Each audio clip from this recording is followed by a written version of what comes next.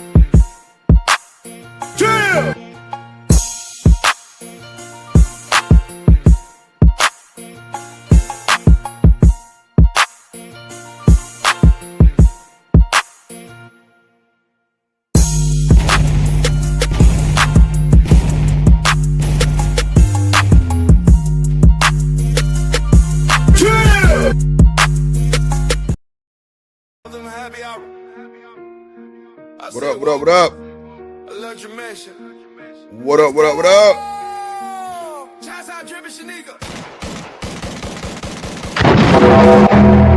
Let's go.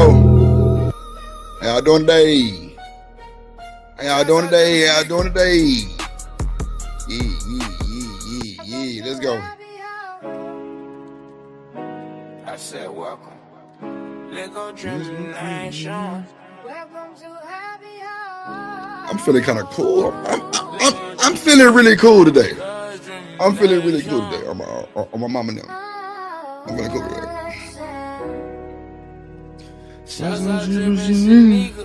D-Rock in this motherfucker.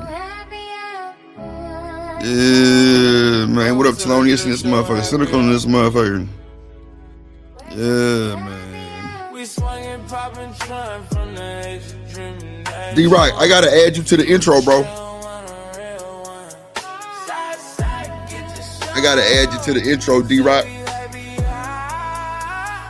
Straight up.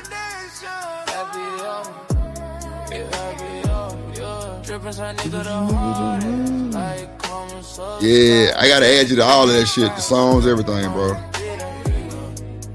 Drip. Yeah. Hold on, let me see. Let me play. See what I'm gonna play from the background music. Let's go, Drip. Let's go, Drip. Let's go. Let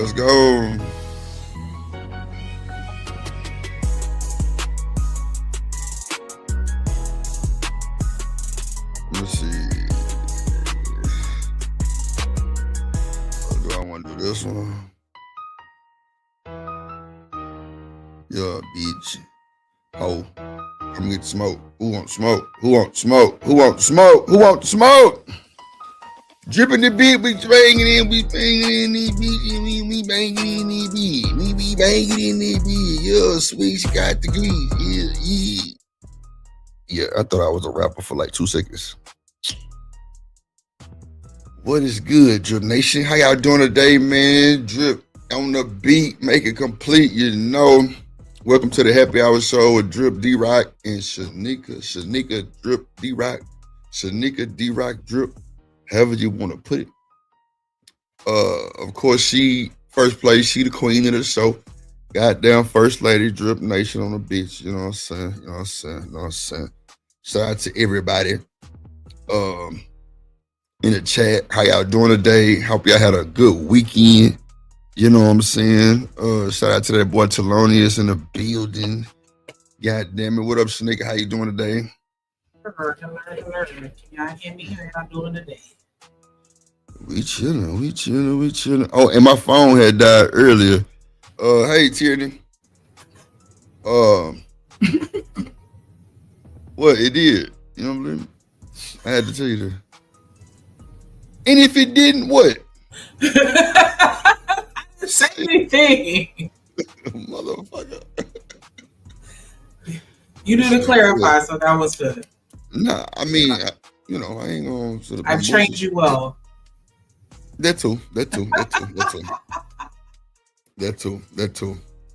Y'all see y'all ladies, y'all just gotta train them. That's all. They're all malleable. Just train them and they'll act right. So wait, Shanae, because you just opened up a whole nother can of worms, right? Do you got time? You got time? Because I want you to break that down on when you say train them. Like, I think and I that know the men gonna give a bunch of pushback on drip because I don't mind being trained. You feel me? Like, if somebody need to know or somebody need to get in line with, I need to know. I'm cool with that because I'm gonna say because I want my shit to work.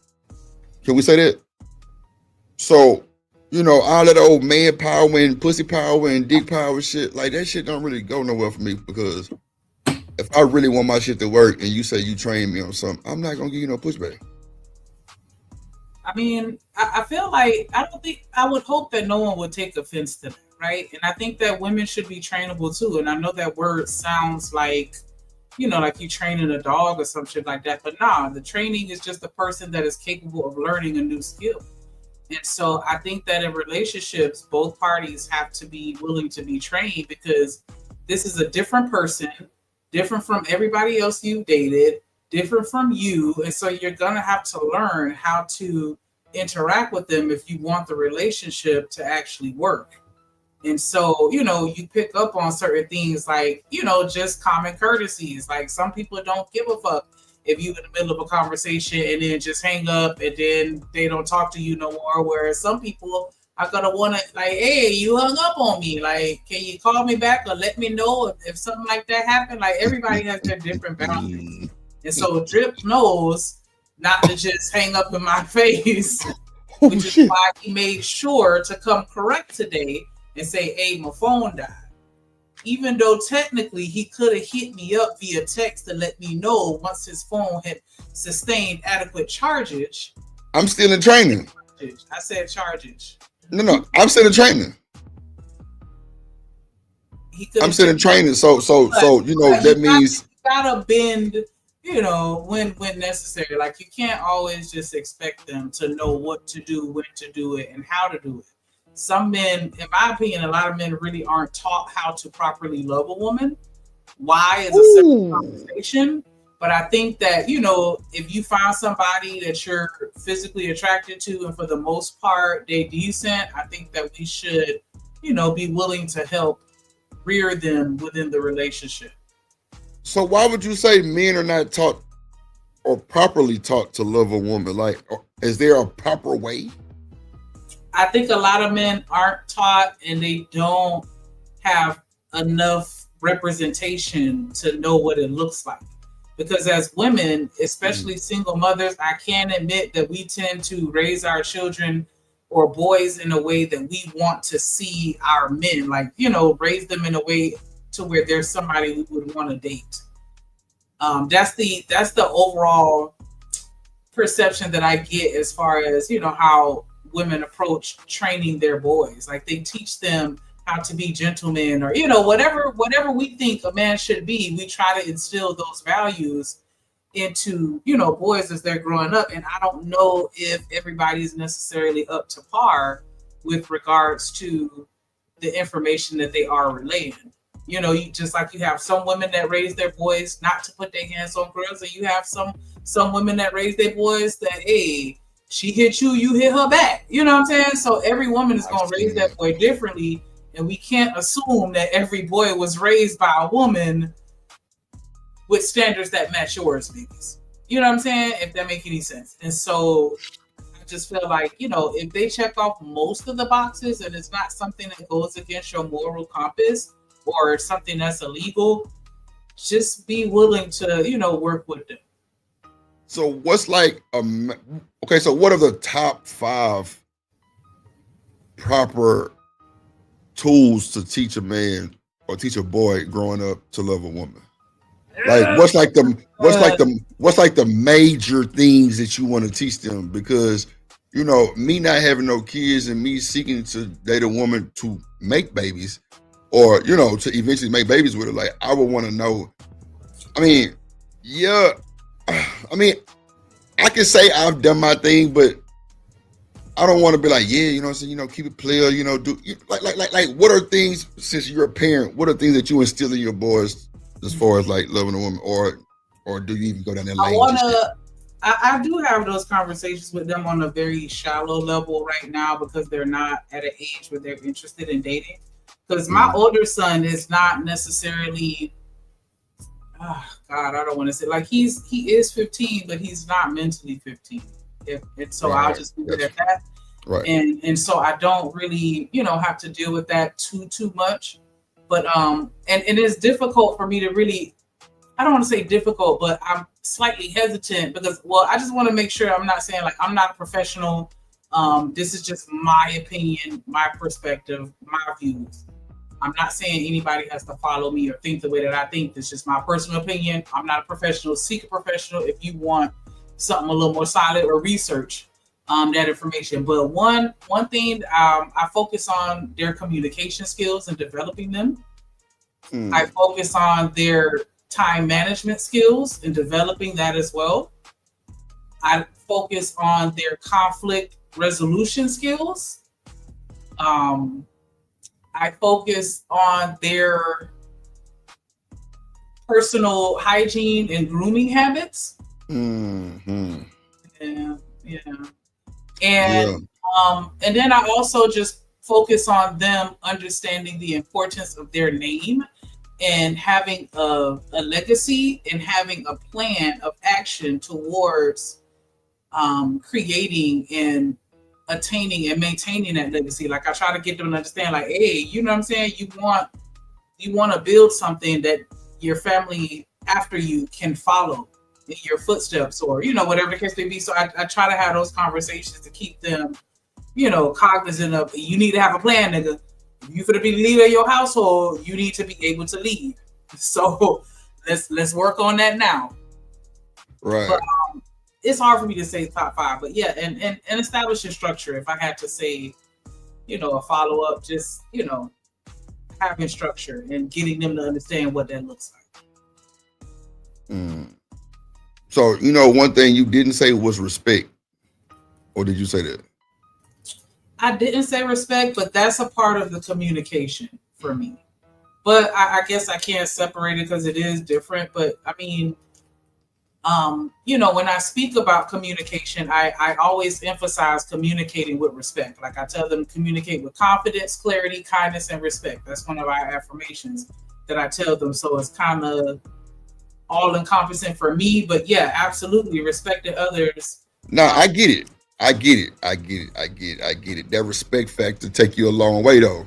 That's what I was saying. I'm just surprised you didn't say respect factor. But I guess that comes as far as like, as you raising them, it's like respect is like the giving type shit, or no? Not even that. I feel like a lot of that is the result of communication, because that's how you get people to respect you in most cases, by what you say and what you do and how it matches what you say. Also, like honesty, I feel like that is rooted in communication. Like I feel like the communication kind of leads to everything else. And so as long as you've developed your communication skills and your leadership skills, I think that, respect just naturally comes along with it. But yeah, that is something. That's why I was like, you kind of put me on the spot a little bit, so I'm just kind of spitballing. But yeah, absolutely. I teach them to be gentlemen. They open doors. They, yes, sir, yes, ma'am. Like, even my son checked me the other day because we were going somewhere and I was rushing and I forgot my deodorant to put on deodorant. He had some with him because he had it on him. And I asked him to hold it. I was like, hey, let me get a little of your deodorant. And then he was like, can you say please? And I was like, damn. You know what I'm saying? Like, pay for the deodorant. I was about to hit him with one of those, but then at the end of the day, once you pay for it and give it to him, it's theirs. And I was like, hey, command your respect. I ain't even mad at it. Somebody just come asking for stuff and it's yours, you make them say please. Like, you know what I'm saying? So he told you to say please? He did, because I was like, hey, let me get that deodorant. And he was like, can you say please? Because that's how I would have hit them. Like, so the boss laughing. What up, the boss? So I mean, how did you feel about that? Like, I mean, was you like caught off guard? Like, was you? Yes, it caught me all the way off guard, it made me feel like I was kind of being like a little bit of a bully, because like I said, I was about to hit him with I paid for the deodorant, but then I didn't say that. I didn't say it. I was just like, hey, I'm not mad at you. Command your respect, baby. command those common courtesies. Like, don't let nobody son you and just, hey, let me get that and snatch something out your hand. If you want people to say please and thank you, then you command that please and thank you, even if it's from me. Because I shouldn't just, be on some give me that, even though I feel like I can at moments. I should still respect them too. And so that's what I did. I came back and was like, please. And he gave it to me. Right. I mean, but you know what, those niggas, like, I feel you, because a lot of parents probably would have flipped out. But if that's the way you want them to get they, you know what I'm saying, to like move and groove, like, then that's the way you should, treat them too. I want them to have confidence. I want them to have confidence. And if they can confidently challenge me on something, especially knowing how aggressive and dominant I can be with them, then I feel like they'd have the confidence to speak up in any situation. I don't want them to be afraid, as long as they communicate with respect. And that's, what I tell them, like, hey, you have the floor to say whatever it is that's on your mind. As long as you do it respectfully, I'll hear you out, because you're still a human at the end of the day. And I do respect my children. The boss say, was you musty? No, I just realized that I had forgot it after we left the house. Oh shit! Was you musty? No. Shit. I just know the difference of how it feels. Like, your arms don't glide the same if you don't have it under there. Kind of, be a little dry. I see it to your scratch. Because I had just took a shower right before we left, and then I ran out and forgot because we was in a rush. But yeah, my son, he be on it, like the body sprays and the deodorants, and like, yeah, he be wanting to smell good, and I ain't even mad at him. Nah, I feel you. So I knew he'd have it. Nah, I feel you. That's crazy work. He said, can you say please? It's crazy. He did. Oh, I said, okay. Thelonious, I say. That's a bit. Let me tell you, baby. Let me tell him. Hold on. No. Okay, so Thelonious, what you were saying, you was talking about the communication affirmation, because every morning I say we're communicating with confidence, clarity, kindness, and respect. You're gonna stay focused, pay attention to your surroundings, peep game in so many words. But yeah, communicate with confidence, clarity, kindness, and respect. Because I want them to say it with their chest. Because sometimes I break it down, be like, hey, communicate with confidence, say that shit with your chest. Don't be all timid and whispering. Nah, say your answer. You a man. Say it with pride. Even if you loud and wrong, say it with pride until you correct yourself, and then you can say it correctly and proud and loud and proud. But communicate with confidence, communicate with clarity. Let me understand what the fuck you saying. Like, you sitting here doing all this word salad. No, communicate concisely with brevity. I don't want to hear all the fluff, because you're just going to confuse me if you give me too much unnecessary information. So what was it? Communicate with clarity. And what's the other one? Kindness and respect. I feel like that's explanatory. Like, make sure you, watch what you saying to other people. Be sensitive to their situations. Don't be being all rude. Be respectful. D-Rock say, train me then drain me. Hey, that's what'll happen though, because if you properly train, put that on the t-shirt. You're gonna consistently be trained. Yeah. Train me then train me. I'm putting that on the shirt on my mom. Confidence, clarity, kindness, and respect. Be nice to people. No, I'm with you on that. Mankind. Yeah, because they see me doing it too. So, they get an example. Like, I'm not disrespectful to nobody unless they disrespect me first. And then, it is what it is. But, like, even like homeless people and shit like that, like, yeah, I have much respect for them. Like, and I tell my sons that, like, and they're very generous as a result of it. But I'm like, hey, don't judge these people, because, it can happen to anybody at any point in time. Like, you know what I'm saying? Sometimes there's nothing you could do to prevent it, depending on the situation. Like, so yeah. No, I agree. I agree. I think I think what a game get messed up at Shanika, when a lot of niggas talk their talk, but show different actions. I think the kids pick up on that shit too, like in the worst way. They be like, because nowadays kids call your ass out.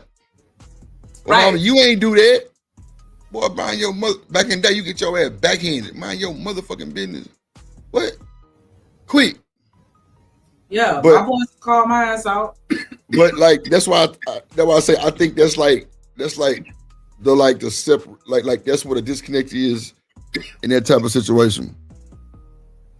You said the disconnect? Yeah, because you can talk that shit and then Oh, when you're not backing it up. yeah, like you ain't showing that. And I kind of like that energy between me and my boys because they absolutely require me to hold myself accountable and Right. to hold myself to the same standards that I impose upon them. Everything that I ask them to do, they see me doing it. Thelonious say, Drip Shanika, what's your favorite beer, wine, or liquor if you drink? I'm gonna let Shanika go first. Go ahead, Shanika. I'm pretty basic and maybe possibly borderline ghetto, but I like Hennessy. Mad Dog 2020. She be on that Cisco on Mama and them. You be on that Cisco? Are you done? Okay. Yeah. I like Hennessy. I like any kind of Hennessy. I like the white Hennessy. But yeah, any kind of Hennessy. Beer wise, I like Corona. I like to chase my Hennessy with Heineken. But if I'm only drinking beer by itself, 9 times out of 10, I'm gonna ask for a Corona. But I do like the taste of certain types of beers because I've had like a whole bunch of white friends that put me on to a whole bunch of different types of shit. And so, yeah, I fuck with a lot of liquor. Oh, wine. I'm more of a Moscato type because red wine get me drunk too fast. And I don't like the dry wines. I like something sweet and fruity. And so Moscato, I could drink that like cranberry juice. And I'm through. Well, I don't drink beer. I don't drink wine either. But Casamigos, Reposado is what I've been kind of with. But I'm not even a dark liquor type person. But when I was drinking, it was like Ciroc. I was always on Ciroc or like the 151 and punch type shit. So like I ain't never been just a big drinker to where like I got favorite liquors. But I remember when I was coming up, I used to always drink Hurricanes, and I know that's like I think they got like 151 in it. But probably Ciroc, like coconut Ciroc, I probably could drink out the bottle. Yeah, I'm not gonna buy any beer, but if I'm at a party and that's what they have to drink, then yeah, as long as they cold, I'm gonna drink one. As far as my mixed drink of choice, it's gonna be an old fashioned. What's that? A drink. I'm saying like what's in it? Whiskey, some bitters, whole bunch of shit. I asked this bastard what's in it, and she tells me whiskey, bitters, and a whole bunch of shit. Like you want me to list out everything? Like I'm not the motherfucker. Yeah, I asked the question. What's in it? Nigga, the primary ingredient is whiskey. Never mind. You don't know what's in it. I don't know 100% of all the ingredients that go in it. Just say that then. Say you don't know, motherfucker. Don't just I said a bunch of other stuff. Try to gaslight me, goddamn. That would have been enough. I didn't realize. No, that ain't enough, goddamn it. No, that ain't enough. No, that's not enough. I know. If I knew more, I would have said more. Like you. Well, then you should have just said you didn't know, bastard. You should have just said you. I ain't sunning. Why you gotta feel sunned? I just said. I asked what's in it. Why you want me to be more specific? Maybe I'm interested. I would have known more. I would have said that. Well, fuck your goddamn description, first of all, right? Maybe I wanted to know because I wanted to know what an old fashioned was. Google it. I asked you. No, Google it then. Since you, I gotta Google it. You say that's your favorite drink, so I'm thinking you knew what was in there. Google it. Nah, mother, you stinking, you 30-foot bastard. I told your ass. I asked you, I said, what's in the motherfucking drink, right?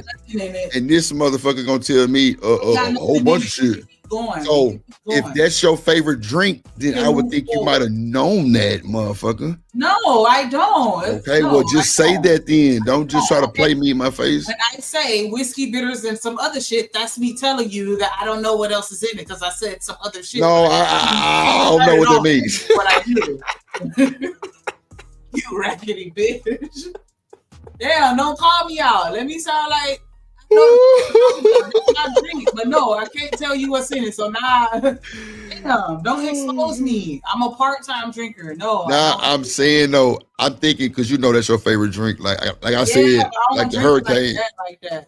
Okay, cool. But with the Hurricane, I just know it's 151 in there. I can tell you what type of punch. I can tell you what else they put in there, but I do know it's 151 in there. So, but like, ain't that dark liquor, Sneaky?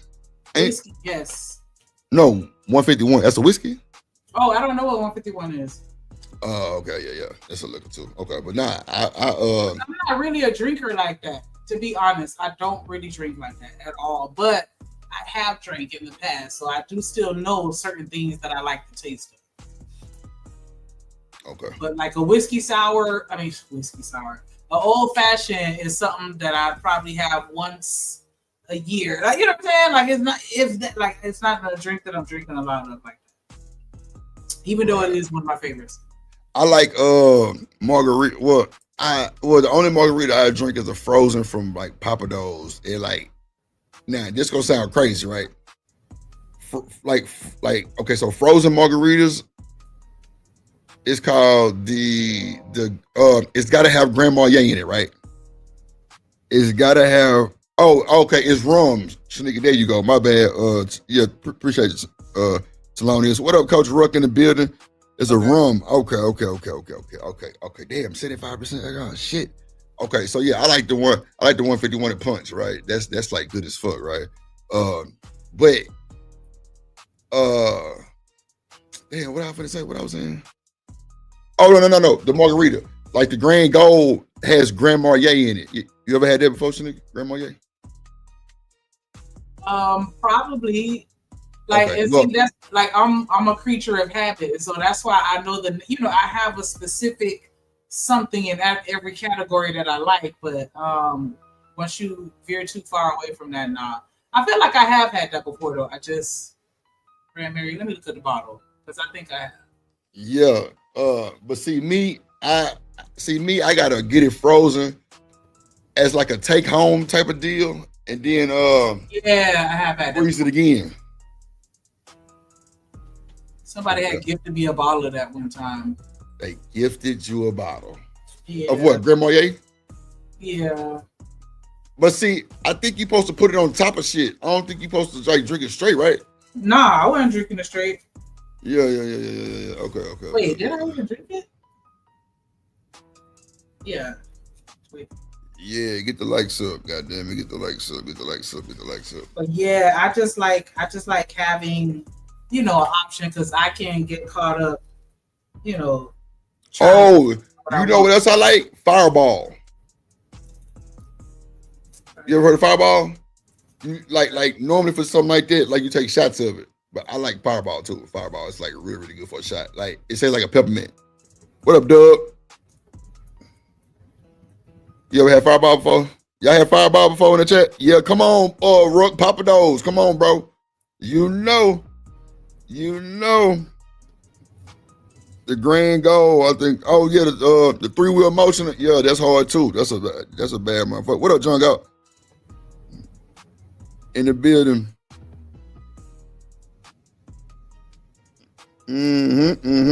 He said to talk or better by yourself. What you say? Talk or better? Yeah, Fireball is good for. He say Fireball is good for colds too. This nigga D-Rock ain't shit. It do taste like some. You ever had snaps, peppermint snaps before? Snaps, peppermint snaps, or snaps, whatever it's called. Yeah, Fireball is good. I like for like shot purposes. Like the guys on the bus when they would do like the damn club promoters would do they open bar hop, like they had shit like trash can punch, they had shit like Fireball, little shots and shit like that. You know what I'm saying? Just for like people like to get on the bus. Like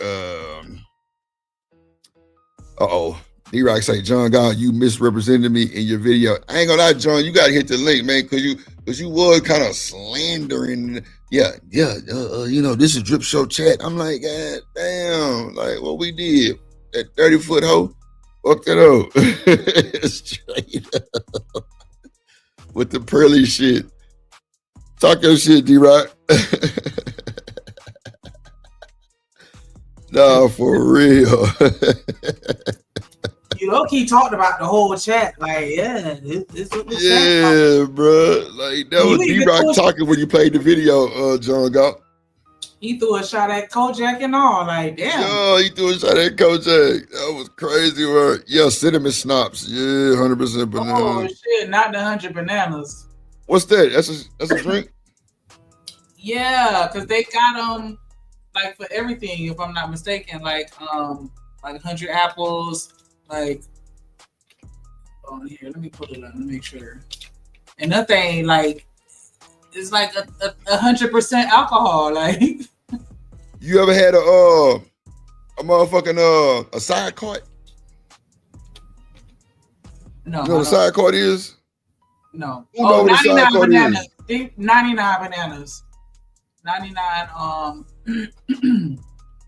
What's that? 99 bananas. Because that's what it is. Not 100 bananas. It's 99 bananas, and that's the type of liquor. But they come in Golden Slug. Yeah, the Golden Slug is good too because it got the little gold flakes in that motherfucker. That shit good too. Go ahead, my bad.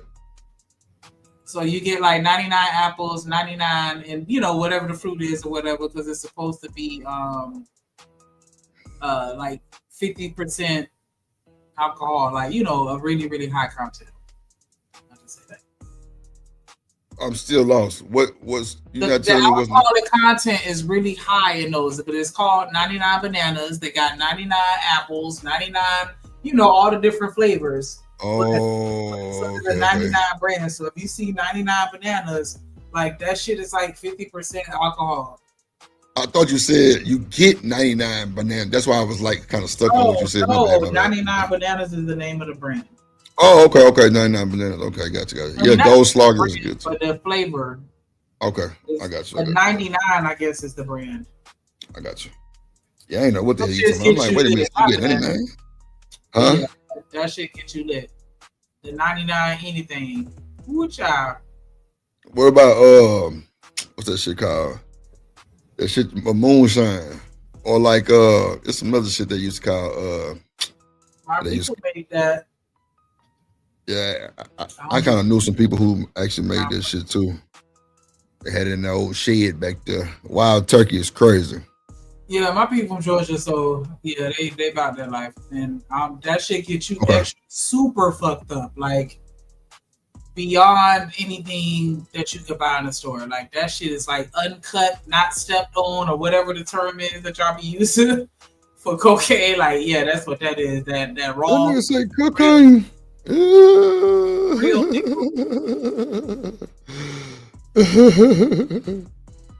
Yeah, that's wild. Moonshine, that shit hit different for sure. Like, D-Rock, be careful. Nah, moonshine's crazy. D-Rock, so I tried to stream to your shit. It told me YouTube wasn't letting you stream, so I just took it off. Just let me know what's going on. We can get it back going. It's all good. Bring up John Gosling. Let's send this shit in. Oh, Lord. Put your hands together for my motherfucking friend.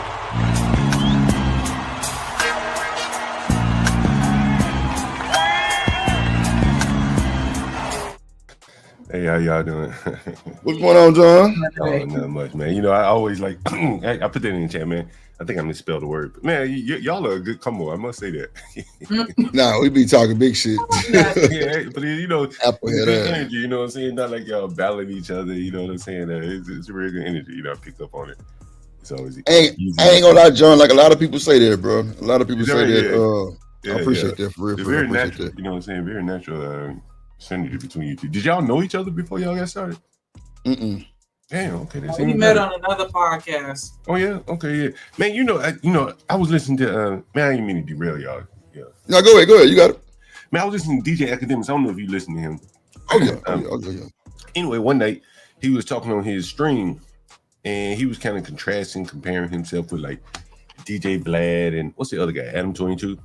Yeah. And he was like, man, Adam got Watt and whoever else he got over there. And then he was like, Vlad got Boosie and all these other guys. I guess Tekashi right now. And he was like, man, me, I'm just by myself. Like, I got to do it all. You know what I'm saying? I'm like, I seen that stream, John. I seen that stream. Yeah. And that was a good stream. You know, he's a very insightful guy. You know, he talks about the business. He's very talented. So he can kind of, one man it. Yeah, because he was saying pretty much if he had Charleston White, he'll be a bad motherfucker. Yeah, I seen that shit. That was the later stream where he was behind the scenes at the NBA YoungBoy concert. He was with Charleston White, and he was kind of saying, man, if I had a Charleston White, but Charleston White kind of a solo artist himself, you know what I'm saying? And they probably never would work together, but I did catch that what he was kind of, I mean, everybody got that wing. Yeah. Academics shit, Ack been doing this shit since the war in Chirac, and you know what I'm saying, he was in his car.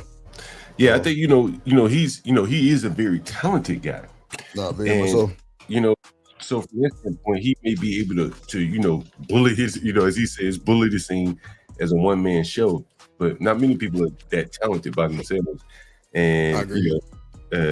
So you guys are kind of an example of, one of you by yourself is good, but both of y'all together, very good. It's a fix. It's like a perfect fix. I already know. That's what I'm trying to tell her. But that motherfucker be working and shit. So I be trying to work around the schedule. So they can always. Your ass better be here. Shut up.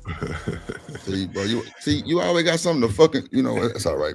We got company right now, so I'm gonna let your other days make it. But nah, John. So when you did the review of the show, right? So a few people didn't like it. A few people did. D-Rock said you misrepresented him. Now, how do you feel personally about the Pearly Lady? Honestly, I'd never heard of her before. Never watched the show. Never heard of her. It was the same thing with the Lily Gaddis lady. Never heard of her before. I'm fairly new to this YouTube space. Probably relative to you guys. And so what it seemed to me is that the blacks gave her a lot of attention. I think they actually benefited from her attention. It is probably, they don't want to say that, but they do. They did. I was just listening to the girl Jazz just a few minutes ago before I joined your stream, and she's still open to working with Pearly because she know Pearly will help her make money. And I think that's the unfortunate part about black people is that it's the truth. They need a partner. Typically, that's going to be a white person. We don't work very well together. But it's hard. You ain't lying though. It's hard to acknowledge that, bro. How do you acknowledge that shit? We don't work well together. Here's this white girl willing to work with me, and I got to do it. But we're gonna be talking about some real uncomfortable topics. Mm-hmm. That's difficult. That's very, very difficult. You know what I mean? You know what though? So, with that being said, John, let me ask you this. You ruffle people's feathers when you say the blacks, right? See, that's what I wanted to hear right there. He just smirked and gave me a like he know what the fuck he doing. See, that's what I be trying to tell these folks, John. You gotta know how to sell the content, bro. You gotta know how to sell the content, bro. You got to know how to sell the content, bro. And just like how you like JP like that, and we know he crazy as fuck. But at the end of the day, he sells the fucking. He's a shock jock. When you say the blacks, you raise the roar of the goddamn stadium. Just.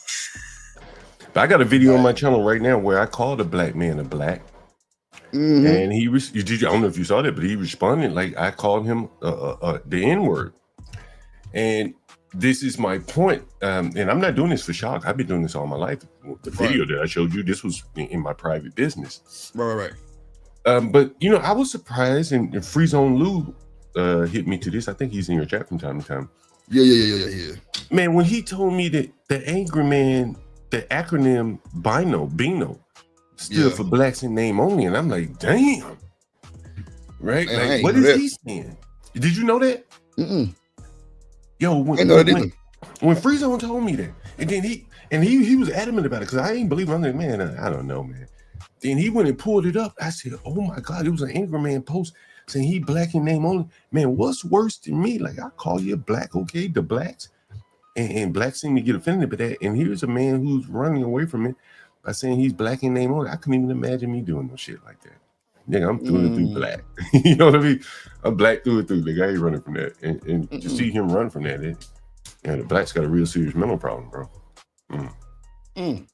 I didn't even know that was. I didn't know they meant that. They That's know crazy black work. name on it. Right. What a Riz. I ain't even know that. That's shit, bro. crazy work. Yeah, that's some wild crazy shit, work. bro. See, Bro, for you know, me- go ahead. Go ahead. But see, for me, it's like ever since I see. Okay, so did you see Aiden Ross on stage with Chief Keef? Nah, I didn't see it. Okay, so you know Chief Keef got the song "Oh Fuck Nigga," that's that shit I don't like. So Aiden Ross was on stage. Aiden Ross was like, "Bro, can I say it?" And Chief Keef was like, "Yeah." He was like, "Oh fuck nigga." I'm like, he was waiting on it. I'm like, wow. Oh, his whole life. I could pull the He's clip up. still saying it. He's still saying it to this day. What? I'm saying, like, once he got the clearance right then to say it, I bet any amount of money he felt like, yeah, I'm in there. I can keep saying it. Probably like, ain't no telling. Man, you know, I was watching DJ Hemp. He had fantastic up there. And so it's like a 60-year-old man joined the panel. I think he was 60-ish. Maybe he's older. Right. But he was disabled 60, so it wasn't like he was in fighting condition. Right. So he joins the panel and these younger men up there, and he's like, what y'all gonna do if somebody call me an N-word? Y'all know I can't fight back. So what y'all gonna do? Y'all gonna squabble up for me or what? Good question. And now, Mr. Fantastic, I don't know much about him, but you know, people talk about he served in the military. He has a lot, you know, he's done very well for himself. Right. Man, he got too much to lose to be fighting over a word. But here he was put on the spot by a 60-year-old OG, and he doesn't have the mental capacity to say, OG, man, I got too much to lose to be fighting over this word. So he's mentally trapped, and hell yeah, I'll fight him, OG. I'll fight him, OG. And all the other blacks on the panel like, yeah, I'll fight him, OG. And like, these are 40-something-year-old men. Presumably, Hamp had something to lose. Fantastic had something to lose. I can't remember. Maybe the other guy was Aaron. I think it was Aaron. He had something to lose. So what you're saying, man, like real weak men who can be moved by a word. I'm not even arguing for the word, but I'm saying that you can't let a word move you. Right. And these men clearly on the panel admitted that they could be moved by a word. How can they even raise their children to behave properly? If these are grown ass men that, you know, can be moved by a word, shit, you know, and these are the things I call. So if I may ask, how would you respond if somebody called you the N-word? Shit, I can't respond to shit. I got too much to lose. I got too much to lose. Try to get them fired from their job. Yeah, I don't work. Shit, you no know, type of retaliation. I don't work. You know what I'm saying? I mean, I don't even care. It's like you like if he working for me, like I ain't gonna, like if he was my plumber or something, you could call me the N-word. I wouldn't do that. But think about it, if you coming out here to do some work for me, the odds of you doing that probably so slim to none. It's not even worth considering. If you work in a workplace, somebody do that to you, man, they're pretty much sentencing themselves to unemployment for the rest of their lives. So nah, for real, it's like a condition that the blacks are like dreaming up, but that in reality it's probably never going to happen. You know what I mean? Hey, you know, one more thing before I get out of here, man. I saw you. I sniped your chat a little bit. And it may have been misconstrued a little bit. One of the things that's interesting about these things is, to me, Clue Studio is a guy that's been very critical of me. I don't even know who the hell he is. And I don't think I ever talked to him, maybe once or twice. Yeah. But I noticed that he goes on one of Stanley's channels. Stanley's very critical of me. That's fine. I don't care. Right. And Stanley, you know, was married to a white woman. And from my understanding, Clue likes white women. Okay, go figure. That's why he was fetching for Pearly. Well, here's the bigger point that what I did not know, and when I saw the super chat, what I did not know, unbeknownst to me, was Clue works for Pearly. What? Yeah, okay. I work for Pearly. Wow. See, these niggas, like, they run around here, they be very desirous of white women, white people, you know, they have to work for white people to make a living. But then he go over to Stanley's channel and tap dance and talking shit about other blacks. But he makes his living, his bread gets buttered by Pearly. Partly by Pearly. And, you know, so here he is super chatting her while, you know, going back other places talking shit about blacks. But he wouldn't dare talk that way about Pearly. I don't give a damn what she say. They don't know family. She call all kind of niggas. Wow. But you know, it's right. He admitted it. because I called him out. Like, damn, you over here sending super chats to Pearly while talking shit about me? I can't believe it. Because all my women are black. I live in black neighborhoods. How dare you criticize me? And you know, but again, it just shows you, you know, blacks don't have much of an ecosystem. So here he is, you know, working for the devil that he hates in some ways. Wow. Because he was real adamant about Pearly being great. He worked for Pearly. Man, he was like, yeah, we can't talk about Pearly like that. Da, da, da, da, da, da, and what y'all mad for? I'm like, oh, shit. All right. He's been working for years, according to, I mean, I think he admitted at his own mouth. He said, I work for Pearly. So he's a gatekeeping ass nigga. But, you know, here's the other thing. You know, Pearly, she's doing her thing on Black Fatigue. I'm looking at the panel. You don't really have much juice as it relates to Black Fatigue. They're looking at it from the outside looking in. You know, none of those people probably live around blacks. If they do it begrudgingly, they're trying to get the hell away from the blacks. So they can't really talk about Black Fatigue in a way that is substantive. Clue, you know, a good employee of Pearly should have said, you know, Pearly, I got a guy that can really talk about Black Fatigue, even though what he's going to say will hurt my feelings, but it will be good for me since I'm going to continue to work in here. This would be good for content. Right, for the content. Clue can't do that. I got you. He's black. He can't do that. Right. And so that is why Clue kind of ends up being a gatekeeper to Pearly, but he has to keep it a secret to the other blacks. But he had to let it out with me because he had to justify that super chat. I put his black ass on the spot. And, you know, bro, I did not know that boy worked for, bro. He was over here. What up, Nighty? That nigga was over here, goddamn. Man, that nigga was like, he ain't let us rest. Nah, why y'all trip? Play the video. Go back to 10 days ago. Did she say something about black people? I'm like, bro, what the fuck is you talking about, bro? Like, chill. You see what I'm saying? Yeah. And then he fired off on you. He like, well, god damn it, you know, your ass in the chat, woo, woo, woo. And you know, about bam and all this other shit. Come on up here. I'm like, damn, Clue. He didn't want me up there. Trust me on that. Trust me on that. He did not want me up there. Because what being said up there probably hurts his feelings, bro. Yeah, but feeling, bro. Okay, so John, let me ask you this, bro. Let me ask you this real shit, because I know you're a little bit older. Like, when like, what type of nigga is a nigga that he black, all the way black? I'm talking about from the rooter to the tutor, from black family, black. Ain't no extra squatting eagle foot, chicken talk, none of that bullshit, right? So how does a man like that feel? You know what? Never mind. I already know the answer. Don't worry about it. Don't even worry about it. Because, bro, the fact that he really let that shit ride like that and be like really like fighting for this woman. I want how much she paid. I want how much she paid. I feel good. Well, I feel like I didn't made it because one of her workers over here. That's how I would take it. But you know, man, but you know the thing is, bro, like, you know, again, like, he's an employee of hers. He has at this point, he has every incentive for her to do well because it benefits him, right? Clearly, right?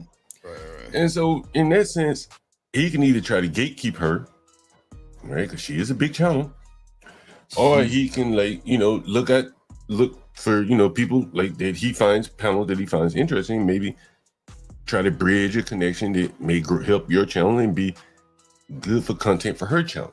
Right. Last night, she kind of needed some people, and some more real people, authentic. The people that she had on there, I mean, you two would have been better than the people that she had up there. You know, a little bit more black authentic than the right. You know what I'm saying? Like, that's all I'm saying. You think somebody put a battery in her back to be just wild like this, or like, you know, has she? Well, I don't really know too much about her, but if she's always been like this, and I don't really think so, but because, bro, I was watching something. She was like, "See, I'm on this boring ass panel. These guys are so boring." It was up there, Fatty, Ali, and you know, like the whole Untouchables and shit. But bro, she was just like, see. Then she said, "Anger Man can be bought. Let me just give him $75." I'm like, wow. Man, she ain't lying. Oh hell no, John. Come on, about your 75. Maybe not 75. She said, "Yeah, he can be bought." Let's bring him on the panel. I'm like, wow. See how lowly she think of these people? That's what I'm saying. But see, like, bro, like any of you working in corporate America, you might work for yourself, but either of you two working in corporate America? Or ever worked? I have before, yeah, I have. Okay. So when Pearly was doing that little review where she was trying to give the girl some feedback on what topic, I think it was Jazz. What's that name? Jazz Noel. Yeah, Jay or Jazz, something like that. Jazz Noel 7, right? That's yeah. Channel name, you guys interested. Anyway, so she's like going back and forth there, and she's showing the conversation, so you know it ain't a lie. You know, she's showing it, assuming she's getting fabricated. And they're going back and forth on the conversation. And I guess Pearly just had a debate or whatever they call these things with Tilly, some lady named Tilly, whatever. Yeah. So anyway, so the Tilly lady, they'd had a successful debate in Pearly's eyes. So now she's going to do it with Jazz Noel, and Jazz can't come up with a topic. She's like, she's stuck. And so, okay, go ahead. So okay, go ahead. I'm gonna say this. From what I've seen of that person, I don't even know that person, but I don't really think that's gonna be a good one. What do you mean? Like, I don't think she can hang with Pearly. I don't know. I can't speak about it, but I know one thing for sure, that I looked at her, did a little react, and I ain't criticized. I'm just looking at like the debate style. It would be like a Greg Adams versus Andrew Wilson. Like they're in two different lanes having a discussion, talking past each other more or less. But Pearly was trying her best to help her with a debate topic to come up with. Jasmine Noel couldn't do it. And so at some point she said, why don't we just do what we did last time? And I thought about like, if you said that in corporate America, like you'd be stuck doing the same old, just rote assignments. No one would ask you to do anything new, anything fresh. You wouldn't learn anything. And sooner or later, they just get rid of your position. And that's what Jazz Noel did. And it was something that I seen, you know, among a lot of Black people, is just like the lack of creativity. You go from one panel to the next, is the same topic, you know, splitting it, slicing it. And so that's kind of what, you know, what I saw in that back and forth between her and that Pearly girl. I found that to be interesting. Yeah, like, and not to say she couldn't hang with her, meaning like, I meant like I just don't think it would be a good conversation, because it'll be a lot of black and white shit going on. You know what I'm saying? Not no, like, you know, productive shit going on. It'll be just straight, well, you can't say this about niggas and black people. No. You know, I think something like that. I don't know if, you know, as a Black person, like if a white person start coming down hard on me with the black people are doing this, the black people are doing this, it's really hard for me to defend it. I don't give a damn what we're doing well, right? You know, we're doing so many things that are affecting so many other people, you know, outside of ourselves, that like it's hard to defend it. You know what I'm saying? I don't even have to agree with it, man. It's just like, damn, you know, I look around my neighborhood's trash everywhere, you know, people running red lights and shit. And, you know, it doesn't bother me as much, but I can see it bothering someone else. You know what I'm saying? So, you know, two sides to the coin, I guess. But like, do you think that they could sit down and have like a real positive conversation without going to stats about black and white women? Man, to be honest with you, nah. I think, man, that's what I meant right there. That's exactly what I meant. Just like the question I asked is exactly what I was meaning. Like, not saying she couldn't hang with Purdy, but I just think it would be a whole black and white. And, you know, stats say that, you know, white people shoot up the club. You know, stats say black niggas give more babies than the babies. All kind of little wild shit. You know what I'm saying? It'll be like an argument like that. Like, like I don't really think it could be nothing positive. I think a lot of this shit comes down to like competition. You know, I don't necessarily, I can't speak about you, but I don't see white men as my competition. We might be in competition for the same thing, but there's enough of it going around that like it's not feast or famine. Whereas with women, typically black women in particular, you know, if you look at the numbers, you know, it is what it is. Right. If Pearly walked down my street and Jazz Noel walked down my street, and I think Jazz Noel looks better than Pearly to me. Oh yeah. Let me say, she's more my type. I like black women. So, yeah, for sure. You know, that's not to say that a white woman wouldn't be attracted to me, but Pearly's not more attractive to me and from what I've seen. But I think in my neighborhood, Pearl would run pretty damn tough with Jazz Noel in terms of getting attention. I do believe that. Well, you know probably why though. It's a bunch of narratives. You know, the Pearly throat might be longer than Jazz Noel throat. Whatever the case may be. But I do believe that, you know what I'm saying? Like I've seen some black guys give some white women, and you'd be like, damn. But you know, that if the white woman looked like that but black, I don't know if he would get with her. But you know, there seems to be an extra, you know, like a value on top, like a cherry on top, if the woman is white. They'll discount the looks a little bit. Well, yeah, it would, John. Like, I mean, I think we all know that too. Like, if we seen Shanika in a Toyota Camry and we seen Pearly in the Benz, what do you think we going with? And she could be butt ugly. Well, I'm going with the sisters, but you know, I totally get your point. But I'm just saying, though, in the hood, though, for the come up, who we going with? Yeah, there you go. Give me 1 second. I got to deliver after right now. Good. You know what I'm saying? So I definitely agree on that. Like that's just how niggas is. Like we always trying to come up on one. Well, I ain't gonna say we as a whole. No, but some niggas do try to come up on something. They seen Pearly in the Benz and sneak in the camera. They going with Pearly. So I'm like, oh yeah, this hoe got some money. She got some money. What up, ADS in the building? What up, Mark Chapman? What up, Dub in the building? What's up, y'all? What's good? How y'all doing today? What up, Riz? I don't know if I called you out. I say Riz. Coach Ruck in the building. Yeah, man. We just in this whole chopping it up, man. Shanika, you there? Let me bring up some of these videos though. While we doing that, let me see. Hope y'all had a good weekend, man. Hope y'all had a good weekend, man. Man, did y'all hear about Tekashi 6ix9ine hitting Aisha Curry, bro? That's crazy. Allegedly.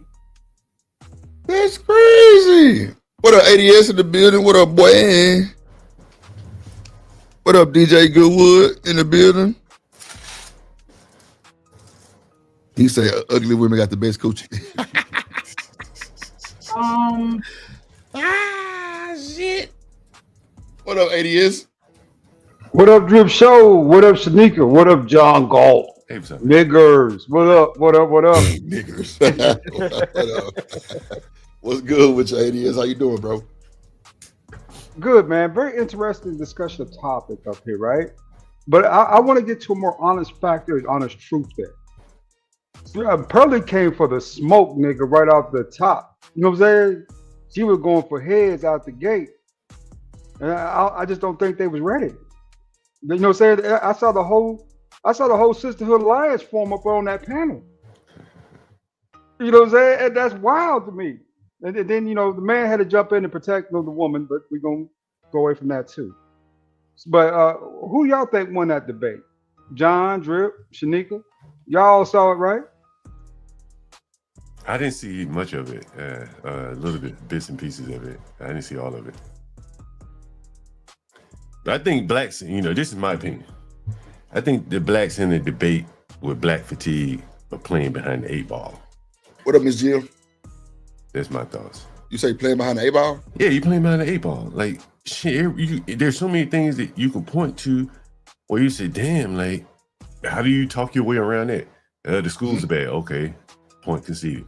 Your neighborhood's bad. Okay, point conceded. You live in white neighborhoods. Most blacks with money do. The more money you got, the less blacks live around you. And on it goes. How do you win an argument with those devastating points going against you? You don't want your children going to school, blacks. Oh no. Those, you know, very different. Very different. Regardless of being black or white, if you're American and you're prominent, you're going to live in more prominent neighborhoods, right? Those happen to be filled with a lot of doctors and lawyers, which are white people. You know what I'm saying? So that's one big piece of that, right? On the other end of that, though, I mean, if you talk about all the things wrong with the black community and just hyper focus on that type of stuff, man, to me that's nonsensical. It don't make sense. I think you know, you start off with a point that, you know, I think a lot of blacks, and I'm assuming you're black, that you do. First off, you're saying doctors and lawyers, and which I find very interesting because those are the two professions that, you know, they're someone in the private sector, but they're very closely attached to the government. The laws are made by the government, and then the lawyers practice it. Medicine, a lot of that is paid for by the government, Medicaid, so on and so forth. So, but once you get outside of that ecosystem of the government, auto mechanics, drywallers, their industrial equipment cleaners, and so on and so forth. That's a whole big world there where there are very few blacks in that ecosystem there, and they're full of communities all throughout the Midwest where people may not be doctors and lawyers, but they have pretty good jobs there. That's one thing I do have a lot of respect about when it comes to you, John Galt. You are a software developer / engineer. I work in the cloud space, right? A lot of black folks don't know that there's so much money to be made in IT that, you could become a millionaire doing this job, right? If you know how to, leverage it properly. Come on. Now, but the closer we get to the top, though, John Galt, the less we see of us as black people. You get around a lot of Asians. You start meeting a lot of Latino people who develop in programming, right? Start meeting a lot of white folks. What do you think that? Because I would say I have intelligence, maybe above average. Yeah. But I'm no rocket scientist here, right? Yeah. What do you think the gap is there? Well, you don't know, but I'll go ahead and say it either. Man, there's a gap in IQ, bro. Bro, listen, and I ain't gonna tell you my story because my story is similar to yours, man. I probably count on both hands, and I did software 25 years or so. I count on both hands how many blacks there were, and then most of those were Africans in software. Add in the Indian dynamic, who are boxing out Americans, let alone blacks. Chinese people too. Chinese too. But they don't box out like the Indians, bro. Like you think so? No, they don't box out. Indians like to dominate, brother. A buddy of mine had 7 interviews at NVIDIA. Only one was with a white man. White American. Well, only one was an American, what we would call an American. He was white man. He wanted to hire my buddy. The other 6 Indians apparently chose not to hire my buddy, so he didn't get the job. He said he didn't see hardly any other whites there, mostly Indians. So he ended up going to another company that was mostly, it had been founded by a white man. And he's already working, but so he's getting another job. And it was another AI company, Pure Power, something like that. I can't remember the name. And he said that mostly had white people and Chinese like Asians. And he said he just felt more comfortable in that environment because, the Indians really don't have it for the blacks. You know what I'm saying? And so that's another disadvantage that we have, that we got groups of people in this country that would discriminate against their own people. Like look at Cisco Systems, and there's a big lawsuit where the Indians had instituted a caste system within the company, as if they were back in their own country, bro. The darks versus the lights. That's wild. Yeah. I got a buddy, John, who went from where we were working at SecureWorks at Dell SecureWorks, because I worked on networking, platforms before I went into the actual Windows operating systems. Checkpoint, Juniper, Cisco, Fortinet, all that stuff, man, for a minute. And what I saw was, like you were saying, it became more and more dominated by Indians, right? Yeah, in that capacity. He left SecureWorks, went over there to be a manager at Cisco, got the job and everything. He said, he told me the exact same thing I'm telling you. He said, throughout that whole floor, he said, I got like 7 black people. Yeah, man. Listen, I worked at Consolidated Edison. This is like a utility company for New York City area. Bro, I swear one day I was in a meeting, like a what they call a stand-up. You know what stand-up is, right? Scrum is part of Scrum. Go, hey, this is what I did yesterday, this is what I'm doing today, this is any blockers, blah, blah, blah. And so I get back to my desk, and these 2 Indians sitting across from each other, one next to me. And they were talking, what did they speak? Diwali? I don't know what they speak. Bro, I swear one was telling the other one what to do in the language, but I can't prove it because I don't speak that language. Not many people do speak it in America. And that's a hell of an advantage, bro, to be able to cheat right in front of you and no one can say a damn word because they don't know what you're saying. Interesting. That's crazy. No, but you know what? That shit happened way more than y'all think it do. Hell yeah. CDL driving test, it's going all down the ladder now. You hear all the CDL Indian drivers, Yeah, they out there for sure. I ain't gonna hold you. Everybody, I'm talking about like them boys is taking over everything. I ain't never really seen too many Indians on the road like that, but they definitely out there now. Bro, y'all get a chance to see my interview with Pastor Manning, bro. Yeah, we watched that. It was pretty interesting, bro. I thought it was pretty interesting, Pastor Manning. Yeah. Oh, that's me. Yeah. Hold on, let me bring somebody. What up, G? Hey, real quick, Smitty, can you hear me? you on mute, big dog. Hear me? Hey, we can hear you. Go ahead and say it, Smitty. We can hear you. You can hear me? Can you hear me? Yeah. At once I can hear you. Yeah. Nah, I just wanted to come up real quick. Shout out to y'all. I'm not gonna be long. I'm getting right back off. I just wanted to say this to the brother John real quick, right?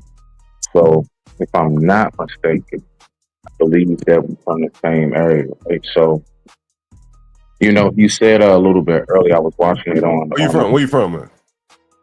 Haitian's cat, bro. So, Yeah. What, you live in DC right now? I'm in Southeast right now. I live in PG. Yeah, I'm right off Central. Anyway, look, right. Whatchamacallit? But I live in PG. But when you were saying the more money you get, the less blacks are around you.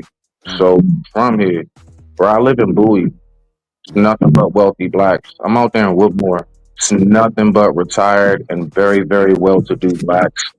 When we see white people, it's because literally they're doing our roofs or they're doing some kind of work on our houses. But I just wanted to say that because I think we need to relax. I'm landing it because I gotta hurry up and get dinner done for the wife getting the house, right? But my point is that I think we need to stop thinking that the only way to get in a good area is to be around white people. Like, there are endless neighborhoods that are very much so affluent, very well-to-do blacks, and I think we need to highlight that a little bit more. You ain't got to leave and go around white people. Me and my folks, what we decided to do, we went on ahead. I'm landing it because I'm getting off, bro. Y'all say what y'all want. I'm listening. We went on ahead and my father taught me how to look where is the best of your own and go to where the best of your own is. You ain't got to go around them to have a good life. But I digress. My mic is muted. I'm listening. Thank you. Ask you a question, buddy. I want to ask you a question before you go. I want to get on that too, John. He gone.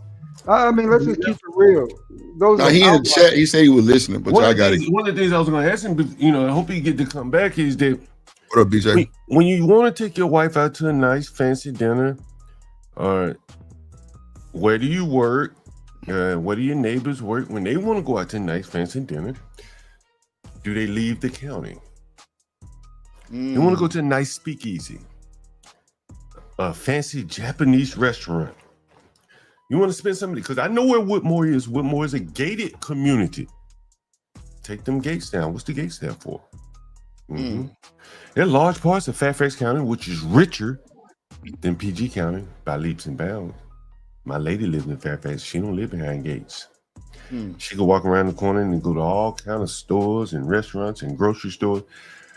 They just not got a Wegmans in where he lives probably 10, 15 years ago. They've been a Wegmans as long as Wegmans been expanding in Fairfax County. So these are the things that like the down below the level that when he wants to spend that big paycheck that he makes, he got to leave his county. There's nothing there to buy. I never go. PG County is right outside my back door. I could walk to PG County in 5 minutes walking. I never go there. He said no. He in the chat. He said no. What he said? He said PG County is the wealthiest black county in the country. Let me tell you something. What he just wrote. And see, this shows you how like what I'm telling you, man. Like how like sensitive blacks are. I once worked for PG County. I worked right there in Largo, right there. I think it's where the Wizards used to play, something like that. And they had one rule they told you when you first walk in the door, do not refer to us as PG County. What the fuck it matter?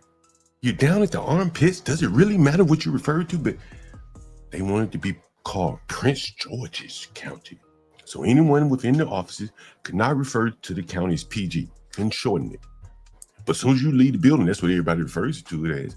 But it doesn't matter what you call it. It is what it is.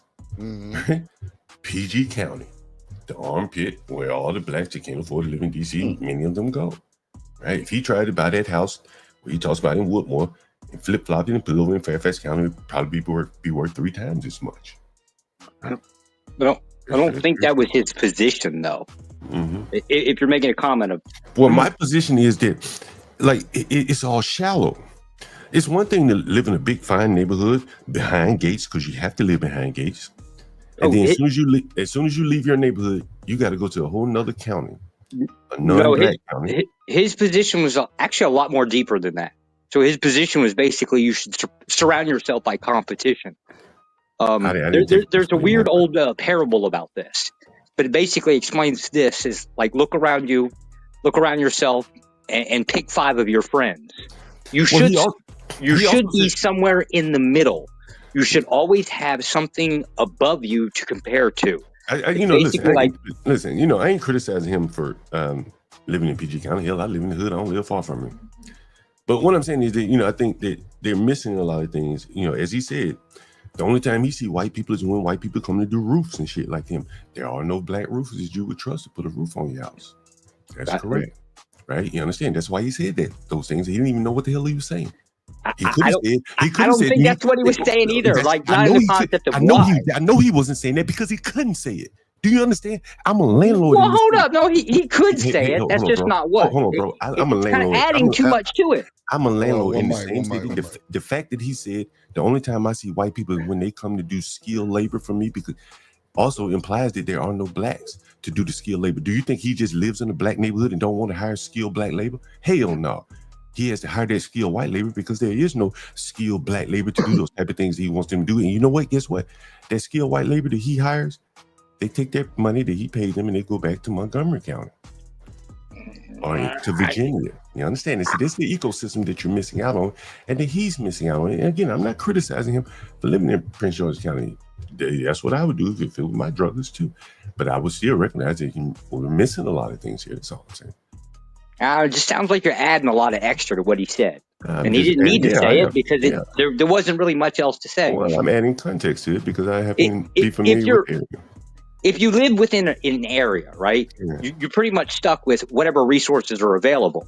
However, if you're living in a predominantly black area that is predominantly black, and in this case, it's going to be we'll just call it upper class, right? You're only going to have access to whatever resources are available. In this case, if you're looking for like let's just say labor, I don't necessarily consider roofing to be skilled labor. It'd just be labor. But they don't live in that area. They'd have to be imported in. Okay, sure. I'm not going to argue the point. Not going to believe the point. It's just like the extra being added to it's kind of a little weird.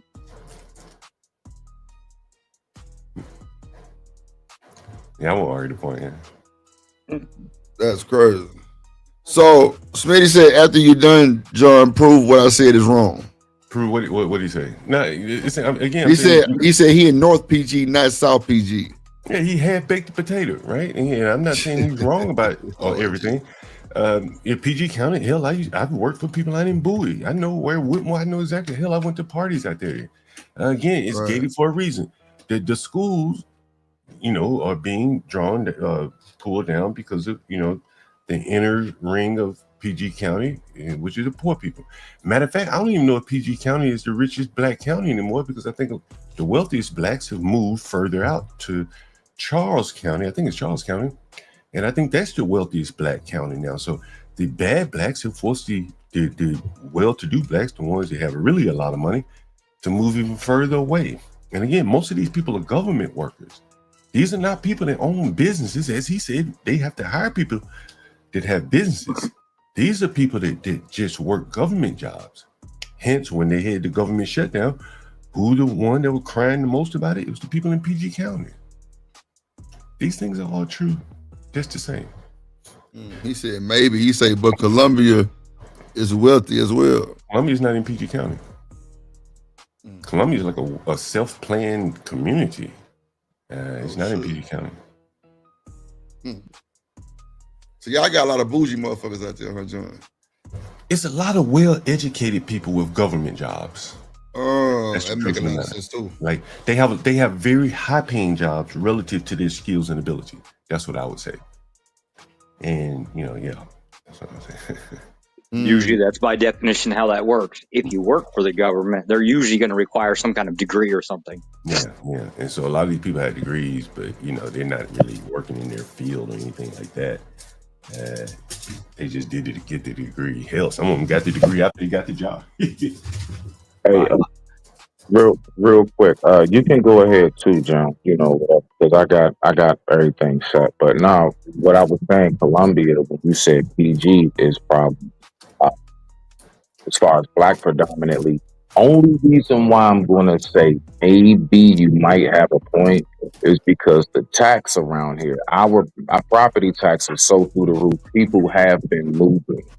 That is the only reason why I'm going to give some credence to what you're saying as an updated note on that. But I'm speaking about for the longest, bruh, what it's been. Yeah. That's all, bruh. But I give you that though. I'm gonna give you that. And again, man, I'm not hating. And again, like the reason why the property taxes are so expensive in PG is because how does the government fund itself? Through property tax. Well, that's one of them. Then they have business taxes, right? Income taxes and stuff like that. Well, there are very few businesses in PG County, so that's not part of the equation, or it's a small percentage of it. When you say businesses, what do you mean by that exactly? Because the last time I checked, the number one highlight of the DMV period from North VA, Arlington, all of that, DC, Maryland, is primarily our job. Like people come here from down south and all over because we got endless jobs. There are endless businesses out here. We are where you can come to where McDonald's starts you out at 21 an hour now and pay for college. This is that type of area because we know that the prices of living is through the effing roof. It is. It costs to live out this thing. Like if you were to compare PG County to say Montgomery County, Marriott is headquartered in Moco got its own money, yes, but it's not predominantly black though. Moco is white. It is white. But Moco has businesses. That's where the fact that Prince George's County has so few businesses, even the Redskins just left. You might be right. The county has to make up the money to fund the roads and the schools from somewhere. So they don't have businesses, right? People don't make a lot of money. Okay, so what's left? Well, the property can't get up and move, so we just put more and more property taxes on that until it's too damn expensive to live there anymore. And that's what you're kind of seeing in Prince George's County. And the people who have the money and who have the foresight are moving down to Charles County, where it's a whiter county, and they're not going to tax themselves, at least not right now, until the blacks take over. You talking about near Waldorf and all that going down Route? Yeah, right. What's it, Route 5? Yeah, near Mechanicsville, all that shit. Yeah, I'm here. That's all the black people are moving. Yeah, it's cheaper. Yeah, but you know what? They're not buying homes. They're buying triple wides. See, that's a whole that it's a bunch of triple wide communities. They not getting like real houses, nah, man. They going to places where they barely got plumbing for real. They got like stuff tanks and shit. You know what, Smitty? They just built a neighborhood over here by me, small homes, like tiny homes. No, I'm just saying. Build them homes over here too. It's like trailers for real. I mean, not like back in the day, but yeah, it's like them big double wide jumps. Trust me, flat. Right. Yeah. During COVID, I seen some with steps and a porch and everything. I'm like, damn. I mean, they size them. That's what I'm saying. Like, you can have, you treat yours right. You can have it. Just because that's what it is, don't mean it got to be nasty. Just treat whatever. You got a Honda Civic, you keep it clean, it'd be a little spacious. No, that's true. Bro, and if you hear, this. During COVID, bro, there were hundreds of thousands of government workers who worked from home for years. Yep. Many of those people moved, man. Like they didn't have to stay in PG County anymore. Nope. And a lot of them went down south, like South Carolina, places like that. I do. Yeah, I hear about it. Yeah, a lot of them go down south. But isn't that true for just about everybody? Like wherever you generally basically did your 25 years working, right? When you're retiring, don't you usually go somewhere else? Isn't that true? No, but what I'm saying is that you're a government worker. You're 15 years in. COVID hits. The next 3 years, you don't go into the office. You may feel comfortable enough to move a little bit further away, because you may have to go into the office once a week or whatever. Charles County is close enough that you could move there, and if you had to come into the office once or twice a week, it's not so bad. And so that's kind of what PG County is also suffering from. Is that these government workers are now working at home. It's easier for them to kind of move a little bit further away because they're not coming into the office as much as they used to. Many of them are still working virtual. But I'll tell you this real quick before I go, John. Like, all right, so I'm from Uptown. I'm from Petworth area. Right? So I was born GW. So my folks, my grandmother's house, my grandmother passed away on my father's side. That's off Delafield in Kansas. All right, so off Delafield in Kansas, right over there by Clark Elementary. And that house, I think my father said, was bought for maybe about $3,000. And them white people wanted so damn bad because they really want to gentrify DC, man. They offering my uncle, my father's oldest brother, Uncle Ray, has the name of it. He got it. And they offer them anywhere from 1.3 to 1.6 so far. Bro, I got 2 houses on 4th and Emerson up there. Such a teeny little damn box. It ain't so you know the DC houses. Yeah, it ain't that small, but you know what 4th and Emerson is? I got some property up there. Yeah, man, it's like, but they offering them so much. But my point is that the price, like how much stuff costs out here now. I don't know why my lady live in the city. I don't know why you live in DC. I'm gonna be honest with you, but she says because it's better on a lot of stuff if you need. Like DC can help you a lot better. Maryland don't give you shit. Now that's one thing I will tell y'all. Be careful with that. If you need anything, Maryland not giving you nothing. You either sink or swim. Bro, everything free in the city, like buses, trains, and shit free. Everything is damn near free. You know what I'm saying? Like you can get a like bus rails and shit free. All that shit free. They don't enforce the shit, and ain't nobody gonna tell you to pay on the bus. So. Yeah, bro. In the ghetto, they just leave the gates open for you to keep the niggas from breaking the gates. They just leave them open. You know what I'm saying? They straight free, bro. They straight free as a motherfucker. You know what I mean? And you know, like, you know, bro, like in front of like, bro, I went probably a year and a half. Well, I ain't have to go to the grocery store, period. They give out so much free food, like Wegmans around here, bro. Not no bullshit, like straight farmers market Wegmans food. It's the nation's capital, bro. Like, if you're trying to get any legislation through your grocery store or whatever, just go feed the poor kids. What up, Coach Ferg? And he say ninjas want free lunch too. Bro, they give out free breakfast around here, bro. No hot plate. shit. No shit, yeah. Ooh, man, anyway, man, I've been on the panel enough, man. I ain't gonna hold you panel. I'm out of here. Hey, man, I ain't meaning to.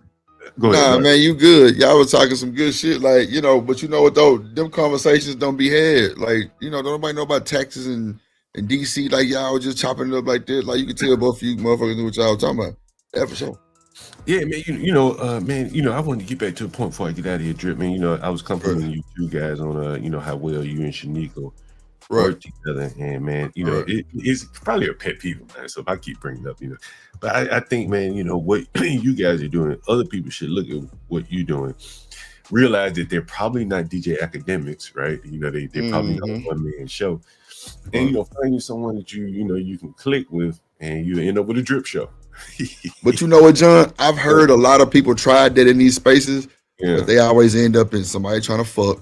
You know what I'm saying? Somebody getting fucked over. Somebody money ain't coming. It's just a bunch of extra shit. Like with me and Shanika, like I said, well, how I met her is we was all asked to be on this certain podcast. It was like 4 of us, and like she was just a cool, quiet, chill chick. You know, she listened well. All kind of shit. I'm like, damn, that motherfucker seemed cool. But the nigga that was over the podcast was like, y'all can't go to no other panels. But you know, I had my own show. So I asked her to come to my panel and she told me no. I'm like, no, the fuck? Like, fuck you mean no? She said, yeah, remember so-and-so said we can't go to no other panels. She listened and loyal. Yeah. I say, oh my nigga. So after that fell out, I waited a few. I'm like, so you want to come help me host your show? And she was like, well, you know, he said, I ain't trying to have no, bro. She was so stumped down on not being like in the bullshit. Yeah. I'm just like, that shit is what a nigga need to make this shit be successful. Yeah. And bro, she came over, niggas was liking her. They was, you know what I'm saying? It was a rap. Yeah, y'all don't seem to try to outshine each other, which is very important. It's another thing, John, right there, trying to outshine each other. God damn, that's a bar. Mm-hmm. Look, Coach First say Shanika brings reason for logic over feelings. Rare. That's a fact. She You stand know what on else? it. You know, this is interesting. Like, you know, you see some women, they don't want to cam up. And you know, I guess I can't blame them. You know what I'm saying? Because you know, some of these men are so cruel. Right. And then some of them do cam up, but they're just camming up, you know, to be complimented for attention. You know what I'm saying? So you know, for the women, you know, it's a delicate line. You know what I'm saying?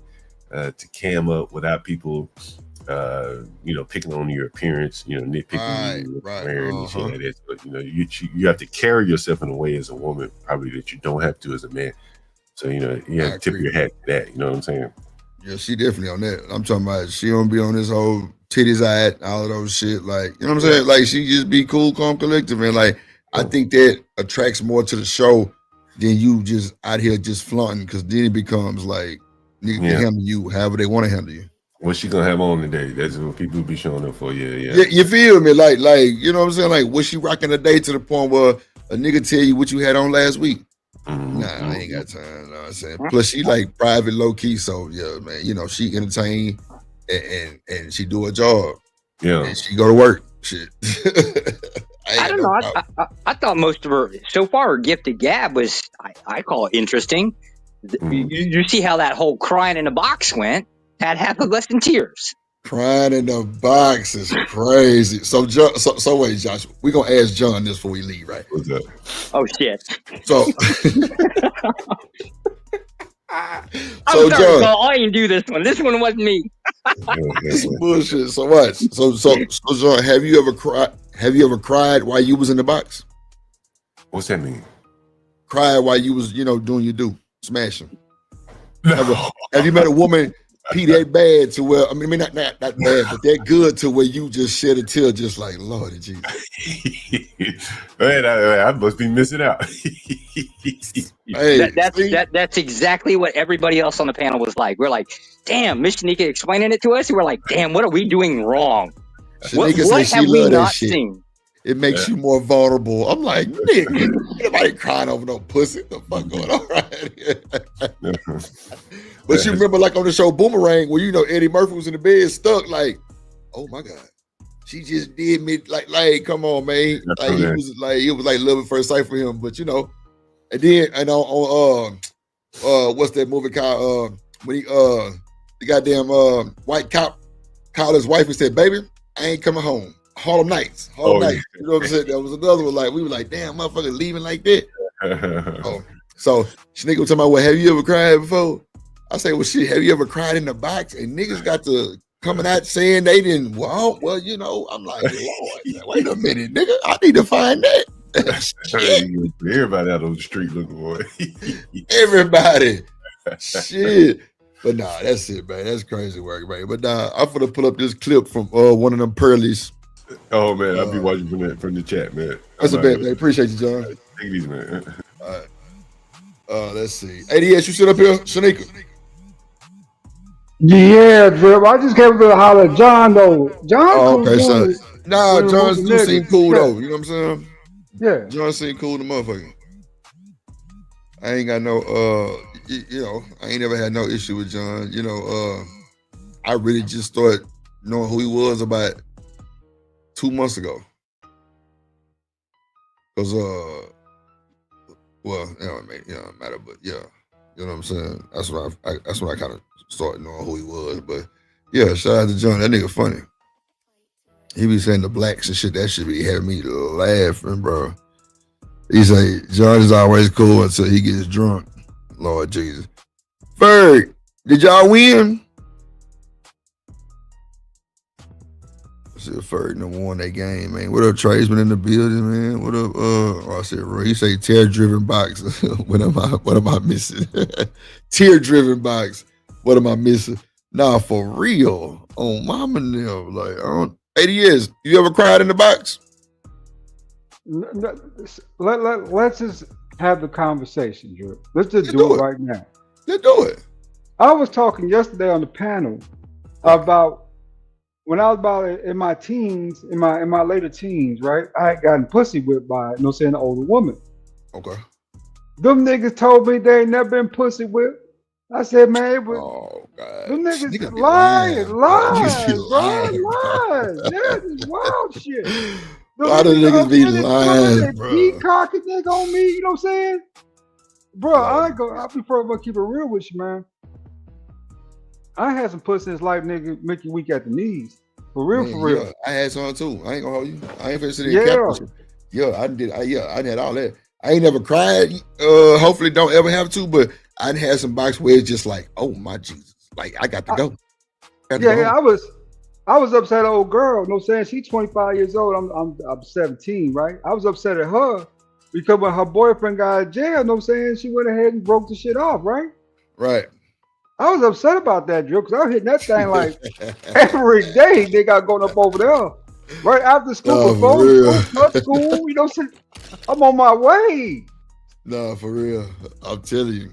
Look, Ruck say P whipped, bro. Come on, bro. I mean, I don't really know the definition of P whipped. I mean, I just know nigga was going crazy behind that pussy. Yes, indeed. Come on, man. You can't say you ain't never been crazy behind no box, bro. Y'all ain't fucking.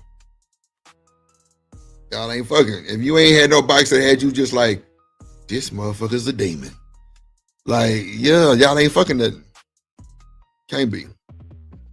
Because if you had your fair share of pussy, bro, you would definitely run into that one, trust me. Where you just like, you just really got to get your mind together and be like, bro, what the fuck just happened? Nigga, I had pussy niggas that, you know what I'm saying? Well, I went a couple days about that shit, nigga. I started getting the cold sweats. Like, shit. Oh, shit. You know what I'm saying? Let me give her a call. Mm-hmm. Hey, how you? I just wanted to say hi. You know, I ain't talked to you in a couple days. Make sure you was all right and everything. Oh, you busy? Oh, well, you know what I'm saying? Just hit me up. You know what I'm saying? We get a chance. Mm-hmm. You call back a couple days later. Hey, what up with you? You know what I'm saying? Mm-hmm. Boy. I had this little chick. Little Asian chick, bro. I'm telling you. Oh, shit. It could be a combination of mouth and twat. I'm talking about through. I had this chick one time, bro. She told me when I first met her, she say, I'm gonna tell you right now. And you know, like, you know, she used to joke about this shit. She say, don't let me ride you. My man, you full of shit. Well, ADF.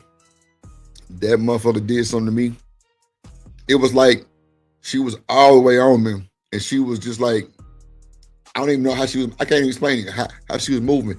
But bro, she was working me to where I was just like, oh my God, you gotta stop. You gotta stop. Like, what you doing? Like, what? She was killing me. Hey, yes, I'm finna go. I got to go, bro. She was just like, yeah, I told you, don't let me get you. I say, nah, you got me, but I'll be back. I'll be back, bro. I'm talking about, bro, I tried to talk to her for forever.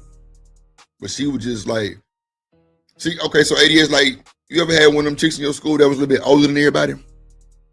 Yeah, we had two of them, man. Bro, that was her. That was her, bro. And she was just, man, 80 years, she was just fast. I wasn't on her level. And she told me that. She was like, nah, you couldn't hang with me because, like, I'm, like, too far in advance. I'm like, damn. And I knew it because the people who she hung with wasn't people from our school. Like, she was hanging with grown-ups. You know what I'm saying? And then that's the whole fact. Most of the chicks I knew from high school that was, you know, especially the pretty defined chicks, niggas ain't go to our school at all. Most of those niggas was grown as hell. We had this one chick, man. She was so bad. At the time, I guess her boyfriend dope dealer, right? Nigga pulled up in a shortcut Cadillac with them D's on it. Ooh, and the thing banging, bro. Out front. Here she come. You know what I'm saying? And you best believe me, though, I didn't give a damn. I was still trying to holler at that little bro. I was still trying to talk to her every day. Like, what's up with you? We was cool, you know what I'm saying? But I could never really get that close because, you know what I'm saying, this nigga was always there. He come to the school to bring her lunch some days, dog. Yeah, nah, for real. Yeah. We wasn't doing that. No. We at the school with you. Exactly. You know what I'm saying? If put it this way, you know what I'm saying, we can both walk across the street to go to that McDonald's if you want to. You know what I'm saying? You go with me. And I might even buy you a Big Mac meal. You know what I'm saying? $8, $9. I might buy you a meal. Back then, when I'm about $5.50. I might get you a meal. But if you want me to come back over there, grab the food, and bring it back to you to serve you, It's a misunderstanding. I am not your servant man. Hey, yeah, What? I think you're lying. No, sir. Bullshit. Hey, yes, you wouldn't have did Not one time.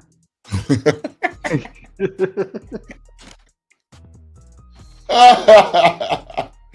I would have. Fuck it. See, was that fine? I'm going to get the food because I'm going to give me some too. And I'm coming back. One thing I learned about pretty broads is that, man, that one thing you don't want to do. This is something I learned from experience. I mean, even way back when I was saying my youth, right? My youth, you know what I'm saying? I learned that sweating them is the worst thing you can do because at that point, you know what I'm saying? They just gonna use you. They see you the same as the rest of these niggas around here, right? Chasing them, run up on them, trying to talk to them all the time, trying to be their friend, this, that, and the other, all that bullshit. And, you know, and most of the brides know those niggas will do anything. Do anything she tell them to do. Just for a sniff of what she got. You know what I'm saying? I gotta ask this now. God, I gotta ask this. This might be a difference within races. I'm trying to figure this one out, right? So, are you saying like within the black community, usually the pretty girls are kind of like they're constantly chased? They're like, put this way, don't let her be light skinned and pretty, because then she becomes like a goddess amongst those niggas. Yeah. This is a weird thing within the white community, right? So with us or with ours, the real pretty white girls, they're usually kind of like they're neglected. Most people won't even approach because they either think they're like, you know, the girl's out of her league or something.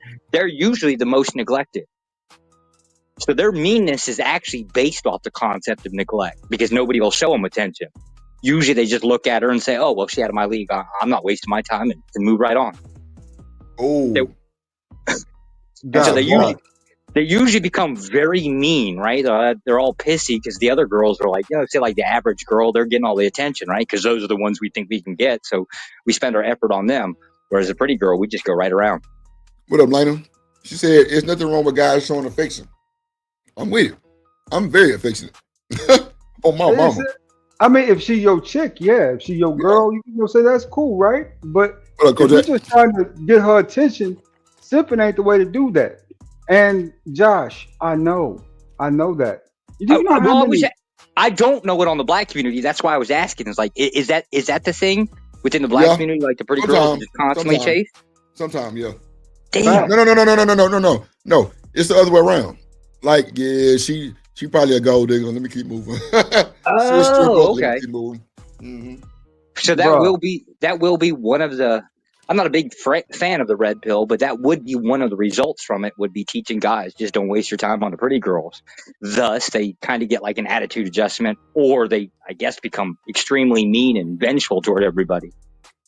I mean, personally, to tell you the truth, I waste my time on the pretty girls. I'll take a rejection. Come down to it if I like her. It don't matter to me, not one bit. You know what I'm saying? Go ahead. You should always go for what you want, right? If you like her, you like her. Ooh, that I don't know. Usually it's the case that what you want is your own self-destruction. That's just human nature, though. When the world gonna explode, because I'm gonna go for what I want. Well, see, that's the thing, though. I think the men that's like blunt and like, you know, gift the gab, and we always can holler at a chick at any time with no problem, we don't mind rejection. It's easy for us because we ain't tripping. We've been walked right past you and went to the chick at the goddamn nail salon and grabbed her. Is that what they call? Let me ask this now. Now I get my cultural training. Is that what they call the sniff test? Usually, when a girl will try you in some weird way, right? If you don't react any kind of funny way, that's what they call the sniff test.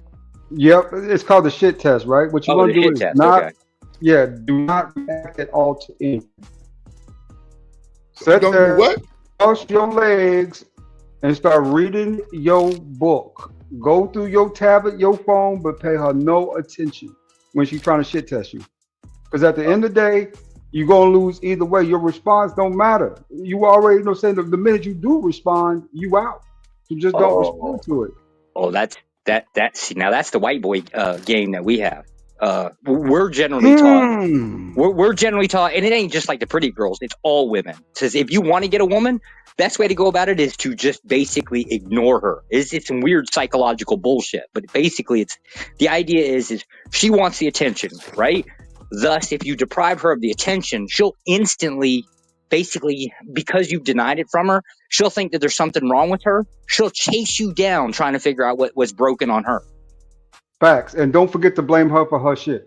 Yeah, Make yeah, sure you pretty blame much, her. right? Like, and this is some like Exactly. horrible psychological bullshit that I guess apparently that society's doing now, right? So it's like, shit.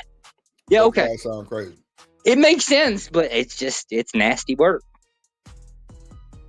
See, We you out gotta have here, the stomach we for out it. here creating monsters now.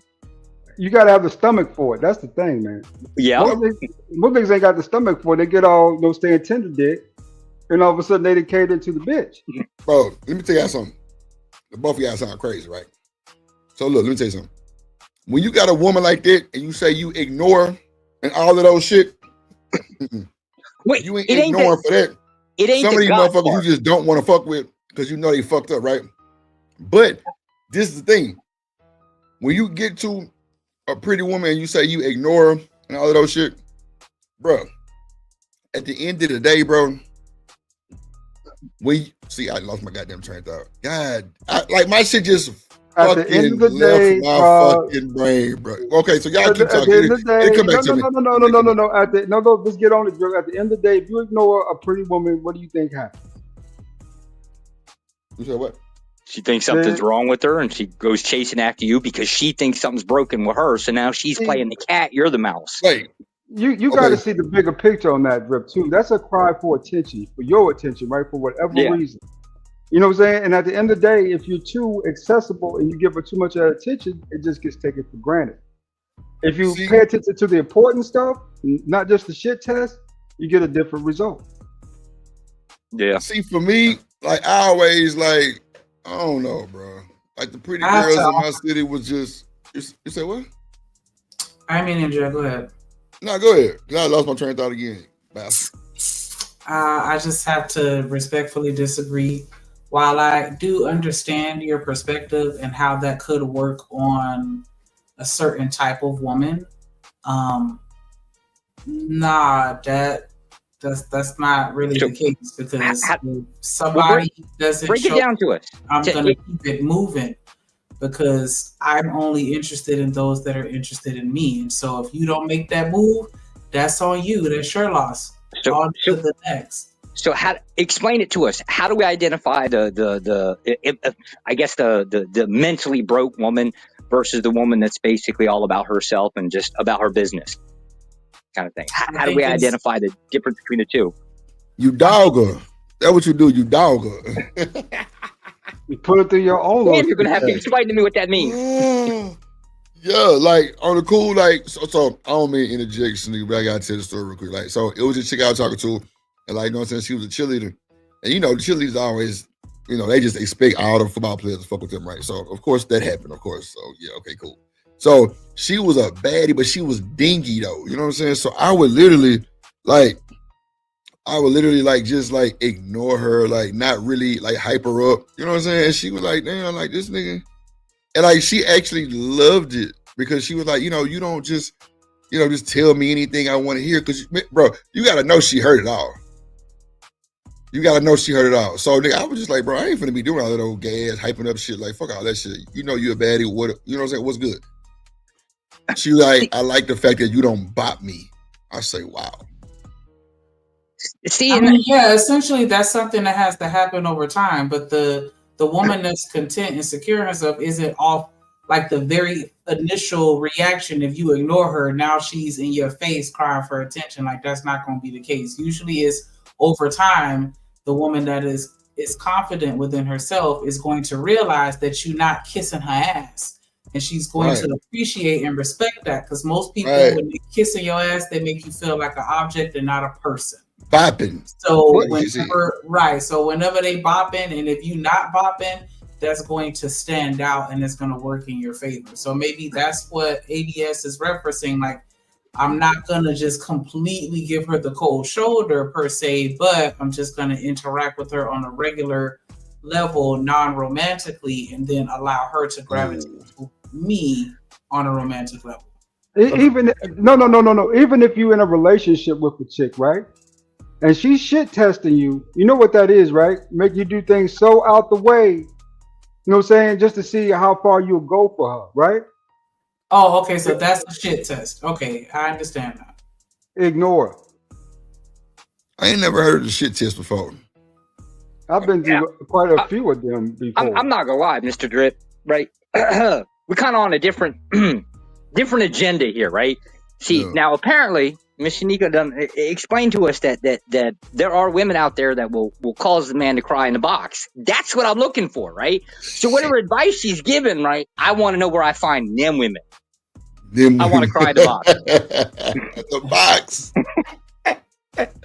Shanika, you say you want to find the box. Like, where's the box? I understand, and you do want that job. You do. Well, after hearing you describe it, you damn right I want it. Now, I mean, you can't just dangle candy in front of a kid not expecting to jump. I mean, it's not going to happen here. Bop is Lena, you say you don't know what bop is? A bop is like a bopper, a woman who kind of like craves, like, you know, doing the most just to get your attention. You know what I'm saying? So, you know, when she said don't bop me, I was like, shit, you had the right one, because I damn sure wasn't doing that. Bopping means like me trying to, you know, pretty much give her affirmation all day and put on the pedestal and kiss her feet and lay down the goddamn red rug and red carpet and all that old bullshit. Nah, hell nah. You gonna get the regular schmickler. Drip 2,000 roses just because. Oh. Nah, for real, like, or just like, damn, baby, you fine all day long. You tell her this bullshit, or is she twerking around you all day long just so you can look at her? You know what I'm saying? That's called bopping. That's why I don't like strip clubs, because I hate a bopper. I don't like women to do that to me. Like, I see you, baby, chill. I see you. Trust me, you're doing way too much. I don't like that. That's why I don't like going to strip club. I've never been a strip club nigga. Only time you see me is when I was doing like the whole shoe plug. I was like a big shoe plug in the city. And like a lot of my clientele was strippers. And the niggas who pick the money up, the niggas who bring drinks out, they were buying them whole shoes. I swear to God. Them hoes never pay with their own money. Never. I know dudes who took the girl shopping, who did all this and that for, right? I know guys who bought girls cars, man. Not real shit. Still end up with the short end of that stick, right? Woo. You know what I'm saying? She off with the car, she off with the clothes, she off with the money, she off, you know what I'm saying? Everything that man had put into her, right? Based on one simple fact. Whenever you start what you say entertaining some of that craziness, especially that could come from women getting their feelings and do all types of wild shit. But when you start to play into that though, especially in the big way, either you gotta be as toxic as her when she's doing that shit, which to me is always the stress and the strain, right?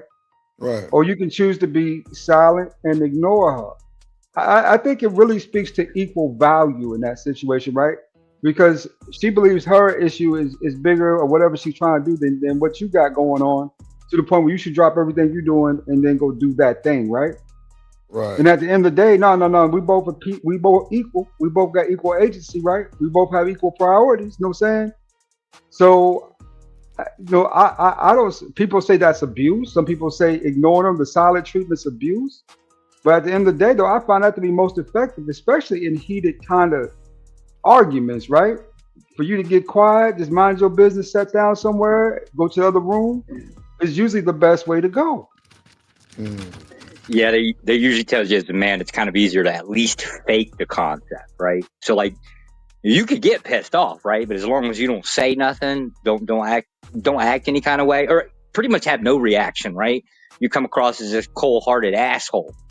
So that's I guess that's the mentality of promoting the whole like ignore it kind of thing. Because it's a lot harder to not fuck up looking like basically acting like a girl instead of a man. Never too high. As a man, you can never get too high and you can never get too low. You gotta stay somewhere in between, right? Yeah. And your sanity should come before any of this bullshit. My thing is this, right? I don't even want to really call it pushback, but you know, it may be perceived that way, so I'll just say it. But my only pushback is one, I feel like with men, your intentions aren't pure. And when I say that, I mean, if you go into a casino and you spend $5,000 and you crap out or lose it or whatever the term is when you gambling, you don't destroy the casino because you knew what you were getting yourself into when you walk through that door. And I just feel like with women, for whatever reason, like instead of just acknowledging that you need to do something out of the pure kindness of your heart or because you genuinely want to do it, meaning like even if you go sour the next day, you still cool because that was what you wanted to do at that time instead of doing things with an expectation and result of it. And when you don't get those results that you were expecting, now it's a problem. And it's like, nah, don't do nothing that you would regret if shit go left. And the second thing, and then I'll land my plane, Josh, you could jump in. I just wanted to speak on the whole ignoring part. Like, I just feel like when you're dealing with immature people, then yes, that would work. Well, no, go back. You're right. Go back to the intention part, right? Is it the case that men are more complicated than they seem, or do you believe, or do you believe that men are actually a lot more simplistic than that? I just believe that men are acknowledging the fact that the money that you spend comes with expectations and conditions. And instead of saying that out loud because maybe you don't want the woman to feel like a pee-toot, or you know, for it to be as obviously transactional as it is, you hide it under the guise of, you know, you wanting to explore a possible relationship with this person. We're obligated. Upset once that person doesn't give you the relationship you were looking for. Yeah, we're kind of obligated it, and this is a horrible thing, right? It's just a reality of how the world works. Think of it like this way, right? You know that damn. It's a crazy question that they ask within the red pill community, right? What do you bring to the table? You're technically never supposed to ask this question because the moment that you do, everything is transactional. However, that is the reality of like really how it works, right? You're just not supposed to say it. This is the difference where you cross over into, yeah, that's naturally how things work, right? And then once you say it, you break it. You basically broke I call it the classless, right? You're not acting in a way that's, I guess, classy. I don't know how else to describe it, but you're basically ensuring that it's always going to be transactional from there. So we could openly say, hey, look, I'm going to take you to McDonald's, right? I'm going to pay the $5.99 for the child's whatever the Happy Meal, and then we're going to go bang behind the dumpster, right? or I just keep my mouth shut, buy you dinner, and then hope to God for the best. See, and I think that's where there's a disconnect because where most people consider relationships transactional, I like to consider them as an exchange. Because if you think about an exchange, it's really me giving up something in order to get something. And that's what relationships are. It's not always going to be an even exchange, but it's always going to be that yin and yang where together we can make it happen. Yes. So an exchange and a transaction, they're technically, one's just probably like a polite way of saying transaction. They're basically the same things though. You're giving something up, I'm giving something up, right? A transaction is you're giving something up, I'm giving something up. It's the same thing, just a polite way of saying it. It's close, but it's still two different words. And I think that matters. And I think that perception and tone and just, you know, the way people, again, perception is everything. And so when you hear transactional, I think that it just sounds a little more business. Correct. And that's why I said the moment that it's spoken, the moment you spoke, that's it. Like if you actually ask the girl, like, what does she bring to the table? You've instantly now locked into it's always going to be that way. You can't turn it back. So once that question is asked, you're done. That's from now until the end of time. That's what it will be with that person. I think the that person part is subjective because I don't think that every woman is going to respond negatively to that question. I think that certain women will actually have an answer because at the end of the day, why is it wrong to have an understanding of what each person brings to the table. And see, to understand your strengths and your weaknesses so that you know how you can work better together. Like, there's no way about, I don't understand. And I agree. I agree up until, I guess, what was it, yesterday or the day before, till you brought something different to the table that we ain't never heard of before, and thus now I got a concern, right? So, like, if I were to say, like, if you'd have caught me like a week before, you know, we had this conversation, and I would ask the girl, you know, what do you bring to the table? Like, I'm expecting to hear dinner, you know, like, oh, I can cook or I can clean, whatever the thing is, right? But in this case, now you've also added on the table, I can make you cry in the box. Now I don't know what it is, right? It's a valid point, so yeah, I'm gonna bring it up. Right, yeah. Now it's a valid point, and it's a thing that I don't know that exists, but people are talking about it. So now I guess now I'm out looking, right? So now I'm going to be that dummy, or it could be a trap. I don't know, but now I am going to be that dummy and say, there's that unicorn that I'm looking for, right? So now I can't dismiss that. But that's contingent upon you and your personal sexual experiences. That particular line isn't going to trap everybody, just the person that subconsciously thinks that they haven't experienced the best that there is to offer. It's going to trap me. I promise you, right? Because now I'm, now I'm seeking it. Boss man say, what's the difference between the transaction and the exchange? We said that already. Oh, okay, my bad. Just basically a polite way of wording it. What up, Miss Bella? You said nothing like a manly man. You can't walk up to a girl and just say any kind of thing, right? Like if I walked up to Miss Shanika and just basically said anything that I wanted off the thing, she gonna beat the shit out of me, right? Like, I gotta have some kind of class. I mean, that's basically what it is. You have to pick your words. For me, I feel like it's the difference between me calling you a human and calling you a creature. Yeah. Technically, you're both, but creature just sounds harsh to some people for whatever reason. I think when they talk about women talking about like tone policing, I actually think that it is some kind of it's basically old class. Like, it's the class, like, say 20, 30, 40 years ago that we used to behave. We used to talk like that. We just stopped for whatever reason, socially, I guess, right?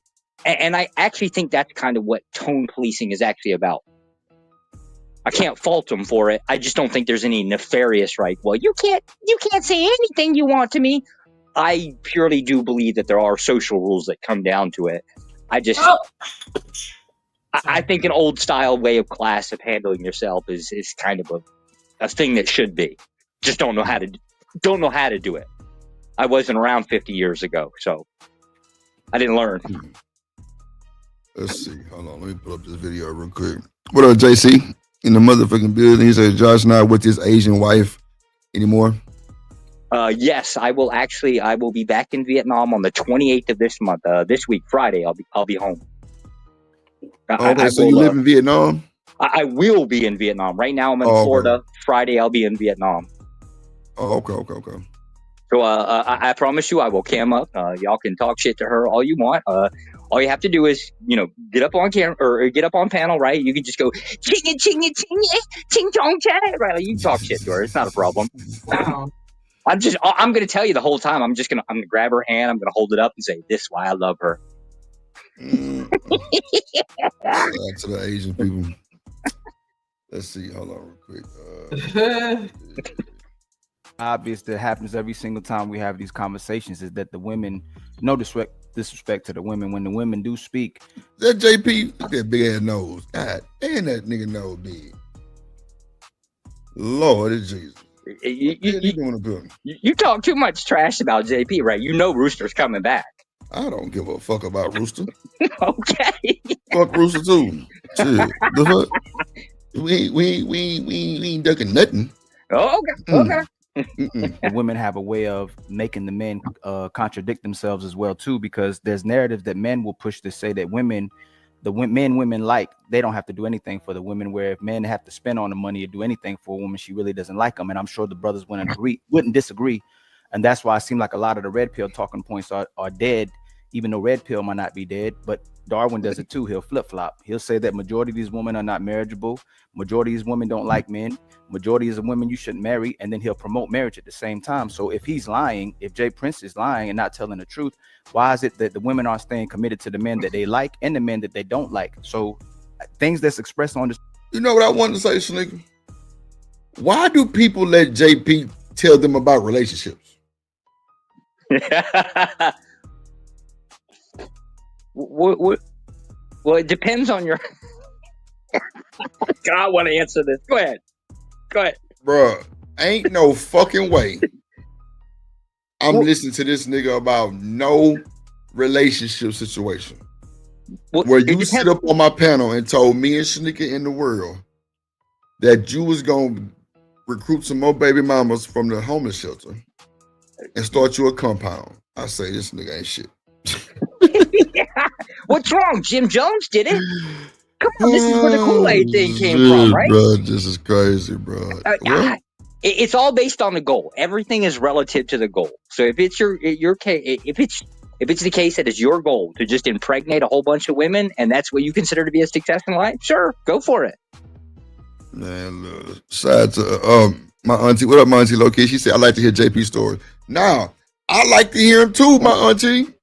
Low-Key, on God, that shit be hilarious, but I wouldn't take no advice from this Nigma. Hell no. Just remember, when Jim Jones did it, he got rich. He was doing it for like 30 years before everybody drank the Kool-Aid. I don't know too much about that story. But yeah, that motherfucker JP ain't shit, boy. He ain't shit. That motherfucker tell you, yeah, Drip, you gotta go get you one from over here. Ain't no fucking way. I'm going the other fucking way.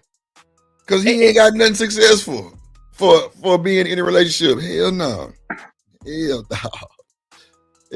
no. Isn't that what he considers to be success, is pregnancy? I mean, okay, let's just say the last one kind of that's kind of what he said too. Like he want to reproduce, but see, JP can't talk about nobody reproduction no more because you know, it's all jokes and funny game. But you say Drip ain't got no kids because his fertility fucked up or some bullshit. Said, nigga, but your wife pregnant and you couldn't get her pregnant. That mean your shit fucked up too, my boy.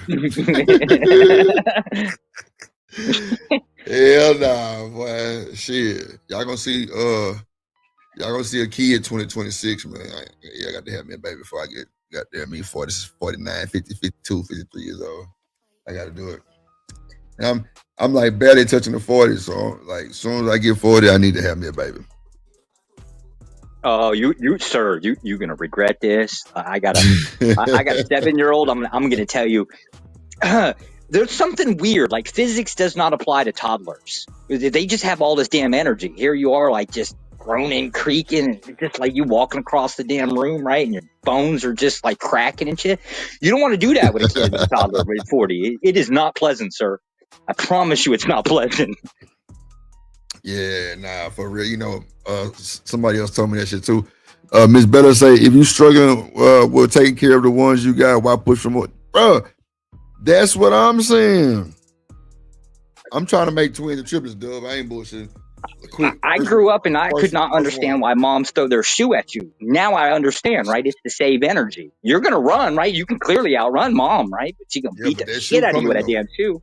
That shoe coming right in the back of your shit. Mm-hmm. And mama got good aim. Yeah. Good aim. This is why I don't fight old people anymore. I ain't going to do it no more. They're dangerous. No more insanity, right? Yeah. Hold on, let me see. The Baby Drip Nation. Yeah, come on, man. We got to do it. Man. I'm going to have them on camera and everything. Shit. Y'all going to see me do my thing, boy. And my lovely significant other, whoever that may be. You know what I'm saying? Let's see. I'm going to try not to make it nobody from the internet, but they be squawking me, man. I've been trying to run. Panel, the women are divorcing men that are high value and they're divorcing men who are low value. But we all admit that the less you have to do for a woman, the more she likes you. And if that's not a lie, Naomi, I'll ask you, if a woman, who does a woman like the most? Wait a minute. Okay. So we finna break this shit down, right? So the less you do for a woman, the more she likes you. Chat. I need some type of. Somebody gotta tell me something. Absolutely. Yep. What up, H&M in the motherfucking building? What's good, Drip Nation? No, What's good, my boy? How you doing today? Meditation. Yeah. Your mic kind of in and out, H&M. You'd have to clarify the context because the answer would be different. The answer would be different before marriage and after marriage. So they talking about during the dating phase or while, like, in the relationship. Somebody got an echo. That might be me. Yeah, somebody got an echo. If you could drop down and come back, because it's like a long echo too. Like, oh, it's a long. It ain't me. Yeah, nah, you good. Okay, yeah, he fixed his mic. Yeah, that's what I just said, A-Dub. Yeah. Is it me? I'll come right back. I'll catch up. All right, man. Yeah, this shit was echoing. BJ says, spoil your woman. I'm telling you, I'm with the shit, bro. Spoil your woman. Shit. Yeah, you don't believe in that? To answer your question, the less you do for a woman, the more she's not only going to respect you, but she may even find you attractive. Trust me. Whole lot. In my experiences, I found out women don't respect the men who are just at their every beck and call, doing everything for them. Yes, she may appreciate it, but if you're attracted to her and she ain't feeling you like that, you're wasting your time. I've done it before, but I've done less for women, and they still give me access to them. So shit.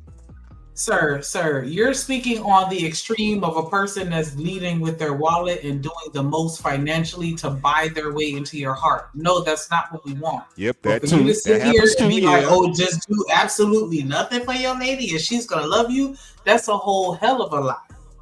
So, nigga, you got an echo. I didn't say all that, but I get it. So, nigga, you got an echo. Yep, that's your ass. Yep. Snake. Nah, that might be you. That might be you. Hold on. Snake. Oh yeah, that was you, Hustler Muscle. Hustler Muscle, that's you. Yeah, I was going to say I was muted and I still heard it. What happened? That's your mic echoing. Okay, how about now? I just turned it down. Say something. Salute. Nah, I still hear it. Drip Nation. Still hear it. Cut it down a little bit more. Yeah, I can still hear myself. Hold on. Shanique. Yeah. H&M, that's you. King Peak say women do the most for men. They are actually attracted to man-made things. Ooh. You say such as money, objects. I'm saying you're not gonna have to do the most for a woman if she likes you. She gonna take you as you are. But to say do nothing, like nah, hell no, like no. Nah, I agree with you. I agree. Why would you not? I mean, like, come on now. Who says do nothing? That don't make no fucking sense. That's what they would I didn't say. say do nothing. I'm not saying do nothing. I'm just saying don't do the most for her.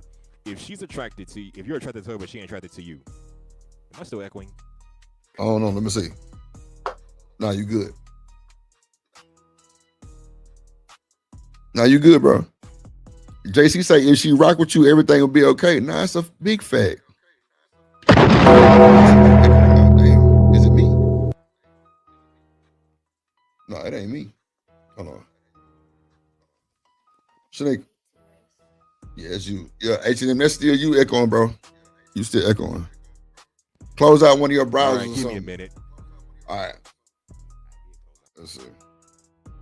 So, Sneak, what's the bare minimum you are kind of, you know, what's the bare minimum that a man can do for you to love him the way you want to love him? A connection. If you can connect with me mentally, emotionally, spiritually, like, you know, those intangible things that draw me to you as a person, your character, then if you don't have, you know, the money that I guess I would want or whatever, then, you know, that wouldn't be as big of a deal. Like if you made me feel the way that I wanted to feel, or treated me the way I wanted to be treated, you know, whatever. I don't know how to say it because I feel like saying treated me the way that I want to be treated is like, you know, but if you make me feel a certain type of way where it's like, yeah, I like the way you inspire me to be a better person. You still provide value in a relationship where even though you don't have money, you have knowledge and you still give me the keys to success where I could still be a better person, even though it may not be, you know, financial. Like just if I'm, you know, physically attracted to you, it's still other things that, you know, I'll still love about you, even though you don't have any money.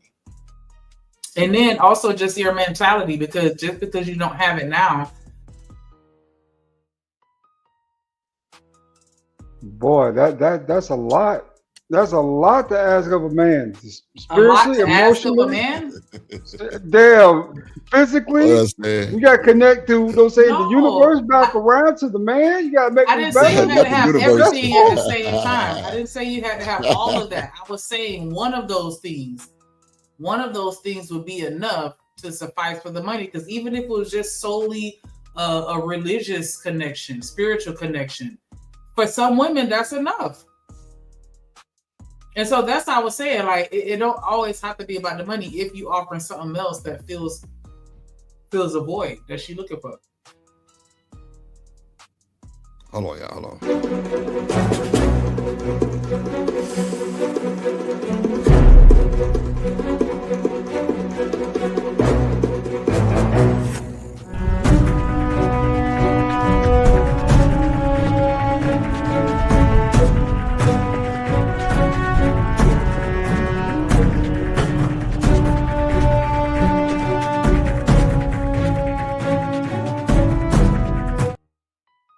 In the building. What up, Stan? Oh shit. Drip, Shanika. What's going up, on? Lord ADS, my brother? Thank you for the call you stand last week. I really appreciate that, brother. Thank you. Mm-hmm. What's up, Stan? Appreciate you for your services, my boy. Hey, thank you for your support. Hey, salute, Emperor Kojak. Hey, Drip. Yes, sir. I heard you keep saying, right? For my woman, right? And you made it clear and distinct, right? Spoil your woman, right? When somebody put it in the chat. Right. I don't know at what point as men do we grow up, right? See, because I remember when we was growing up as kids, right? If I bought her some jujubes or some Boston baked Mm-hmm. greens, that was my girl, right? That's my lady. But as adults, man, we got to ramp this up. I mean, everybody you date is not your woman. So when you saying you will spoil your woman, you talking about the woman that you connected with, that you've been in a relationship for over a period of time. But correct me if I'm wrong, if that's what you mean by when you say your woman, and not just a bop. The Bob, no. Yeah. Definitely my woman. Somebody who I'm investing my time, my love, my family, and my, you know what I'm saying? And my legacy Okay. with. Yeah. Right. Thank you. Yeah. It's not just everybody you date. You don't spoil everybody you date. And so I just wanted to get that clarification when you said my woman. No, if I call a There's a motherfucker my difference. woman, Stan, you know she's solidified. Like, yeah, like she didn't already crack me over my shit with a bottle. She didn't check me about 92,000 times. I love her. I can't go a day without her. Yeah, that's my woman. Yeah, that's my woman. Real shit. Like you know what I'm saying? I ain't finna call anybody my woman because that ain't how it's going. But at the end of the day, you know, and Stan, you know, I'm glad you said that because I had a partner, Stan. This nigga was literally,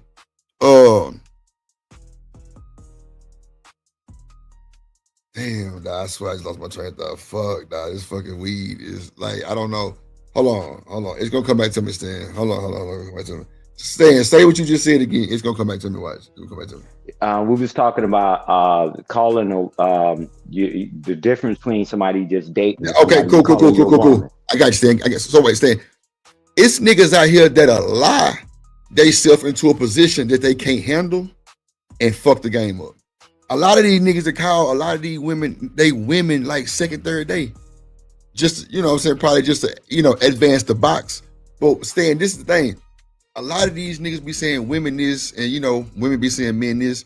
But a lot of these motherfuckers be lying to these women, telling them that they able to do all these things, Stan, And when it come down to it, they can't provide, then they get left. Now they mad because they didn't feel for real. That's what I think a lot of this shit going on too, bro. A lot of these niggas and women lying to each other, bro. They lying to each other, telling them that they able to do all this shit. So when shit hit the fan and they can't do all that shit, then it's a whole crash out. You can't get mad at the outcome. Hey, Drip, you remember the movie Love Jones? Back in the day. Yeah. When nobody was, the older guy was talking to Lorenz Tate. He said, we just kicking it. Mm-hmm. But didn't he catch feelings for real? Mm-hmm. He lied to his partner and said he was just kicking it, right? And like you said, we lie to ourselves, right? For whatever reason. Yes. But he was with her. He said, you look at my driver's license. He said, man, he got to be bad MF on it, right? He was talking all that click-clack shit, and he's on a damn motorcycle driving through Union Station. We need to quit lying to each other, man, because if you feel that way, that's how you end up missing out on things. Why would you lie to yourself? One, because before you lie to somebody else, you're lying to yourself, and come to find out he was really into that woman. Come on, man. And almost screwed it all up. He almost screwed it all up. That's facts. That's facts. King Pick say, that's what I'm saying, guys. That's what I'm saying. Guys don't even have a plan outside getting boxed. That's true. That's true. A lot of these niggas ain't got no plan, period. They just, see, bro, a lot of these niggas don't be in position to even have a plan. But they game kind of good on their phone, or they game kind of good, or they might have that shit on that day, which might be some bunch of bullshit, but she might be attracted to the game. And then next date, you know, just he hit, and now he talking all this shit like, yeah, I got this. And when shit come down to where she might need some of this, he ain't got it. But now he done fell for her already because he done got the box. She fucking with him. She showing him attention he ain't never had. Then the lies get exposed, bro. And now black women ain't shit, or women ain't shit. Come on, bro. You put yourself in that position. You should have no back talk. Or am I lying? I am a firm believer that you should always tell a woman you're dating that you make less money than what you really do, on purpose. See, ADS, I think if you come with that money talk conversation, it's already a dud. I mean, she's gonna bring up what you do for a living. That's gonna come up in the conversation. Yeah, but you ain't gotta tell her what exact I make. She gonna ask you how much you make. No, not necessarily straightforward, but she's gonna be like, so what? You know what I'm saying? It's gonna be a roundabout question based on something or another, right? Dealing with money of some sort or some kind, right? In the situation. What are your future plans, right? That's a money question. You know what I'm saying? What do you plan to do with yourself? You know what I'm saying? How far do you plan to go? And you know what I'm saying? You got to understand you're being examined as well for what you already had, right? What she sees you as a perception-wise. So all that included, you know what I'm saying? When it comes down to it, I always make people think I make less than what I really do. That way, you know, you mess with me for me, not because of what I make. You know, right? Because if you start telling people what you make, if you people start letting people know what you make for real, people start setting expectations on you. For you know it, you can't get away with a $5 super chat no more. They're looking for $100. $5 won't even get looked at. Exactly. So you want to set expectations. Hey, Drip. I'm sorry, go ahead, Shanika. Whoever's getting ready to speak, y'all can go ahead. I can hold my thought. Yeah, I was gonna say, even if you do tell her the truth, she may just reject you, and that's like, oh, chance blown. I guess we're too afraid to, take that chance on losing her. I felt that way before too, so yeah, I get it. That's what I'm saying. But you didn't lie. Yeah, Hustler Must, you still got an echo, bro. But bro, that's what I'm saying. You didn't lie to her, and now you looking for some type of grace and sympathy, nigga. You told her some bullshit, right? For real. Like, so what's the grace and sympathy for? So now when she crash out and do you dirt, it's on you, my nigga. You did that shit, or even vice versa with the woman. A lot of that shit be men lying to women, but women lie to a nigga ass too. But I think the number's probably higher on the men's side because there's so many niggas who, come on, bro. They had a show called Catfish, so you know something real. And you know what? A majority of those people be females, catfish men, most part. Hey, Drip. let me tell you this, right? Friendships, relationships, right? You notice that before you and I got tight, and Shanika got tight, uh, She ain't tight we yet. tucked it. We tucked it. I know this jury's still out on that drip. I'm just trying to be peaceful because I'm trying not to get the pumpkin head. At Both of least y'all. not tonight. I'm trying not to get the pumpkin head. Oh boy, see drip, you You got headed me down into. that road. I'm turning around. U-turn, Shanika. Okay, there you go. Hey, but Drip, before you start sharing certain intimate details, right? You don't do that on the first date. And it's just that you don't be just blabbing up front because who you trying to convince, me or your lying self, right? It's just that Mm. taking the time and to understand. But if you go in there and Lord ADS, and that's my partner, man. One thing he never does when he talk about his relationships, he never said, "Hey, he went and told the woman I'm this big executive and I'm in the C-suite and all that." He said he meet them where they are, whether it be at a lounge or whatever, and they just have conversations, and then they pick up from there. He never leaves off that way.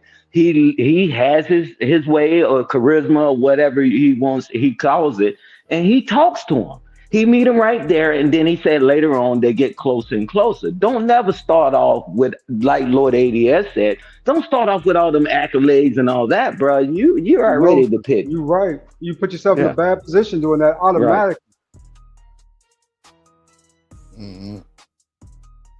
Yeah, so That's low ADS, and I listened to him. He talk about the relationships, and he's transparent. He said, "Nah, man, guys, I meet him at the lounge. I meet him here, and I meet him there, and then we start talking on the phone, go out and have a few cocktails or play pool or whatever." He don't go up there because he is this guy, right? And he's in the corporate world, right? C-suite kind of guy, right? But he's mm-hmm. not leading off of that. Women that know that about him, that's after they got further in the relationship with him.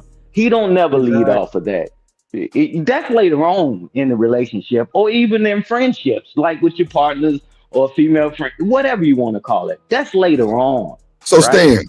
Stan, let me hmm ask you this. hmm Well, hold on, let me start to James Moore for the $5. He say, "I'm broke. Don't expect nothing from me." I got to James. I'm gonna celebrate you in just 2 seconds, right? So Stan, do you think, would you agree, niggas with money don't lead with their wallets? It be the broke niggas leading with their wallet. And it don't be nothing now. Come on, man. Come on, man. The broke Yeah. nigga can lead with his wallet and his mouth And Drip, I and ain't be gonna hold broke as you. a fuck, but he can talk them draws off to show that he got big bread and ain't got a dollar to his name. Hey, Drip, I ain't gonna hold you, bro. That's not true. I remember growing up that we had them little dookie chains, and you better not got in the shower with that shit because your neck turned green. And Ooh-wee. That's hey, fact. tell him, Lord ADS. Hey That's man, you fact. remember you could get Ooh-wee. that toothbrush when you got that first pair of Adidas, not Adidas, Adidas, shell Nah, toe. for real. Man, you kept that toothbrush on deck. You kept cleaning that and cleaning that, and every time you looked, you was sharp, right? But some people do lead with their wallet because that's the only thing they're gonna do because they trying to hit it and quit it. They're gonna stick and move and not stick and stay, right? Those people do exist, but a person that's trying to be serious about maybe where a relationship is going, the guy he don't lead off with his money. He don't do that because he's trying to see who she is and what she's about. Because if you go in the wallet, anybody love a wallet. I mean, that's dumb, but Yes, nah, man. You want the focus to be on you, not on what you have. right, If it right. starts being on what you have, then people might, might exploit that, right? This nigga got loose change. I can go in and get this much. I know I can hit him for that, right? I know I can hit him for these bills. And before you find yourself in a situation where you feel used, like, damn, you know what I'm saying? I'm doing all this nice shit, you know what I'm saying? But where is it really getting me? You know what I'm saying? It don't really matter, right? At the end of the day, it's about how can you sleep at night for what you did that day? I know niggas who go. I knew niggas who spent the rent on the broad. They, saying they wasn't married to. Saying she got all that jewelry, all that shit is her. She, saying she ain't nowhere to be found. This nigga still trying to figure out what he gonna do next. I done seen some wild shit, man, out here in these streets, man. Some wild shit. And to Stan's point, that Dookie, and Stan, you ever seen a nigga ball with the fake ass chain on? That shit just turned green Yes, by that nigga sir. over.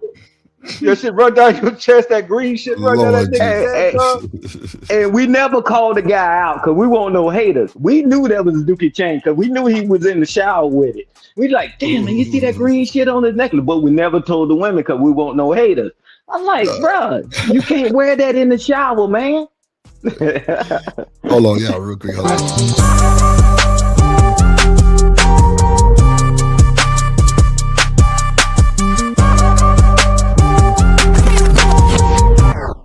Drip Now Nation Gang. The Drip Nation Gang, Drip Nation Gang. The dripping trends, move. Drip Nation Gang, Drip Nation Gang. The dripping trends, move. I just wanted to comment on what Drip was saying because he was like, it seemed like the people that's broke leave with their wallet, and I just wanted to give some pushback and say, nah, I think that, men with money and broke niggas lead with their wallet, both for sure. And I think that the difference is their level of charm or charisma. I think that would dictate, and just their experience, their level of dating experience, would dictate how much a person spends. But yeah, niggas with money be dropping coins too. Nah, I know that. I mean, but doesn't that, Shanika? But even to y'all, from what I understand from women that I've dated, and even women in my family, they always view that as a man's way of overcompensating because he lacks something, right? He don't have that charm. He don't have the charisma. He ain't got no game. You know what I'm saying? He's born to be around. And he just want to keep my attention. The way he keep my attention is he keep buying shit. You know what I'm saying? I didn't see that scheme go down to. Is that true? That's not always the case though. Some niggas throw money at a situation because that's the easiest option. I don't want to have to sit here and think about what I want to get you for your birthday. I just want to throw some money at you, or throw some money at my assistant and let them do the headache of shopping for you. Bless you. And so a lot of times money is just the easy, quick fix for niggas that got it and don't feel like investing the time or energy in getting you something that you like. I think we conflating the narrative, right? A person that's been in a relationship, right? That's really truly trying to be in a relationship. Them guys, they play things differently. If you really want to be with them, of course the executive is going to use the secretary. Hey man, remember the anniversary and all that. Yeah, that happens all the time. He's hustling and bustling. But I'm saying when somebody is trying to really be in a relationship, that's trying to really be there, he's not leading with his wallet. He's just like, nah, man. Hey, sweetheart, this is this, and this is who I am. And when they get to that level, he say, okay, baby, hey, you need this and need that. Or he has a secretary or whatever, right? That's different. But, it's just, man, it's a crazy ass world. I give a way, not the way. Stop listening. People have no way. It's just like we are all screwed up. And I was just talking about specifically how Lordy S approached things because he real on the panel. And I've never heard him say, hey, Stan, I just went out there and took her to this 5-star restaurant. What did he say? Nah, Stan, I go to the lounge. I'll go over here. And he said, man, but some of them, man, we got a connection. And then when she needed something, I looked out for her because we had the connection. He said he never starts off that way. No. Never take a woman to it. Yep. This is just my view from dating, and this is from my experience. I hardly ever, or very rarely, or never, you can almost say never. I would say never, but very rarely take a woman to a 5-star restaurant on the first date. To me, that's a third date type of deal. Once we establish that connection, and I think, I'm still with you to spend a little money, right? And you not have an expectation for it. That's a milestone achievement, right? You do. For me, I do gifts because you earned them and because of milestones, birthdays, holidays, stuff like that, right? Sure. But outside of that, though, it's rare that I spend money, like, big money on anything except for something that's a need, right? In Houston, 80 years, bro, you can be the brokest nigga and still splurge, bro, because get what? It's spots in Houston that should be 7-star, and it might be a 3-star. Like, no bullshit. I'm talking about rich, bougie, like all kind of shit going on. Valet, everything nice, setting and shit, good food. Bro, you can really do your thing. It's just, bro. See, this is the thing, bro. Y'all niggas be capping and rapping, right? If you really like this woman, bro, you gonna do what the fuck you need to do, period.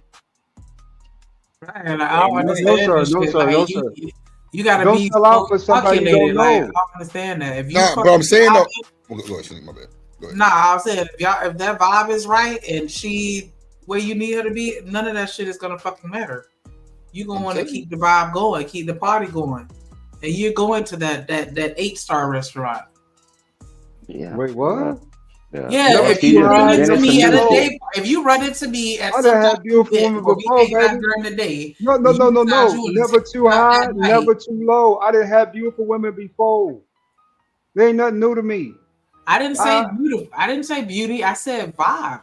What up, Kelvin? You're equating it to beauty. I never made it about that. Don't forget, this is the same woman that told us that Crying these in box. boxes out there worth crying in, right? How do we know? Yeah, I'm trying to. I'm saying, if you run across a woman and she's charming, you gonna want to fuck with her, and you gonna want to go to that 5-star. I don't give a fuck what you say. You just probably ain't ran into nobody charming enough yet. Nah, I'm just saying though, Sneaker. Yeah, you can do that, but I'm just saying if you was like on a budget or like just on some, just trying to just, kind of just put it in the, in a little process. I wasn't talking about no nigga on the budget. I was talking about a nigga that's making 80 as money. What lower ADS is saying once he get there. Once he get there. No. Let me explain. That's cool. I'm not Just saying that what he said was wrong. You got charisma and you are, you are God's gift to man. Don't mean, you too good to go to a park and walk with me in the park, right? Nobody said that I was too good. Mean you too good, to go get a coffee date. Let me get to know you. And everybody puts up a front when they first meet you. Get to know that person. See who they is first before you start spending money. Yeah, but bro, just have a good $100 budget, bro. Like, bro, y'all niggas, 80 years, come on, bro. You in the military, it came and got benefits chicks, bro. Stop this cheap poverty mindset shit.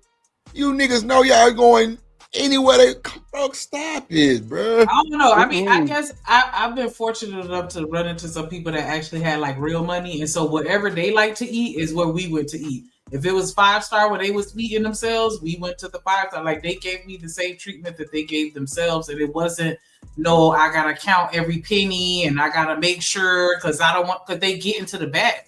Who said we was counting every penny? No, I didn't say. I'm just. And that's the wrong mindset because just because you have money doesn't mean you always gonna have money. It's good to be frugal with your money, especially when it comes to expenses and risk, right? So you said any place I want to go eat. So I'm on my way home with you, right? We just got through walking in the park or whatever. And I say, you know what? I got like 15 minutes before I got to be at my next meeting tonight. Can we go through McDonald's drive-thru? You going or what? You up for it? Or, you down with it? What's going on with you? You gonna say yes or no? Kevin Cook say you want cheesecake or Popeyes. I'm just saying, I'm talking about people that are within their budget, and that's why I made sure that I use the words places where you normally go on your own. So if you normally eat at McDonald's, it is what it is. I'm just saying, like the type of men that got like money to where they can afford a 5-star restaurant usually are the type of men that eat there quite often, or at least just from my experiences. It's a single man. Single man. That's true, Shanika, because I'm talking about single men, not married men with that type of money, but single men with that type of money. You know what I'm saying? A lot of times they eat out a lot. You got some people that like to cook, but a lot of them eat out. No, I love Houston. It's cool too. I like Fogo de Chao. I like Fogo de Chao. Houston's. But guess what? Brenham's. All that shit. I don't eat there all the time, regardless if I have the money or not. I just don't like overspending. You missing what I'm saying, but I understand, and I'm not debating. I'm not saying what you're saying. So I'm just saying if you run across somebody and the vibe is right, that you would still be willing to take them to somewhere nice and not just say, McDonald's or some shit like that. If anybody bringing anybody to McDonald's, stop saying that shit. You niggas know y'all bringing nobody to fucking McDonald's. That was my fault. That's what you just said. He is lying. He probably don't even eat McDonald's. I brought it up. That was my fault. I apologize. Hey, well, Josh, thank you for the context of the conversation. I was able to use that, sir. And I got the answer I wanted to hear. And that's they too good for that, Josh. No, I'm just 80 years. Come on, bro. You not going to McDonald's neither, bro. Stop the cap. You not going to McDonald's unless it's on some lunch break shit. She be like, hey, baby, you want Popeyes? I know you like your chicken on Tuesdays, whatever.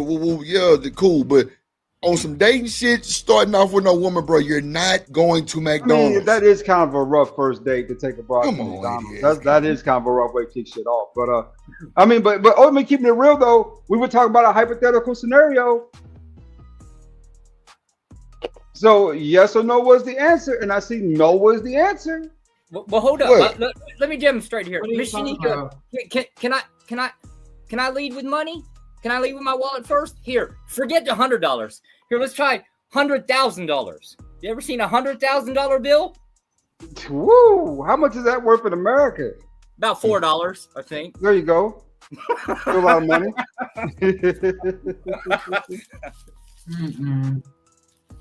No, That that ain't sounded gonna work. good. If your money don't have an American president on it or the Princess Zamunda, I don't want it. Ooh, not the Princess Amanda. What? God damn.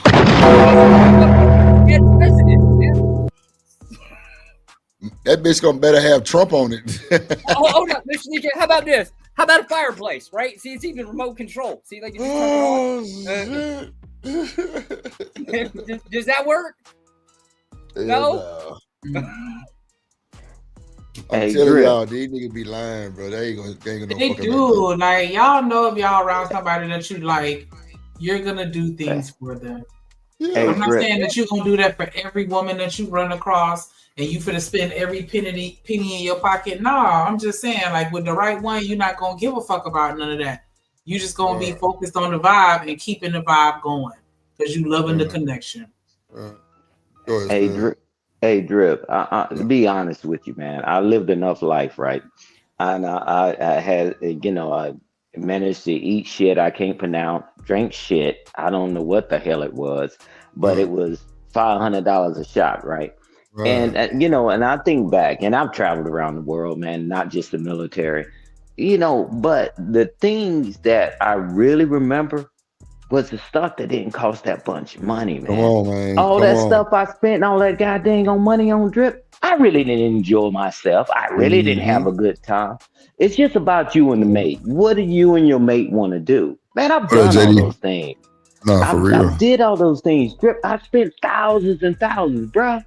And hey, Drip, to solidify this, tell us about that Houston, right? Say, hey Stan, even if the guy is, just getting started, at one of the panels you was talking to the young guys in college just getting out of college.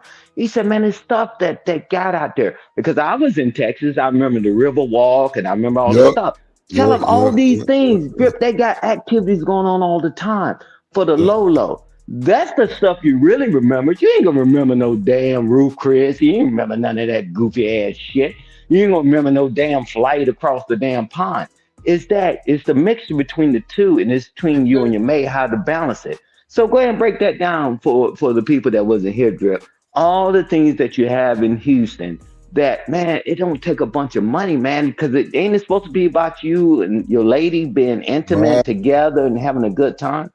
Hey, you can take it downtown and literally just get out the car and walk. It's so nice in the buildings and all the activities. Or you can go to Discovery Green, which is like they got shit going on 24/7. Damn, that seem like, or at least 12/12. And bro, you could just go have fun any time of the day at Discovery Green.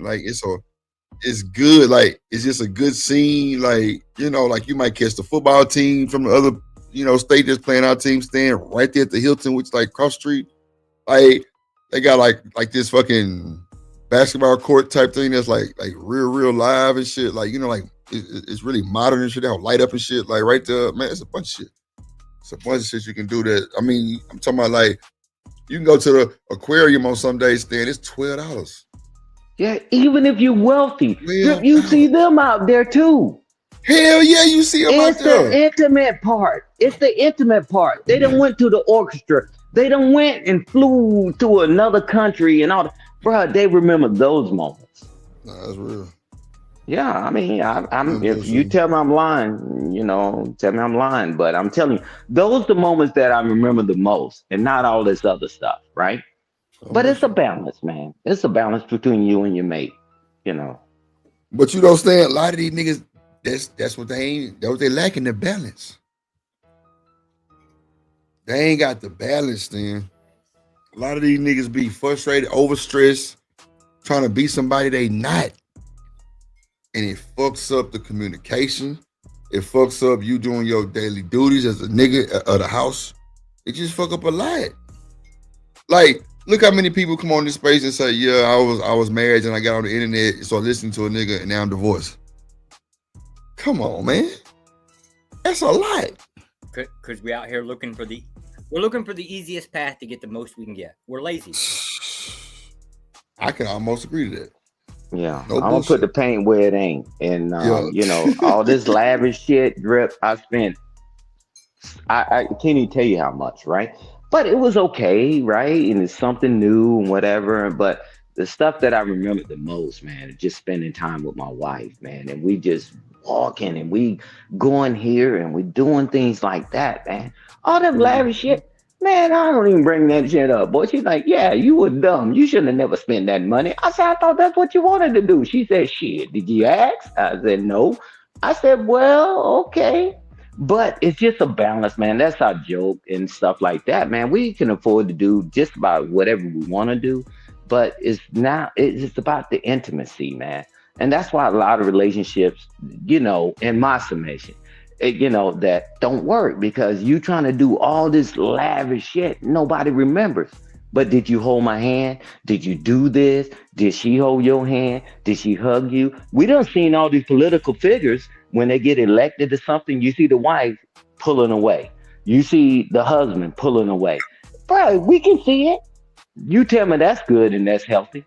You out your damn mind. Come on, man. What's really important?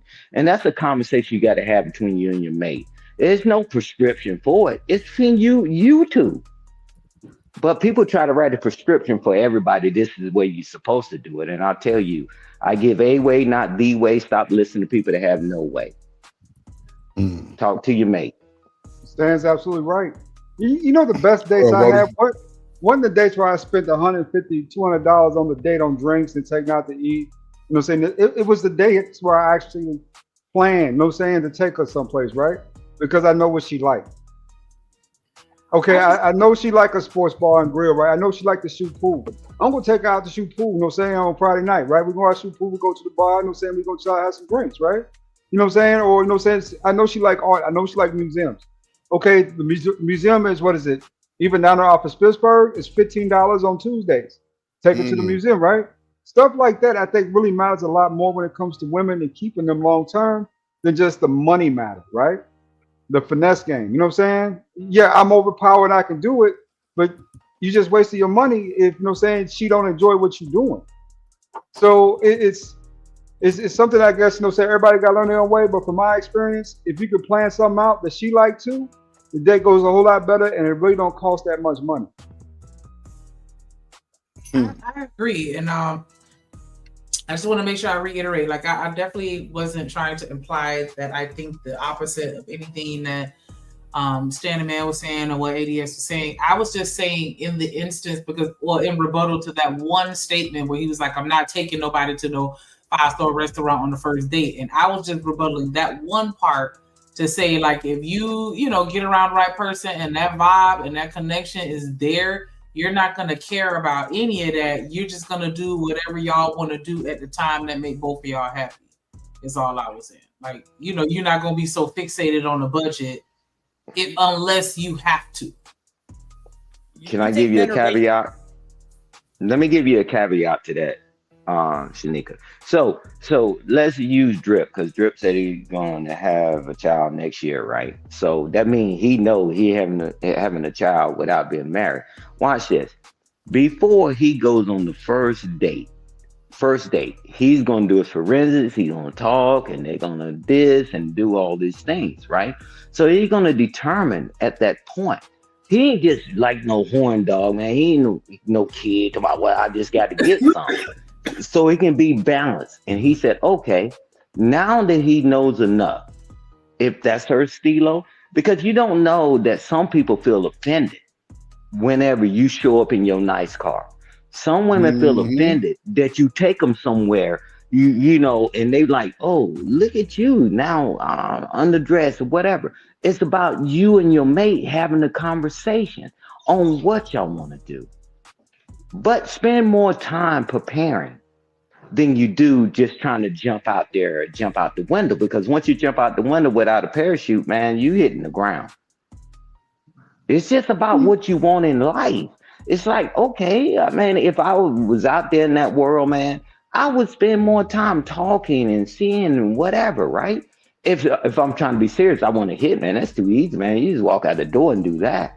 But if you're trying to be in a relationship, your tactic, you can't use the same tactic to be in a relationship as you just trying to just for the moment type thing, right? If that makes any sense. It's just like you got to, man, the world has always been the world.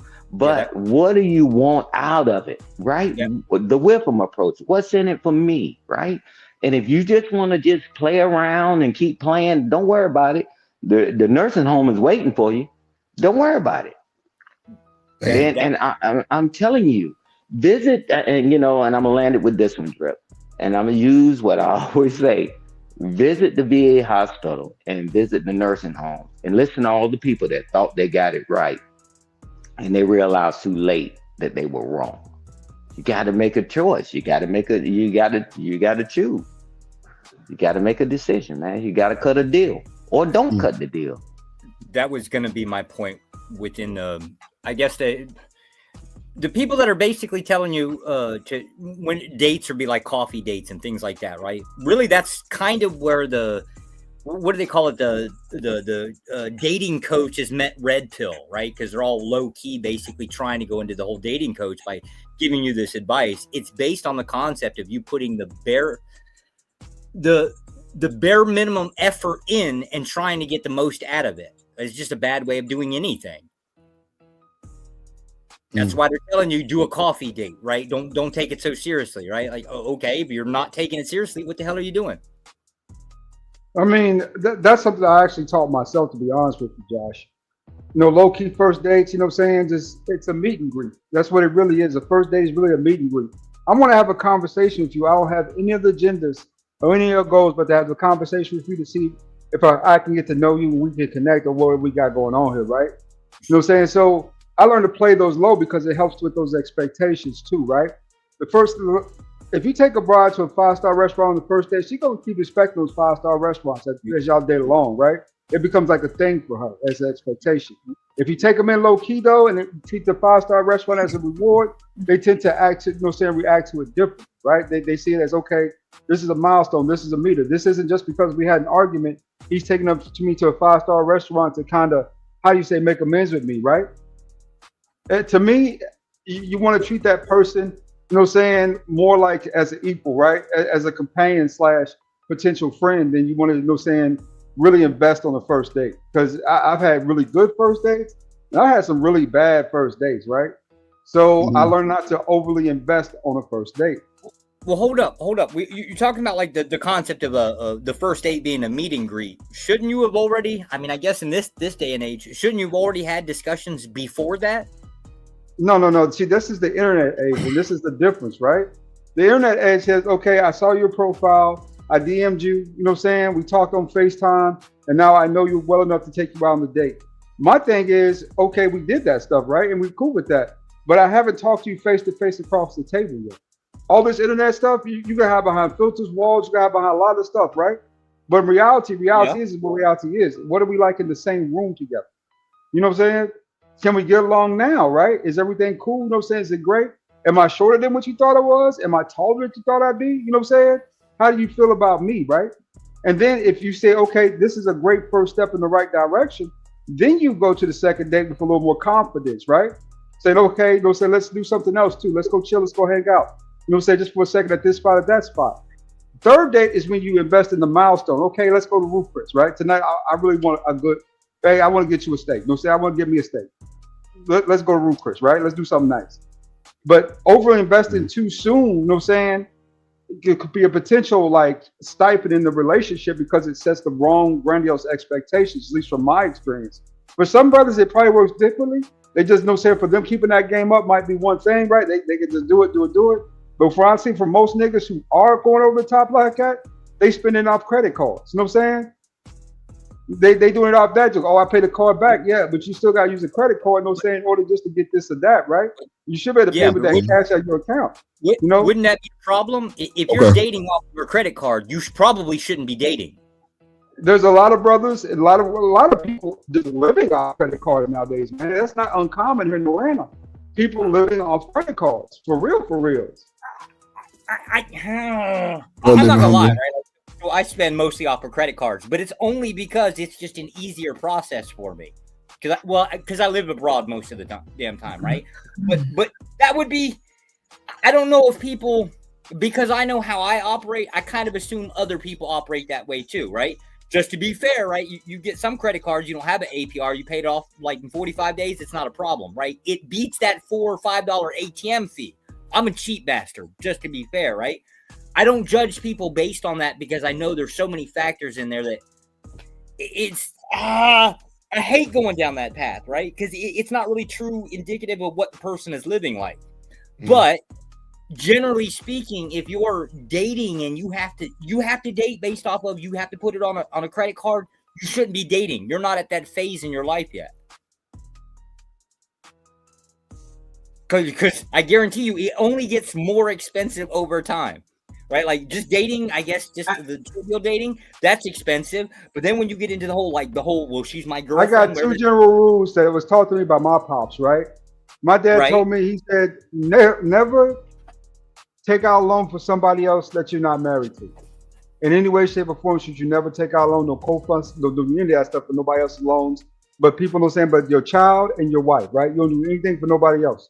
Not like that. You know what I'm saying? Spending that kind of money. And then secondly, you know what I'm saying, don't give more than what you have to give. People, man, spend this money, crazy money on these relationships, trying to keep up with the Joneses, taking broads on vacations, this, that, these crazy first dates. And they broke as a joke, selling everything, trying to keep up with her. Right. I didn't see some wild shit. Yeah. Yeah, I'm not talking about the concept of going to spending like $500 on a first date or anything like that, right? It's just got to be something that has some type of class to it. I just don't know what class is in every different city. New York, well, I'm in upstate New York. There is no such thing as class up here. Caribous. It's a simple fix. Caribous, right? You know what I'm saying? I don't know what that is. Caribous is a coffee shop in Atlanta right down there in Buckhead.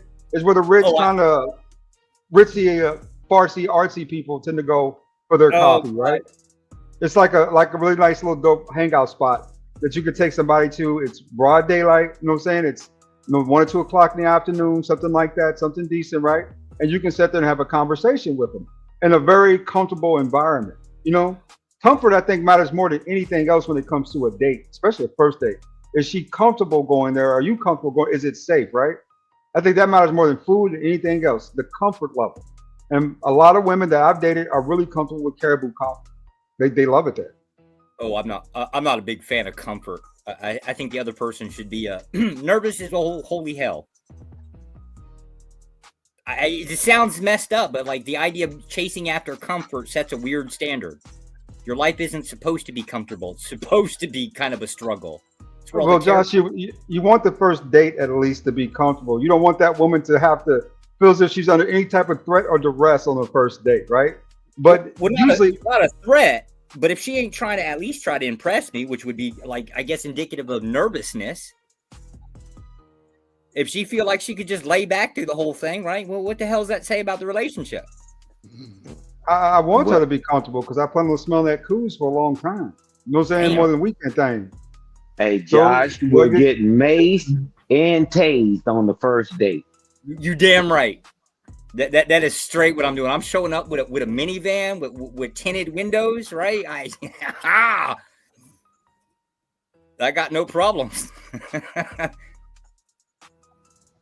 Yeah, but I think that we this is a great conversation because we got different approaches and things like that.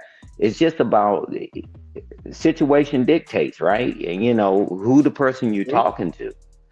So hey man, let's make sure it's neutral because I wouldn't just go meet this woman at her place or just whatever because you want you and her.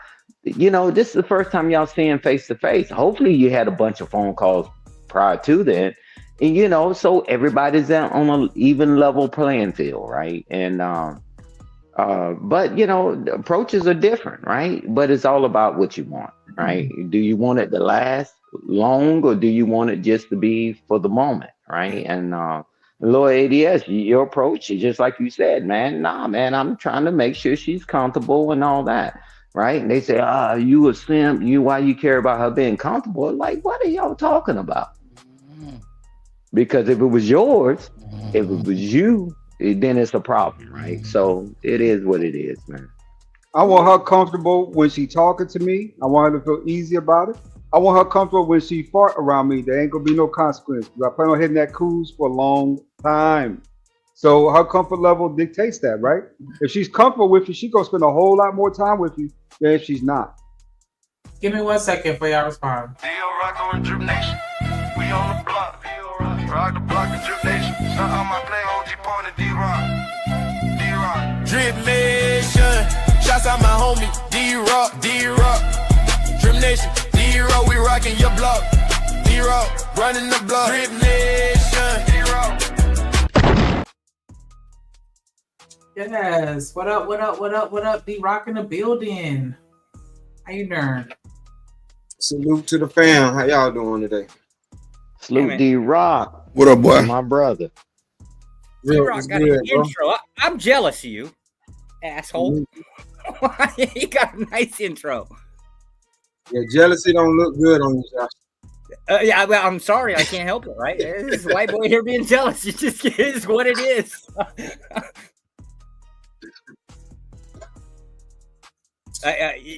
If he does an intro for me, it's probably gonna have a banjo in the background. I'm almost sure of it.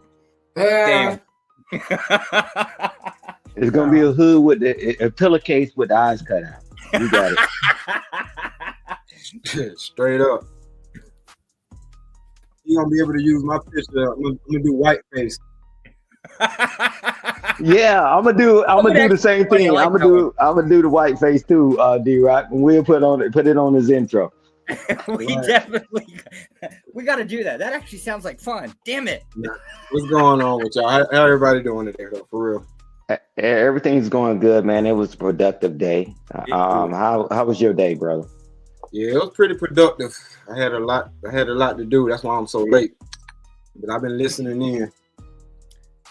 We having a disagreement about I guess about how much effort is put into a first date, at least monetarily wise, I guess. Oh yeah, I heard y'all talking about that, and somebody made a good point. First date is a meet and greet. You don't take no chick to no 5-star restaurant on the first date. Damn. That just don't make sense. Here, let me try this one. How often do y'all go on first dates? Shit, as often as it takes until you find that one. But that's the thing. That's why you don't take them out. A lot of times, first dates is probably like twice a month. Damn. Yeah, I haven't been active. I haven't been on a first date in now I'm married, but before that, it might, I don't know. So like my first date, doesn't have to be my wife. I'll tell you the same thing. I'll tell my homeboys when they come in with that bullshit about their wife. They come in there screaming and yelling, talking this bullshit at the bar. Shit they won't say to her face. They say to me, you know what I tell you, nigga, don't get your ass back out here no more and get single. That's one thing you don't want to do. Mm-hmm. You don't want to get back out here and get single, nigga, because it's wild. It's a wild world. Nigga. Tell them, Lord ADS. Ain't nobody rushing to get out there in that sewer. No, man, I got the shit. I'm more afraid of the women than they is afraid of me. Shit, I might catch something. Shit, I don't know what's going on with some of these brides. You know, let me keep it real. Back in the day, I used to take chicks to kind of high-end restaurants because I wanted to smash fast. Right? Yeah. What I learned is, you get to smash, but you don't keep them that way because then the expectation's always set, right? Exactly, because you set the expectation at a high, you know what I'm saying, at a high bar. And now you got to continue to reach that bar. You got to continue to meet that level. And when you go back and you tell it to her face, hey, you know what I'm saying? I want you to love me for me. You know what she tells you? I thought all this was you. You was taking me out every weekend to this restaurant. We was doing this, doing that. We was going here, going there. We went on vacation together. She think that's you. She don't know that that's, you know, saying there's a person underneath all that stuff. That's who's there's a person underneath all that. You know, saying the person is doing these things, but there's a person underneath all that. I think that's the best way to say it, right?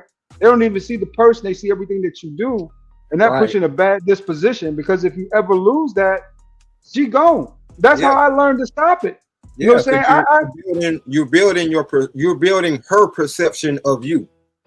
Exactly. You know what I'm saying? Look at you, Superman. You can do it all, right? You know what I'm saying? You know what I'm saying? What's the name of that duck? You know, they'll say Scrooge McDuck ass nigga. You know what I'm saying? You got money, swimming in money. No, I'm a man. I do a little bit above average, probably maybe a lot above average some ways, but I'm still just a man the same. You know what I'm saying? And I don't want to have to buy you. I want you to like me. No, I want you to earn that shit. Cause the thing about it, I ain't never used to take. I don't do dates. You know what I'm saying? Especially first dates and all that extra shit. Nah, I only date or take out women that I'm actually in a relationship with. That way, I don't feel like I'm losing anything. You know what I'm saying? Because at that point, I'm really just showing you. You know what I'm saying? The places that I like to go, and you showing me places that you like to go. But I'm not. I don't take women out just to be taking them out, or taking them out knowing where we just trying to get to know each other. Now we can do that shit over the phone. It won't cost us a dime. We ain't paying for no minutes no more. Damn. Yeah. I can't. I low key can't disagree with it, because like that's the difference between dating to date and dating for, I guess, for a long-term relationship, for something, I guess, even for whatever point. That would be the difference. Because all of your interactions are going to be over the phone until y'all actually make it an official relationship, and then you go out together. Hell yeah. Yeah, and I'm gonna tell you why. Because going outside with y'all costs us money. I don't give a damn what we do.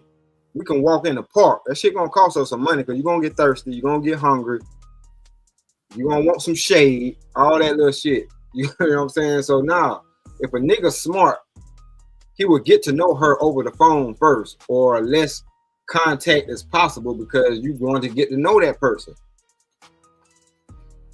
All that going out shit, every time we go out, we spend money.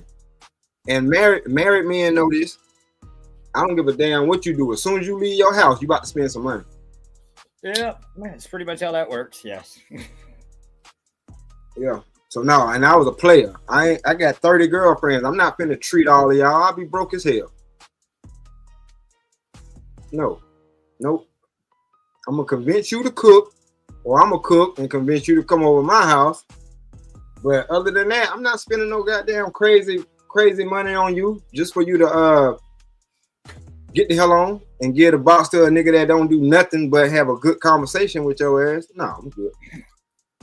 Exactly. You know, I'd say most guys are unaware that even the girls that you want, that you find, no saying, pretty attractive, no saying the ones that you be looking at, they already got friends, nigga. They got male friends. And some nigga out there probably beating that thing up she feel good about, you know what I'm saying? But she ain't willing to really stay with him because he probably ain't, you know what I'm saying, got much anything. And she looking at you because you got a little something, right? Yeah. You know what I'm saying? Lord, it is. Just real quick. Have you ever got mad at your side chick for leaving her main nigga? No, not because of that, but I'll take. You know what, Stan? We had a conversation yesterday with some peacocks. Yes, they was peacocking their ass off. I told them the honest truth. I said when I was in my youth, yeah, I got pussy whipped. And I never had that happen. I ain't never been addicted to that. You know, it's always been so organic and such a nigga. I've been pussy whipped. Yeah. If you ain't never got pussy whipped, then you ain't never had no pussy. Exactly. I just said, damn. Straight up. I swear to God, I said the same shit. What up, Trey? What's up with y'all, man? How y'all doing tonight, man? I'm just saying, Trey was good, bro.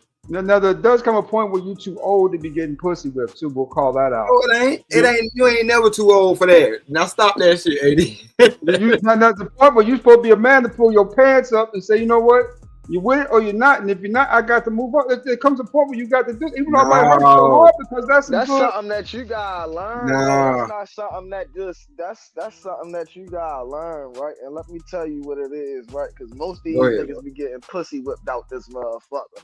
Let me tell you what it is, right? I'm trying to tell you, bro. Niggas be looking for relationships. Like niggas be feeling like they can't be without a relationship. That go for niggas and females. That's why motherfuckers so fucked up. You feel what I'm saying? Motherfuckers want to be free, but motherfuckers want to be up under somebody at the same time. I'm trying to tell you. Right. That's why I say get married. Get married, because that you understand that I want you around, but I don't want you around me all the time. Bro, I was about to say I don't understand how people don't feel like that before they get married, bro. Like I always feel like that. Like I don't know, bro. Like I'm just one of them people. I need my own space. Like leave me the fuck alone for a couple of days. God damn it. Right. But see, that's why. But that's the importance of having that commitment in place.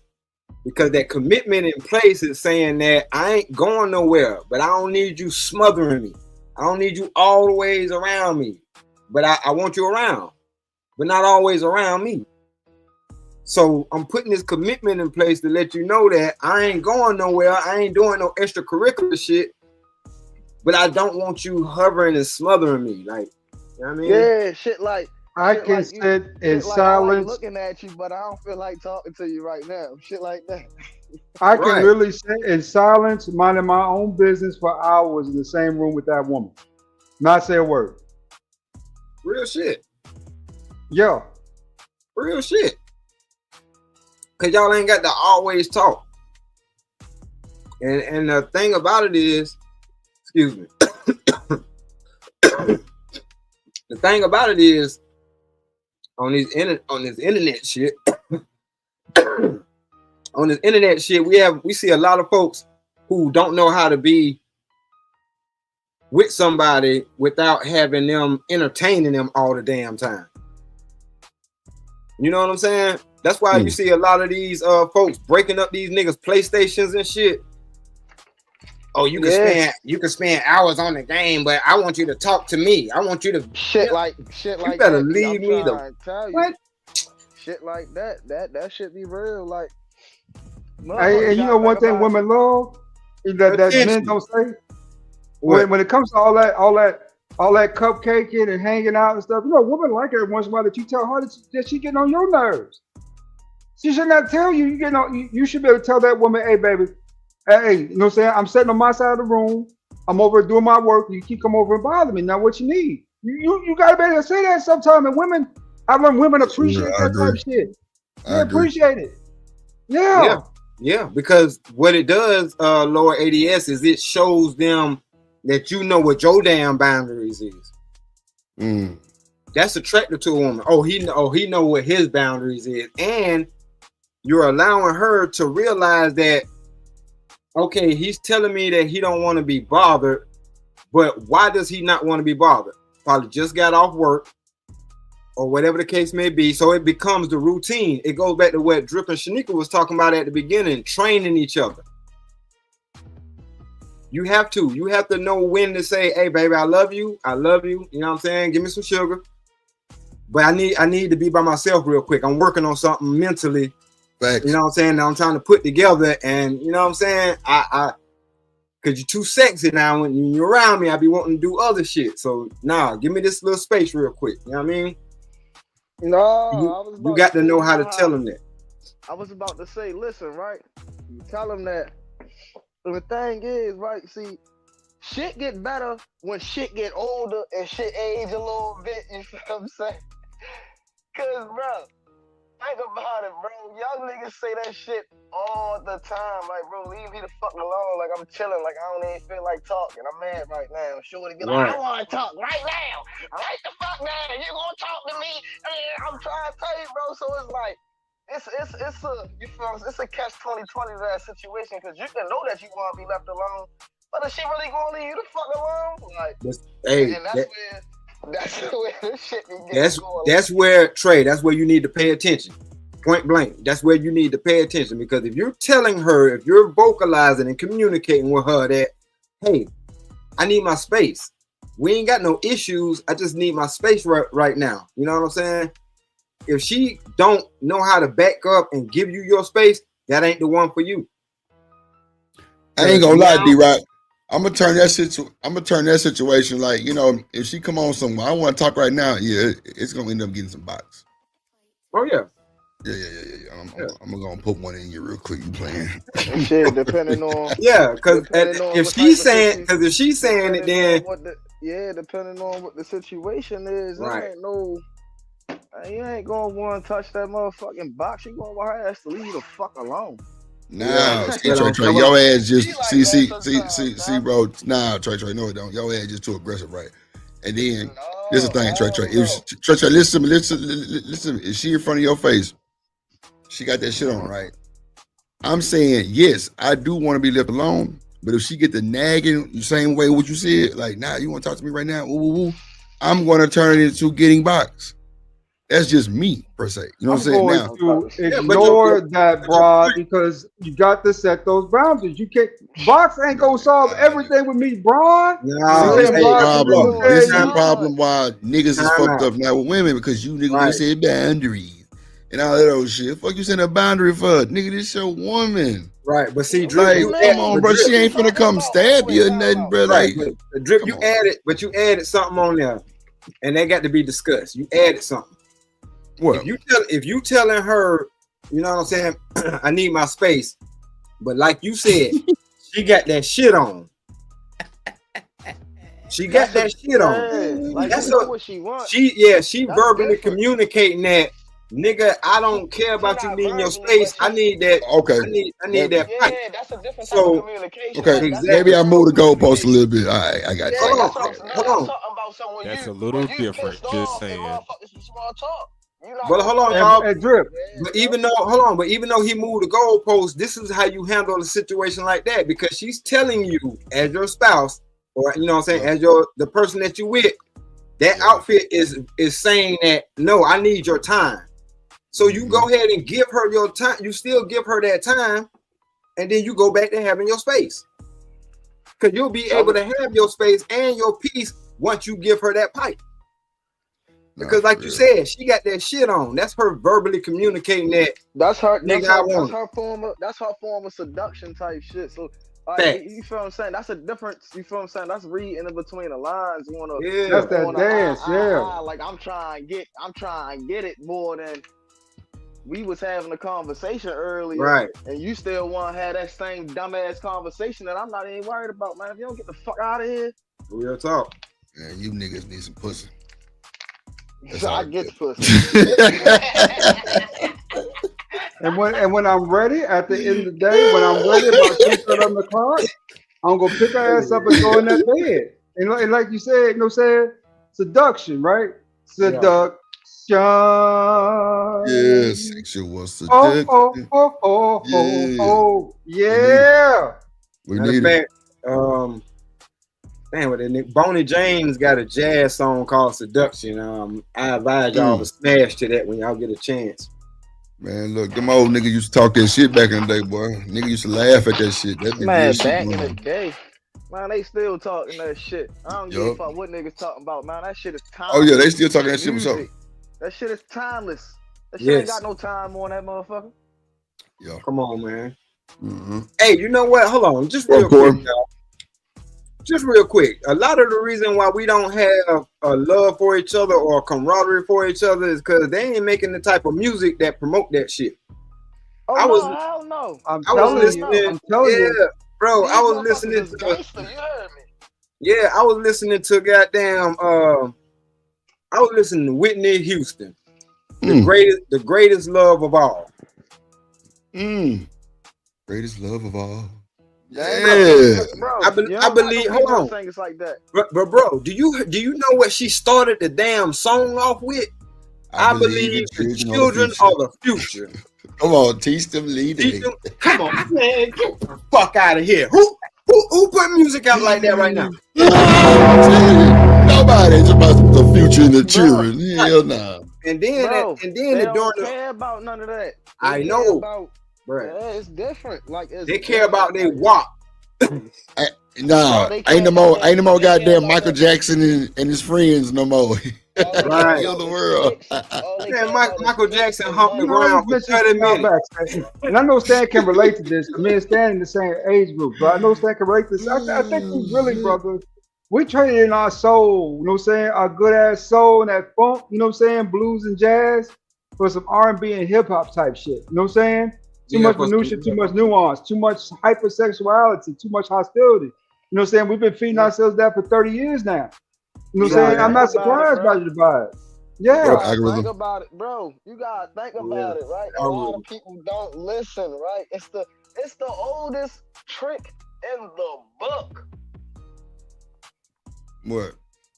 Bro, all you gotta do, how the motherfucking devil get to the people? Through the music, bro. It's the oldest trick in the book, motherfucker. Motherfuckers really just got away from their roots, to be honest. Yeah, real talk. I was about to say, cause it really wasn't all that bad on the transition to R&B. It really ain't start getting bad until niggas really started saying fuck the church, fuck everything the church got to offer, and niggas really started walking away from that. Like, What up, Q? once we stopped that was the turnaround to everything, cause that was around the time where they started taking prayers out of school and all that. I remember when I used to first go to elementary school, we used to have a prayer every morning. And home on road. the goddamn intercom. Yep, home really road. did. So you feel me? So it's yeah, bro. By the time I was in 4th grade, that shit was gone. Well, we ain't have it over the intercom. We did the Pledge of Allegiance, but when I went to the private school, we definitely did the prayer. We did the Pledge of Allegiance, and then you did the prayer at the same time, like Yeah. the president. Yeah, you did the prayer. They were back to back. We ain't do Went to prayer. Catholic schools all life, so I know I mean, we went to hood schools around this motherfucker. You feel what I'm saying? So Nigga, I went to the hood school when I was in them time frame when I was doing that type of shit. It's just when I went to the private school, they wasn't doing the pledge. It was a prayer. And on Wednesday, we went to Bible study. But when I was in public school, elementary, like, yeah, we did the Pledge of Allegiance over the intercom, and they said the little shit, what's going on in the school, your little PTS meeting, for me, the PTO meeting and shit. That was it. We ain't do no, yeah, that was it. That's what I'm saying. We ain't had it. Private school. We ain't had someone it. that went to private schools his whole life. I know Drip ain't lying because someone that went to private schools most of his life. Yep, he ain't lying about that. Tell you, we're no Pledge of Allegiance. We just did the prayer. Now, one school I went to, we did both, but that's neither here nor there. Yeah, we did both back in the G for real. We did both. That's when they took everything. What up, brother? What up, Corey? That's Nah, when they took everything out. And I was crazy. about to say, and that's another thing too, right? So it's not just the music, it's the bro. I ain't even gonna lie, it's human beings, bro. We done turned numb to being human. Yeah, we desensitized. Yeah, we normalize it. Yeah, we normalizing that shit. And that's why they put it in our human. Like, we don't care about other humans. Period.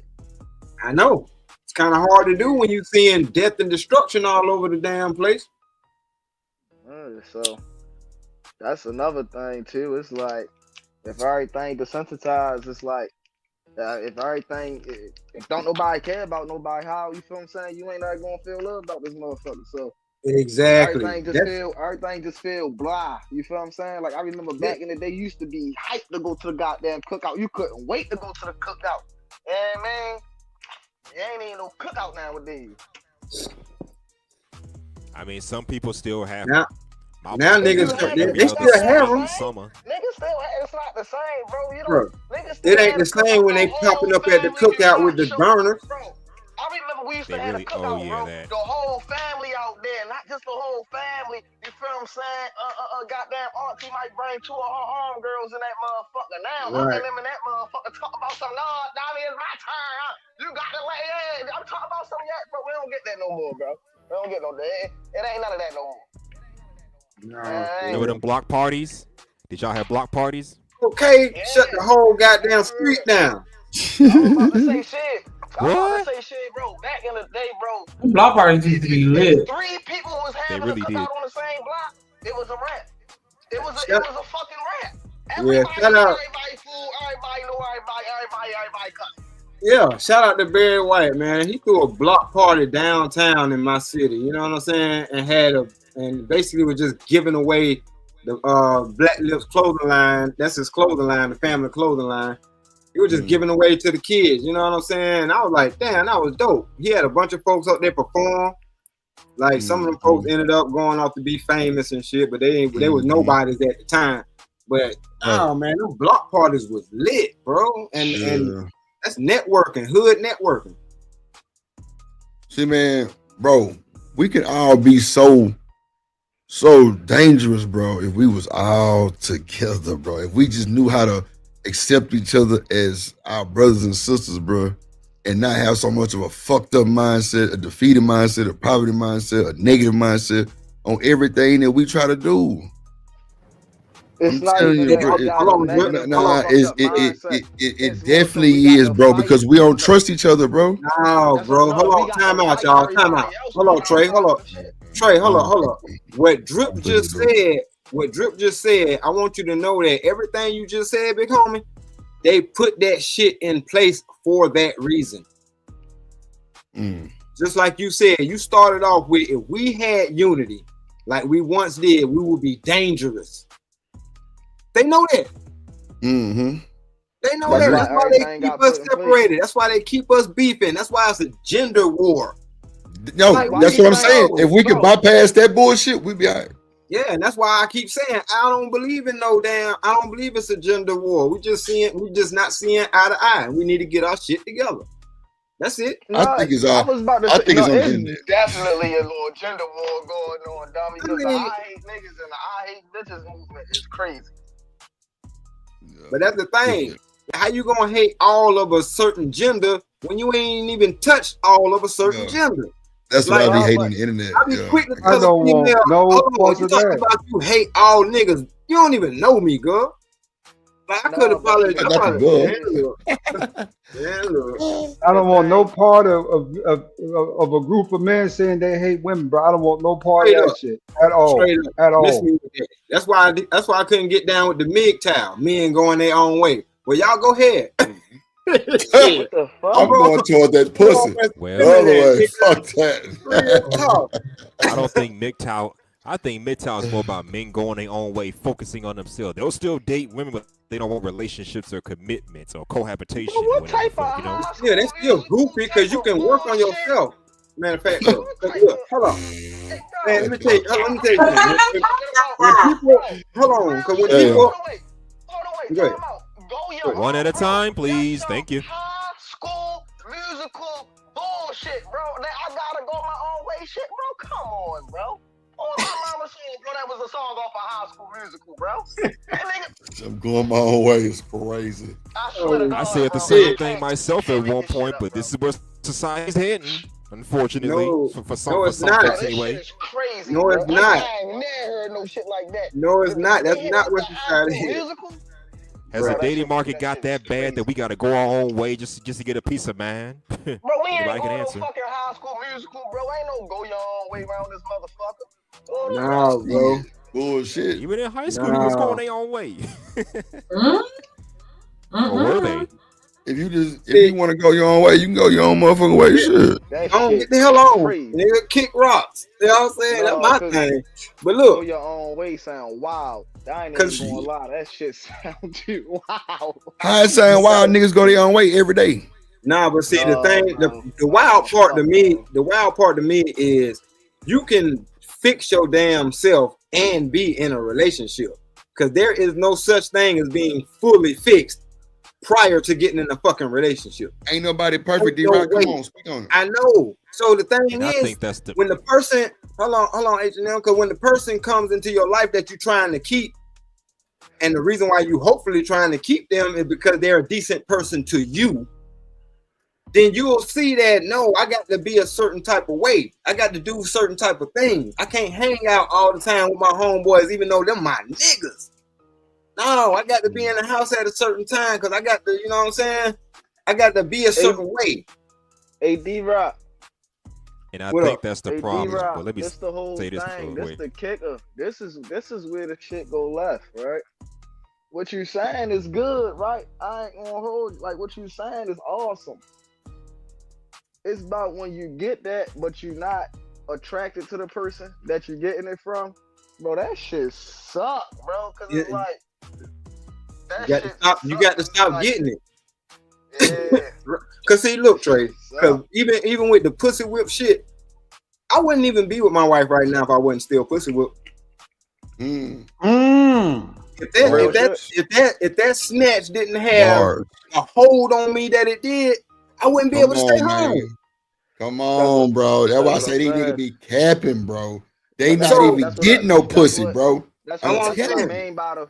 That's what I mean by the attractive part, because it's like, bro, like you can fuck with this person so heavy, you don't want to hurt them, but you just not attractive to them like you want to be. Like you did what I'm saying. I don't know if y'all ever been there. Yeah, but no, I'm saying the moment. Hold on, Trey. This is what I'm trying to tell you. The moment that you lose that attraction, you got to let that shit go. Because I'm telling you. Yeah, no.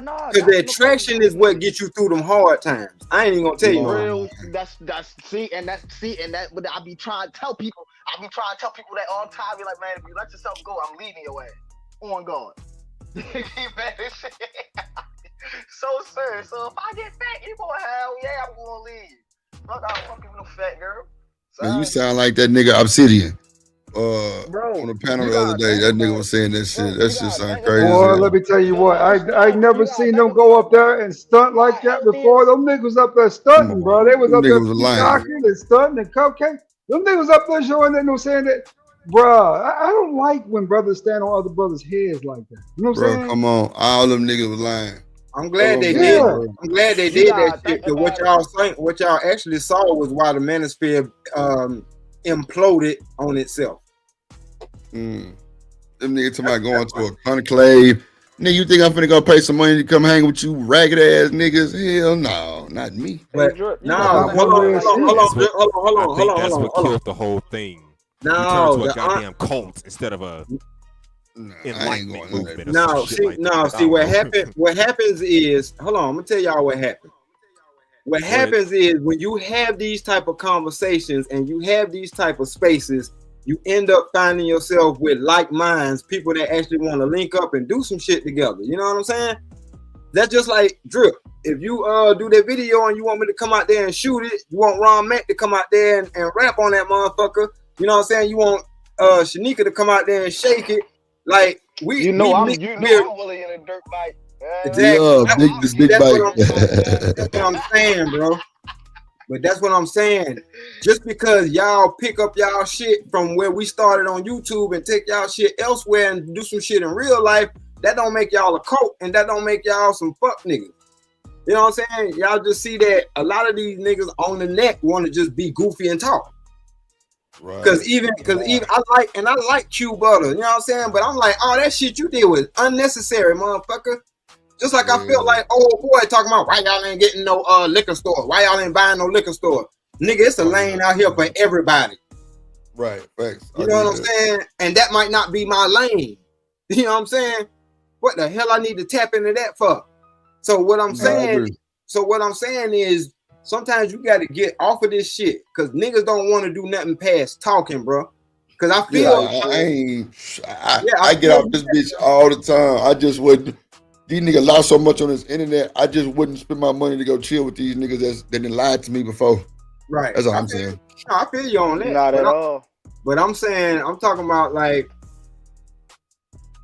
just the whole camaraderie of the business thing. Like we got enough people on here that we be coming across that we can make some shit happen if we really wanted to make some shit happen. All I'm saying is the ones that's not included in whatever project that we are about to make happen are gonna be the same niggas that be like, look at them niggas. Them niggas then clicked up and they on some old, you know what I'm saying? On some old whatever. So when you got that type of shit, it's like, nigga, that's why I couldn't build with your ass in the first place. Cause as soon as we left to go do some shit, you want to talk about it. Right. But you ain't doing shit. You know what I'm saying? Right. That's why I say shout out to the nigga who he got the school. I even promoted that shit. It's the Zyrex school, and he do tech with the kids. You know what I'm saying? So STEM, he do STEM shit with the kids, teach them how to build robots and all kinds of shit like that. No, I ain't gonna lie. You better something totally different than them other niggas though. I ain't talking about. But hold on, but at the same time, but at the same time, that don't take that shit and hold your nuts on somebody else talking about where your shit at, where your this at. Like, hold up, partner. That might not be my freaking lane. That might not be my lane. So congratulations, but nigga, that shit ain't stunting on me. It comes across as to me when I hear stuff like that. It is major downplay and dismissal of the common working man, right? It is. The goal is to make sure everybody gets on the same page. You know what I'm saying? That we work out our issues, right? Resolve whatever we got going and kind of work as a team to resolve some of these bigger issues that we're kind of facing right now in this community. What I saw was, you know what I'm saying, niggas getting up there peacocking. Exactly. Come on, man. Exactly what it was. Standing on this nigga's head. You know what I'm saying? Out there, one obsidian up there, 15 niggas punching. You know what I'm saying? Shit like that. I ain't like that. I ain't enjoy that. I didn't think nothing. You know what it is, bro? There's no respect for nothing that nobody do no more. There ain't no respect for nothing. It's respect for anything went out the window. As long as you got the internet and you can hide behind the keyboard, guess what? Niggas is going type and niggas is going Skype. You heard me? Pretty much. I don't know. Like I'm too player of a nigga to associate myself with some bullshit like that. Well, these niggas knowing these niggas lying, half these niggas ain't got their shit together. Half these niggas married to different races and they going against it and they talking about don't do this, do that, they do the same shit. I'm not going to put myself in no bullshit like that. Nah, I'm too player of a nigga to do something like that. That's just me, and it is what it is. I'm not going to put myself in none of that shit. Now, old boy, Q boy with school, that's big dog. Any black man with a school like that, that's big dog. You gotta get approved for so much shit to get to school. Right. So I commend that. But that complex shit, that conclave bullshit, you never catch drip a name associated with no bullshit like that. So I think it's a bunch of small dick swinging ass shit. I ain't got time. It ain't for me. I don't even know what the hell y'all talking about. Thank God. Nah, it was some shit these niggas trying to start like around a this whole boys club, bullshit. though. It's like a whole boys club and boys shorts and all that shit. Yeah, nigga got tops and boy shorts and goddamn Gucci daddy shorts on and shit. Ain't no fucking way. Gucci daddy. And the ticket 800, and the ticket 800, and the virtual one like 600. Ain't no fucking way. Sound like something I don't want nothing no part of. Yeah, hell no. It sound like a bunch of gay ass niggas kissing. That shit sound goofy as hell. It really does. Cut to the conclave, nigga. Please, you wouldn't catch me. Hold on, let me shout out Corey Love. Shout out Corey for the $10 super sticker. Shout out to my nigga D-Rock for the goddamn $5 super holler. Goddamn, appreciate y'all. Let's go Drill Nation. Shouts out the homie from the house of love, man. Corey Love. Drip Nation salute. Let's go Drill Nation. Yes, sir. Shout out to the game. Let's go. We on the block, rock the block of Drip Nation. Shout out my play OG Point and D-Rock. Drip Nation. Shouts out my homie D-Rock. Drip Nation. D-Rock, we rockin' your block. D-Rock, running the block. Drip Nation. D-Rock. Yes, sir. Yes, sir. Yes, sir. Appreciate y'all.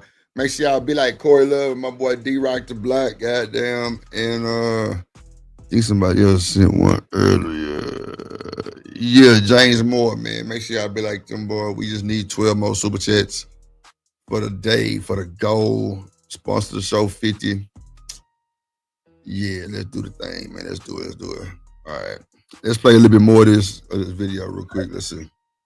Most a man who has to spend money on her or a man who don't have to spend money at all?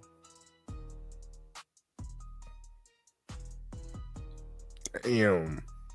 Well, look, before Drip, stop video. Yeah. See, y'all be talking about light-skinned brothers. This is how we be doing each other. Look at the dynamic. Ilkon versus Bruiser, nigga. Don't that look like something? Something remind you of somebody? Light skinned niggas, we get at it too.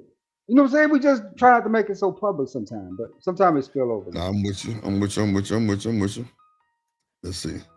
I wasn't even done yet because before my internet freeze. So a woman can can keep a job, she can keep a home, she can keep her animals, she can keep her Amazon Prime, her Netflix, her Hulu, their Disney Plus, but they can't keep a man that they want, like I said, and they don't want. So, Shanika, you there? Yeah.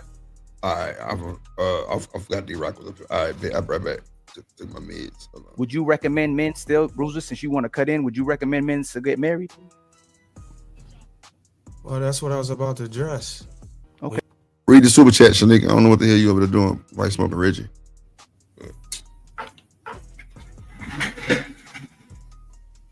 You know I figured you was. I figured you was. Damn. You still ain't sent none since you want to talk all that trash. Send me something then. Shimmer something. No, just play. Shout out to Kojak with the $10 super holla. He said 5 for the show, 5 for the dip fund. Make it clap. You know what to do. I'm so sick. I just throw a couple bills and she'll have a pair of hips. Shout out to the one and only Kojak in the building. Once upon a time, there was a moderator named Kojak the Great. He told mofos to get down or get put down. Drip Nation salute. Welcome to motherfucking Detroit, goddammit. Wonderful shit.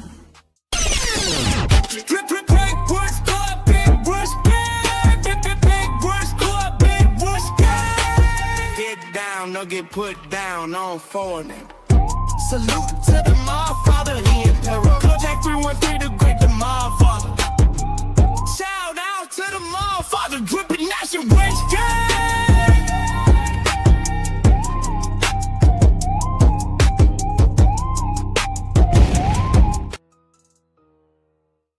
Yes, all hail the Supreme Emperor Kojak 313 the Great. On the bow down or get put down. Hey, shout out to BJ with that $10 super holla. He says still stepping. We already know that, and you through. Super through. Oh shit. Oh shit. I be sweating like a dog in the mic slip. So with the right mix, I get a tight vice grip.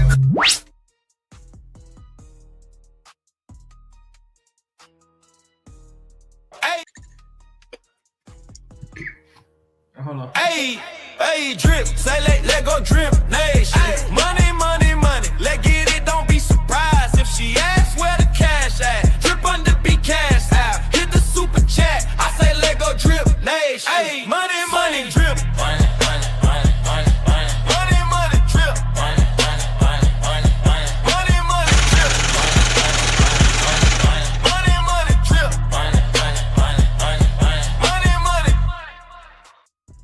All right, definitely appreciate that. Appreciate everybody that supported us so far. If we could get 5 more super chats to reach our next goal, definitely appreciate that. What up, tradesman? Don't be surprised if you ain't good chance. Oh, here we go. Okay, we'll play a little bit more of this and then we can move to the next conversation.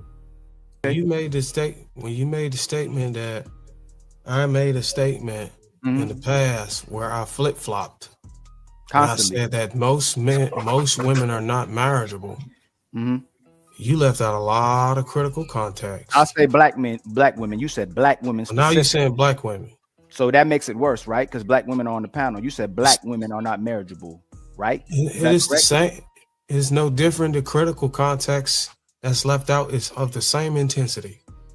And when I say that, is when I make a statement saying that most black women are not marriageable, I am basing that off of the guys who are actually trying to marry them. For example, if it is a guy who does not have his principles and standards established and doesn't have his shit together, and he tries to go out in the market to marry most of these type of women, he's gonna fail. They're gonna miss each other. So we can't just look at it one-sided saying that they're not worthy of marriage. We also got to look at the disproportionate opposite. The man that's meeting them at the table and he ain't got his shit together. He doesn't know how to detect manipulation. He doesn't know how to lead. He doesn't know how to compensate for a woman who also didn't come from a father figure in the household, just like you yourself. You both of y'all have to have a significant amount of grace for each other because both of y'all come from the same damn demographics. So by default, yeah, most of the black women are unmarriageable. It's not just by account of their own value, it's also account of the own perceived value that the man is bringing on the opposite side. That's the context that's left out. So pretty much, he's saying that, you know, it's women out here that ain't married because y'all niggas ain't shit. No, that ain't what he said. He said because the women are unmarriageable. Nice Shit, try, I though. mean, Nice what Shanika just heard, what Shanika said, that's what I heard. Yeah, he was saying they ain't had their shit together. No, Yeah, you that's know what he what? said. That's what I heard. That That's I how I heard, interpreted it. because I heard something totally different. Because see, interpreted this that way. the thing. I didn't wait 10 years to marry my wife. I told you, my wife waited 10 years for us to get married. So if I didn't feel like waiting, or if I didn't already say in my heart that this is my wife and allow the grace to hold on, because like, hey, we'll get married when you're ready to get married, but I'm letting you know that I want to marry you. If a nigga don't have that already in his heart, he gonna get the fuck on. It ain't because he ain't shit or he ain't up to par, or whatever the case may be. It's just y'all as women, y'all let trivial shit stop y'all from making that leap. Because it ain't just it's not just a huge leap for us. It's a huge leap for y'all too. Y'all saying bye-bye to all the future D's or all the D's in your DM. You put it like that and leave it there. I backed it up a little bit because I want to hear what he said again because now I felt slow. But yeah, because it sounded like he was saying, like he was turning on the men for a little second. So Oh man, yeah, he like turned he said a straight lot of on. that. Let me hit play. And he tries to go out in the market to marry most of these type of women, he's gonna fail. They're gonna miss each other. So we can't just look at it one-sided saying that they're not worthy of marriage. We also got to look at the disproportionate opposite. The man that's meeting them at the table and he ain't got his shit together. He doesn't know how to detect manipulation. He doesn't know how to lead. He doesn't know how to compensate for a woman who also didn't come from a father figure in the household, just like you yourself. You both of y'all have to have a significant amount of grace for each other because both of y'all come from the same damn demographics. So by default, yeah, most of the black women are unmarriageable. It's not just by account of their own value, it's also account of the own perceived value that the man is bringing on the opposite side. That's the context that's left out. Bro, she just said she was screwed future. Well, that's beside the point. I don't know why you stuck on that. She must have hit a nerve. If she still got you going back to that. I don't know what's going on. You give her false value. Who gave her I don't know false what's value? going on with my. We got Ali back. Don't lose it. Don't. What was the point you trying to make? Because it seemed like you went. That wasn't. Anybody understood what I was saying? No, I mean I'm asking you, so I didn't understand. That doesn't matter if they don't understand. Well, I'm asking obviously you you couldn't understand because your internet connection keep dropping. I told you I didn't understand, so I'm asking you, what did you mean? I could restate it again. There's a critical amount of context you leave out. When I made the statement that most black women are not marriageable, it's not just on the account of them, their own self-worth or what they bring to the table that deems them worthy of marriage. It's also on account of the man on the opposite side, on him being able to fulfill the void where she's lacking at, or him being able to instill his principles or his direction to guide her into being a worthy wife. If any man, I'm gonna tell you right now, you cannot accomplish getting a woman into a actual marriage or grooming her or making her malleable enough to get to be a suitable wife if you don't even know how to do it, if you don't even know what a wife looks like yourself. and I know I'm breaking the rules here, but we give a lot of men too much damn credit when we come to the table, as if they know what. Just like we penalize women for not. We trying to tell me right. He's turning on y'all.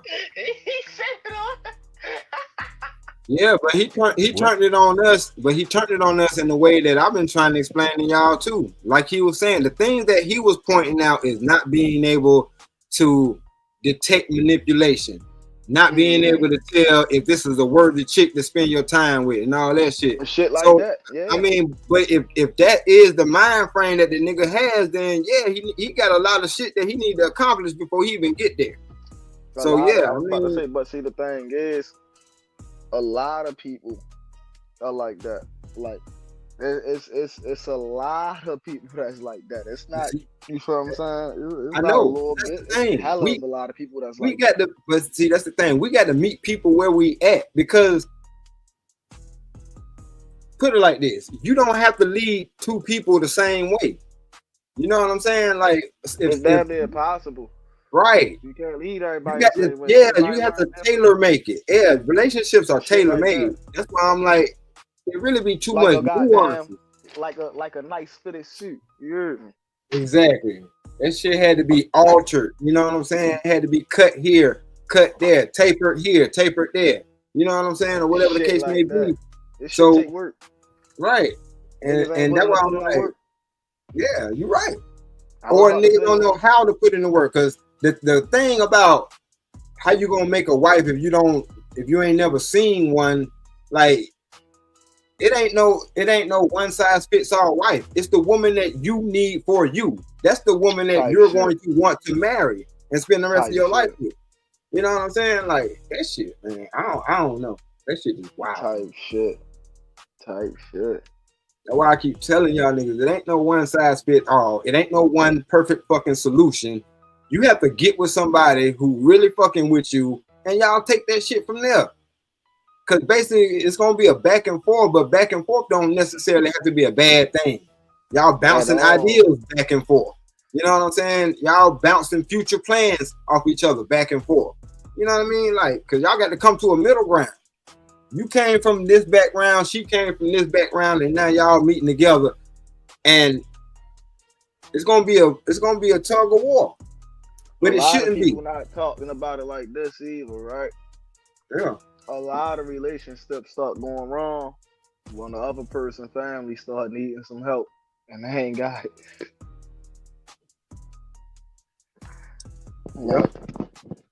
I was about to say, I mean, shit, that happens to a lot of motherfuckers, and people just don't be understanding. Like, bro, it's hard out here. Like, you feel what I'm saying? So, you know, it's difficult when you feel like you're in a situation by yourself and you're supposed to be with somebody, and that right there is the driving force of, I want to say, 85 to 90% of relationships are ending.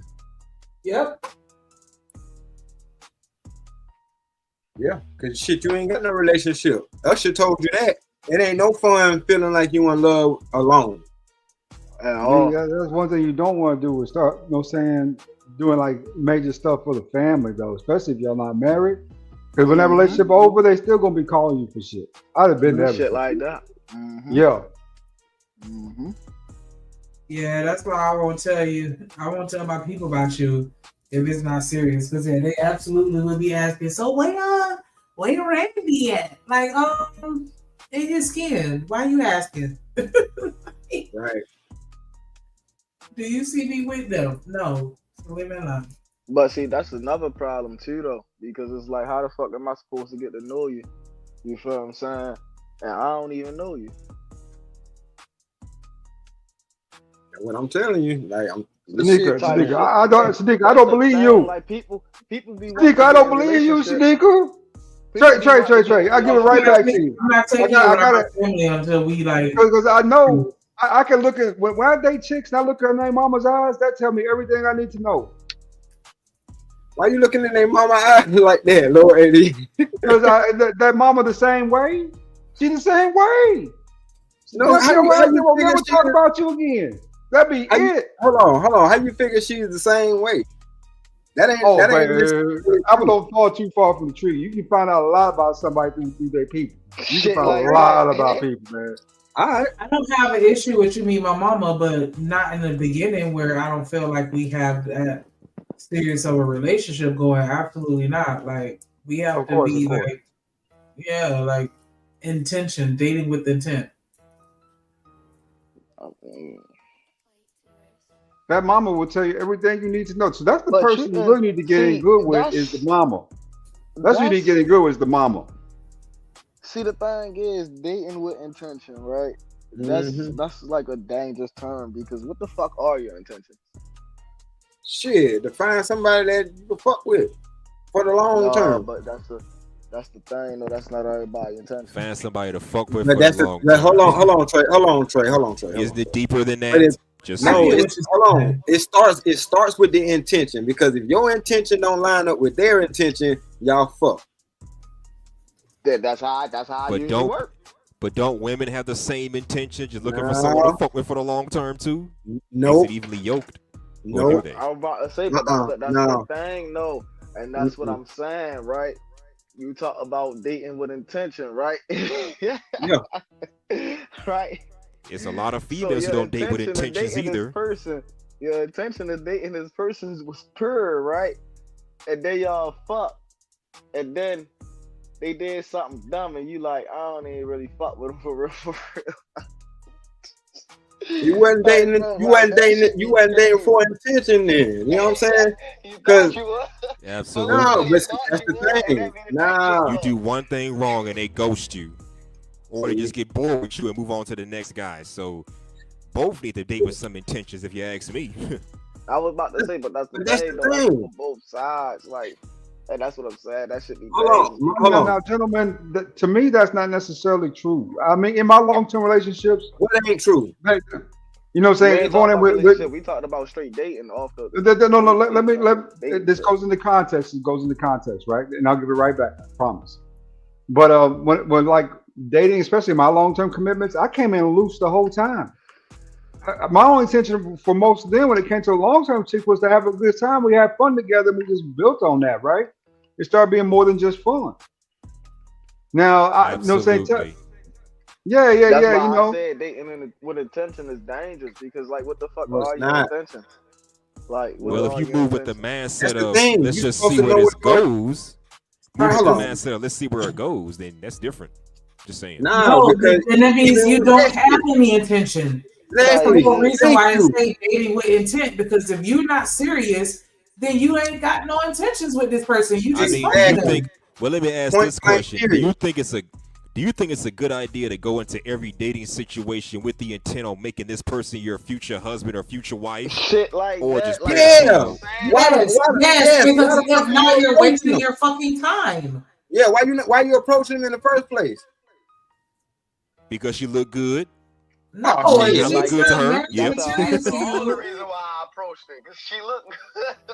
I don't know where the fuck this going, but look, this going to go somewhere. okay, but that's one part of what you're looking for in a relationship. So yeah, you see the physical matches. Now it's time to engage in a conversation because you just exchanging numbers without talking to somebody first. Like, what are we doing?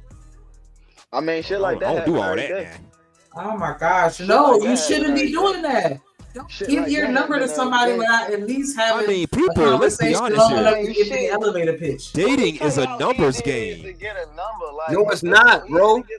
No, You it's shouldn't not. be giving any and everybody a Okay, number. then Just explain hold why on, it's let me- not. Hold on, that's what Somebody people explain it messing to me. up at. Shit. I will, because that's what people are messing up at. Look, I heard the podcast when the dudes was telling these women that they need to date multiple men and then weed out the ones they don't want. That's the dumbest shit I ever heard, and I don't think niggas should be doing this shit either. I'm telling y'all this shit from experience. I ain't never did shit for 16 years straight. I promise you. Like, if this shit was a job, I could retire in 4 years. But what I said that I did differently is I dated with intent. That's the only thing. That loose and free and whatever happens, that ain't no intention. Cause Hey, no whatever YOLO. happens, No more cause YOLO. whatever happens is going to happen. And I ain't intend on having a plan for what the fuck I was gonna do when that happens, cause I ain't had no intent. But if I intend to be here through the thick and the thin, whatever the case may be, that can't change. You From the either first have But it date. or do you you don't. know that in From the the first first 3 or date. 4 months, though, Hold Stan? Do you know on, that in the probationary period? no, you don't know. But let me finish, Lord ADS. That's my intent, and I'm letting her know what my intent is, and she also let me know what her intent is. From This the first date. relationship, hold on, no, ain't no. Yeah, we had, like I said, before we even went on our first date, we talked on the phone for about a week. First conversation was damn near 12 hours straight. That's how it be. 12. I'm On the saying, phone all Holy night. shit. damn right. Yes. So You be on the basically, phone I'm all saying night. we had a connection from the jump, and I knew what I was like. Well, I wouldn't approach her if I didn't think she was attractive. I've been on the phone with her for 10 hours. They let me know that she can hold my attention that long. Wow. Ain't nobody ever did that shit. So Hey, I'm salute like, to you. my intent Yeah, I was is about to serious. say, huh? Hold on. So my intent is serious. And I'm like, I can't be fucking with nothing. I had a little roster of little come throughs, and I was like, man, I gotta stop fucking with them. As a matter of fact, one But of them even D-Rock. popped up when me and her was dating, and I was like, nah, tell that bitch I don't even live here no more. You can tell her I passed away for all I care, because I'm taking this serious. Like, But and D-Rock, that here's was, the so, hold on, thing. no, I'm not You finished. said y'all was Let him talking land on his the plane. No, phone. let him land his plane, and then you got it, I'm All about right, go ahead. to land it real quick. How I knew her intent was her intent, because anytime she had free time, she called me to tell me that she had free time and that she was available. Anytime outside of that, was she was either at work or taking care of her mom. And even then, with the taking care of her mom, I was invited to help her do that, and that was the one thing that the other niggas couldn't do or wouldn't do. So that's why they never made the cut. You know what I'm saying? And just to go to Lower ADS point, that's how me and mom ended up getting tight. But I knew the intent was there, because anytime I had free time, I was letting her know I'm available for you and only you, and she was doing the same shit. So I knew where our intent lied. Yeah, that's the most important person outside of her I and those know. kids is that mama. If that mama like you, that goes a long way with a lot of women, man. It really does. But here's my thing. To D-Rock's point, yeah, you talk for 12 hours. That's quite the record. Longest I did was 7 hours, but okay, that's neither here nor there. But you talked for 12 hours, met the mama, so you knew right then and there, well, based on everything in between, that she was the one for you. You figured this could be the one for me. H&M. After all this, so H&M. Our you first decided date to just was lock it down. Well, my bad. exactly. Our first. No, I'm saying I ain't mean to cut you off, but our first date was at the park. There you go. That's So how you that let started me, with something know simple. what, bro. That let me know what her intentions was. She was like, I make the sandwiches and whatever, you know what I'm saying? You bring the drinks, and I'm like, okay, something both of us could do. Because she seen what my situation was. And I was like, I okay. understand. So after all that, you figured she was the one. So you like, you gonna lock her down. That's the way it needs to be. Yeah. So yeah, you approach. So yeah, maybe you were just trying to see where it went. But after all that, you realize this is the one for me. Fuck them other chicks. I'm dealing with this one and this one only. That's the way it needs to be to make a relationship work. I'm telling you, and bro, I You was did at the a right point. thing. I'm proud of you, sir. I'm proud of me too. Because I'm saying it was a point where I was looking at 15 years, and I told her to go on about her business. Straight up. And y'all She give was each other like, she she did said, all that I vetting ain't and going discovered she nowhere. was the one. No, she said, I ain't going nowhere. And I was like, yeah, this just talk. I heard, you know what I'm saying? I heard this shit before. No, I was putting my eggs in the basket one at a time. She showed me. It wasn't just some shit she was telling me. She was showing me that she had my back. You know what I'm saying? It wasn't just talking. That talk shit sound good, but no. Actually coming 3 hours to pick me up when I got out of motherfucking jail, and you didn't have to type shit? No. She was girlfriend You found status. a good one. Yeah, you found the good one, bro. I got to give you props. But if I didn't fix y'all have like a myself, round of applause on here. Get this bro, man a round of applause if you have it. I'm just saying. But if I didn't fix the shit that I know I needed to fix in myself and be able to find or appreciate that type of woman, bro, it wouldn't have worked out. Because that bullshit Brian McKnight was saying was some bullshit. If I would have met her anytime before I met her, me and her wouldn't be together now. Well, Life don't work I like don't. that. Life I don't don't get it. fucking But work. okay. Like that. No, I'm telling you, because before I was on bullshit. When I met her, I'm telling you, when I met her, I wanted somebody who I didn't want to cheat on or didn't, you know what I'm saying? Like, I just needed to clean myself out. I went through my whole roster and I prayed about it and I said, I don't want this no more. And I was going through a divorce. Me and her didn't exchange numbers until I got the divorce decree in my hand. Let me know that this shit was fine. Like I tried to cross all my T's and dot all my I's on this particular thing. That's why I said, when I dated with intent, I found my wife. When I didn't date with intent, I found my baby mama and a couple of other slaughterhouses. You know what I'm saying? That's all it was. Trying to tell y'all some shit that I know, not nothing I heard about. What's going on, people? Yeah. What's up with that? What up, McCoy? How you doing this evening? Salute. Hey, today my name is Trucker. Salute to the panel. Oh, and I appreciate if y'all call me Trucker Male, not Trucker Yell. Okay. Okay, Trucker Male. Now, let me tell you something, color folks. Okay. Now, what that color man Stan said is correct. All right. The patterns are there. If you don't date with attention, guess what? You end up rebounding a hoe, if that's what you would like to call in your color folks language. Okay. All right. It's a very terrible idea to date a bunch of people, okay, fucking on the same different people, receiving free meals. All right? It's a terrible idea. We know the repercussions of doing that. So, yeah. And besides, what Stan said is true, though. Let me stop playing. My first date with my wife was about 10 hours at the mall, chilling. So he's right about that. Probably ain't bought not one thing. Ooh. Just walking with a vibe and holding a hand. Yeah, just enjoying each other's company. We forgot what we went to the movies, but I forgot we didn't even really watch the movie because we was chilling. Y'all was tongue kissing, you little nasty fuckers. Nah, I was so I kind of H&M. I can see what you're saying, and Lord Eddie S is absolutely right about the mother thing. Yeah, he was right, but sometimes, just sometimes, that's not always true. My wife's mother did not like me for like 4 years.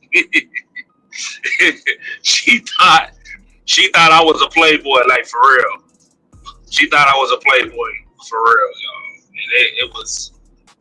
And it didn't interfere with your relationship? It didn't interfere at all? Like the mama didn't tell the daughter to kind of move around type shit, or she stayed down for the come up? That's real. The mom was in her ear. You know how that go. The only interference was the other dad, not her dad, but the other. Her dad was in her ear, but the mom was definitely in her ear, and my wife's ear. And yeah, it was that. Like the dad was cool. You know what I'm saying? Brothers and stuff like that. But definitely, for the 4 years, especially like when we moved to Texas. I simply told my wife straight up, I said, listen, your mama telling you one thing, you do what you want to do. I'm getting the hell out of you feel me, with or without you. Like, I stopped myself from leaving years ago, you feel me? Now, I'm at the point now where it's either if I don't leave, I'm going to prison. So I had to make my choice. I had to go. So But the mother, despite she not really liking me, like the way she moved though. Outside of that, the way she presented herself to the world, the way she cleaned her house and things like that. Yeah, that was a big thing for me. Family too, you know.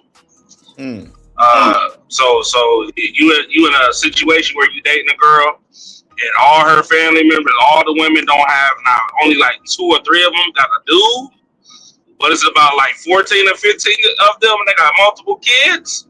It's a red flag. Never go around them. You ain't never supposed to go around them like that. No, never. When they got like bunch of single women, don't show your ass up for them cookouts. Do something else. That's real shit. Like I'm just giving game. Hey, Sugar Bomb. So that's if you go to a cookout or whatever it is, and about 15 other girls, okay, grown women, got a bunch of kids, and you only see about 2, maybe 3 dudes there, right? And bruh, you might want to remove yourself. Right. This is a question for the married men. This is a question for the married men. Now, let me see what y'all think, right? Have you ever ghosted the bride, the wife before? Have you ghosted her? Like, like one day you said, you go to the store and come back for 10, 12 hours, or right in the middle of an argument, get up, walk out, and not come back next day? Have you ever did it before? No, never. Oh, to your wife? Not to my wife. Hell no. I don't play with this one like that. Shit, no. Somebody got ADSC with the bullshit. You see that they're still alive, so I think they asking the question right there. My ex-wife, before we got married, I used to do shit like that all the time. All the time. Yeah, disappear on. Why would you disappear? You talking about disappear? I mean, if you got to do all that, just make her ass sweat for a minute. I want to see you sweat. I used to just sweat. This nigga ADS toxic as fuck, bro. You know what I'm saying? I was toxic too. If I feel some good box, I'm gonna lay up for about 3 days. I ain't gonna bullshit you. I'll be home when I get home.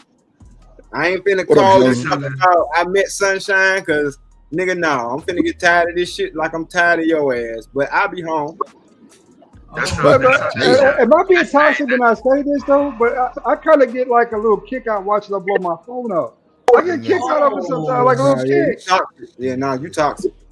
No. I mean, I know some men they can't help it. Some men, even in the mafia, they got. McCoy, we can't hear you, bro. Your shit sound like a telephone. McCoy, we can't hear you. Yeah, I thought I was asking for a second. My bad. Nah, McCoy shit real low. I can't hear him. No, but if you gotta do that, then that is just somebody that's somebody temporarily, bro. Like if it's gotten to the point where you gotta disappear. Sugar Bomb say that. Sugar Bomb say that don't make having a man seem desirable. I'm trying to tell you. Like I said, that's how I used to be. Don't ever listen to these broads. They are constantly trying to manipulate and stay on code. These broads is constantly trying to manipulate and stay on code. Don't never listen to them because they love that shit too. Sugar Bomb more toxic than me. I'm toxic, damn it, Sugar Bomb. She take it to the next level. I can agree with that. You think she like a little fun in the sun, little games? Sugar Bomb probably love playing games. But see, this is the thing though. Sugar Bomb gonna tell you she's toxic. She don't give a damn. Right. But yes, ADS, listen, bro. Respectfully, I feel what you saying, but your time is priceless, man. I ain't playing that dumbass game with you. If I ain't showing up, listen. If I'm not contacting you, okay. It's one thing of a job. I got a job. Even if you got a job, you still, hey baby, how you doing? You know what I'm saying? Just checking up on you, seeing if you good. Make sure you naked when I get there, blah, blah, blah, blah, all that type of shit, right? But if I don't contact you at all, not even a text, I'm not, listen, you not for me, I ain't taking you serious. And guess what? I got another bitch. But why you can't just tell her that, truck? God damn. But see, now that's Lord ADS said. Lord ADS said he like to just leave his woman on hold and have her blowing up his phone. That gives him the everyone, not all the time. Not all the time. I know not all the time, but every once in a while. Let me tell you something. I ain't got the type of woman I can do that shit to. Cause after 24 hours, she gonna put a missing person report out on me. And I'm gonna be driving around, and I better not be dirty if I'm driving around, because the police gonna pull me over. Your cover report is stolen. You know what I'm saying? They said you've been missing and all kind of shit. Like, no, my girl gonna go ham. But at the same time, I'm like, damn, I understand that shit, because if she can't get in contact with me as close and as important as we are to each other, if she can't get in contact with me, she gonna start panicking. So wait, let's ask Shanika real quick, before you go. Shanika, if you with your nigga, that nigga dropped the kids off somewhere at 9:30 that morning, right? He free, the car empty, and he don't come back till maybe 2 in the morning. What's going on? It's gonna be some problems. I mean, not 2 o'clock in the morning. That might be a little bit too long. Maybe 9, 10 o'clock at night. You want to make sure. Okay, well, 12 hours then. It's cool till 12 hours. Yeah. Like, Right? difference, like the whole that. Nah, Shanika, tell them the truth, Shanika. Please tell them the truth. You live with me? I suggest you duck when you walk through that door, because there might be something flying in your direction. The way that my heart Shanika, I had a flat tire. You want me to do? I had a flat tire. I lost my cell phone. You better find somebody and beg them to use their phone. Bro, niggas not losing cell phones like that. I ain't gonna hold Yeah, it. like, I ain't losing cell phones. No, hell no. Like, that shit would drive me up the wall. That nigga go call somehow, some way, be like, baby, I lost my phone. I'm just calling you over somebody. Man, niggas know. Come on, man. Come on. But it's a block number though. It's a block number though, truck. Unknown Number you calling to from a block number. Unknown number go to voice. Put it this way: if I call you from another nigga's phone and you pick up, bitch, I'm gonna be on your ass. Yeah, it's a wrap. Nigga, you ghosting for 12 hours, nigga. What, you ain't got nothing to say. If you ain't got no if you've been gone and you missing and I don't know where you at, then that'll be a day where because I don't answer numbers I don't know. Like, that's a fact. But if I'm worried sick about you and I get a random phone call, yeah, I'm gonna answer that. So I'm gonna think that it might be you. Right. Yeah, man. ADS, you a toxic nigga, bro. I can tell you used to run them damn chicks racket, didn't you? I can tell ADS. I got one question for Lord ADS. Lord ADS, are you still with any of the women that you ever done that to? One. She still call, and I pick up and I talk to her sometimes. I'm nice. Sometimes. I'm not mean. You know? Man, yeah. But see, y'all gotta understand, like, you know, I'm built different. Like, I'm gonna feel some kind of way if you don't text me good morning. Like, I like to know that I'm important. So if something is going on with you, or you could be gone for an extended period of time, I would hope that you give a fuck about me enough to give me the common courtesy to let me know, hey, XYZ, I'll be home late. Or even if you don't explain to me why you coming, at least the heads up, like, hey, I'll be home late, I'll explain later, or, you know, I'll talk to you later, whatever, blah, blah, blah. Some form of communication, but just to disappear, like, that shit will drive me crazy. And I don't think that that's fair for you to do that intentionally just to fuck with me. Like, ADS, I'm telling you right now, I didn't damn near, nigga, I didn't. Hold on. I would run circles around your ass if you was that lenient towards me. That's lenient. That's way too. I just give you a heads up. That's it. Oh, I bet. Real talk. But see, that's what I'm saying. That's great. Hey, mic check. Mic check. Yep. How's my mic? What up, McCoy? What's going on? Oh no. Hey, salute to the panel. What up? Yeah. But there ain't never been a chick, even a chick that I was just fucking around with, that I didn't give the common courtesy to, like, I don't know, let know. No, I just have never ghosted anybody. You know, I've done plenty of chicks. Did the mic? Meet up. I think the mic went bad. What's up? Yeah, it started. Man, we got. Yeah, I'm sitting. We got a. Okay, there we go. I got a thunderstorm. I got a thunderstorm thing going on right now outside. My dogs all scared and shit.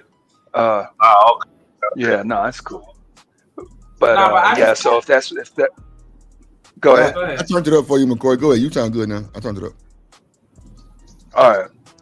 Nah, but I was just saying, I've always looked at dealing with no matter a man or a woman.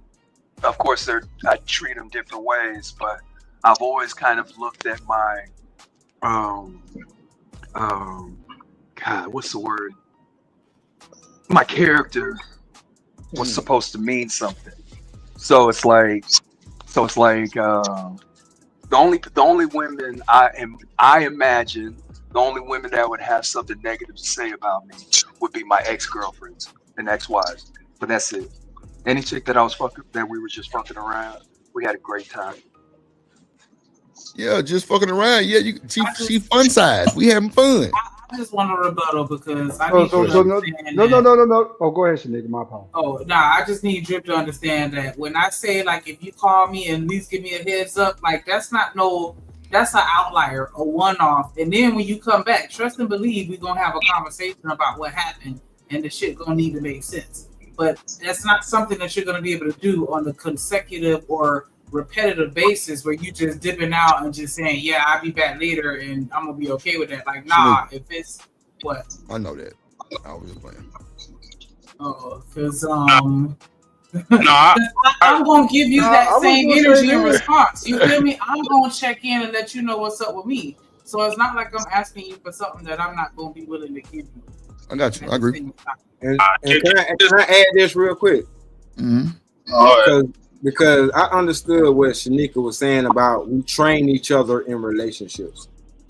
I ain't gonna lie. I ain't always been the perfect person this whole, this whole time. So when I did try that shit with this particular woman, I woke up to a whole bunch of texts saying I've been calling you and texting you all night, and I'm worried about you.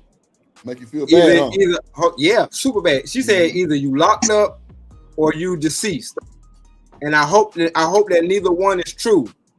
But when your ass come home, if you come home, yeah, hey, we got issues, we got problems. There you go, Stan. There you go, Stan. That's the honest truth right there. Yeah, and I sense a lot of cap on the channel. Hey Stan, real quick. You got it real good, bro. When I first started, bro, I took a nap one time. Oh man, she was hitting my phone and I'm just asleep. Bro, I went through hell for like 2 days. Yeah. Oh, yeah. Ain't no bad hell. She want to tell you that she love you. That's all. You better wake up in the middle of your sleep. So ain't none of y'all ever been in a position before because I'm like like you was living with a broad and you ain't feel like talking to her on the phone. She called you up, you ain't feel like talking to her. Y'all living together. You ain't answer that phone for about 4 or 5 hours, then you hit her back up on the text. Nobody ever did that before. Yeah, that shit. Yeah, you know something though. Not to you know anybody something I was about that, living with. Lord ADS, real quick. It's funny you say that because me and her were honestly just talking about this the other day, right? So what I peeped is the one time I tried to do a relationship like from a distance, like that whole being on the phone shit all the time was like such a must. So like in a nutshell, me and her, I'm seeing this woman like 3-4 times out of the week. When I actually go ahead and like we actually appreciate each other's like self time. Like when I depart from her, she don't be pressing me to like be all on the phone. I gotta show her the ride home, all this other stuff. You know, let me go ahead, call you on the camera, show you I'm going in the house. Like, well, all that like wanting to be on the phone and talk all the time. Like, nah, it's like I just was left from around your ass for the last like 4-5 days. Like, it's okay to just take that time to yourself. I digress. My mic is muted. There you go, Smitty, and that's the real truth. You know what I'm saying? I ain't gonna lie, I done had one come looking for me. I ain't like that. You need a break. And one thing you don't want is a broad checking you. You got to be on the phone with her every place you go. That's her trying to check your ass. You know what I'm saying? See what she's doing. Get off my ass. You know what I'm saying? I'm trying to live my life. Get off my ass. I'll call you back when I call you back. Ain't no nigga ever did that before with me. Man, y'all, listen. I'm gonna be quite frank, nigga. I talk to my wife like real shit, Drip. If I disappear, If y'all see me on the panel and I just disappear, most likely it's my wife calling. And normally we just have a regular conversation. You feel me? So that's what usually goes on. Like I talked to my wife, hell, I'm heading back home now. I just left yesterday. Mm-hmm. And I left Dallas all the way down to Laredo, and now I'm going from Laredo to Garland. Well, basically Dallas. Mm-hmm. You feel me? But even then, you know, we done talked on the phone about 2 or 3 times. You know what I'm saying? Chopping it up. She telling me, I'm gonna need you to be nice with me when you get home, cause you know you did something to me when you came. You know what I'm saying? All this. I'm like, nah, I gotta pay you back. You know what I'm saying? We just talking shit. That all day foreplay. You know what I'm saying? Mm-hmm. But sometimes a lot of people don't know what they really have until it's gone, bro. Like even the most simplest conversations of your woman calling or your man disappearing. I'm telling you right now, if you a nigga that really care about that spouse or your village, you're going to panic, man. You're going to panic, bro. So wait, fellas, what if she do the same thing to us? Then what? No, that's what I'm saying. But that's what I'm saying. Like real shit. Well, I expect anything at all times. I expect anything. Man, listen. I remember one time I could not get in contact with my wife. I'm talking about. You know what I'm saying? I couldn't get in contact with her. Right? So nigga, I'm panicking, bro. Nigga, you know what I did? I had this nigga.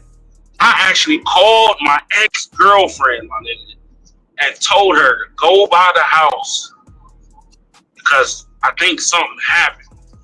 Boy, you a That's nigga. crazy. Real, That's like, crazy.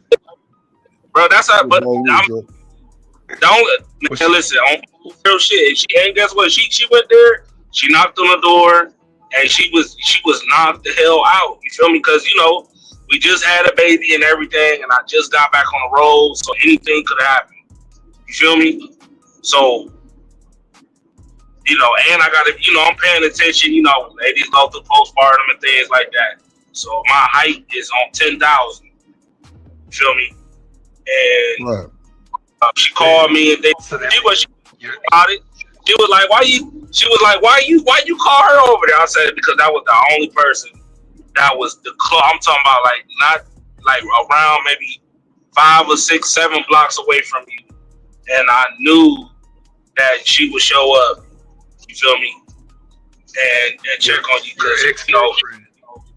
Your ex-girlfriend is the most dependable person next to your planet. Well, I don't have no family in Columbus. It's only me. I like my dad. My dad moved to New York. You know what I'm saying? I don't talk to my mother or my sister, even though I moved their ass to Columbus and now to Dallas. So I don't talk.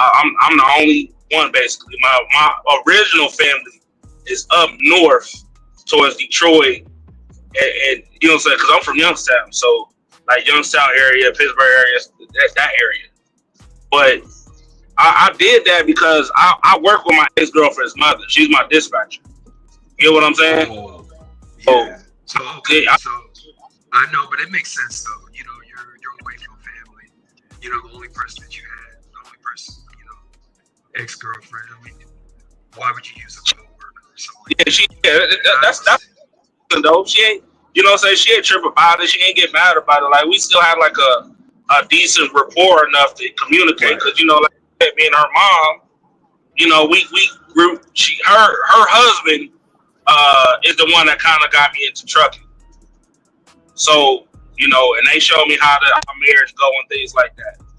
So, yeah, that's what I had to do. But just for that moment, bro, I'm telling you right now, I can only imagine what somebody else going through when somebody playing that dumbass game in ADS. I be playing that game, dog, but I know my wife, nigga. She like Stan said. Trucking.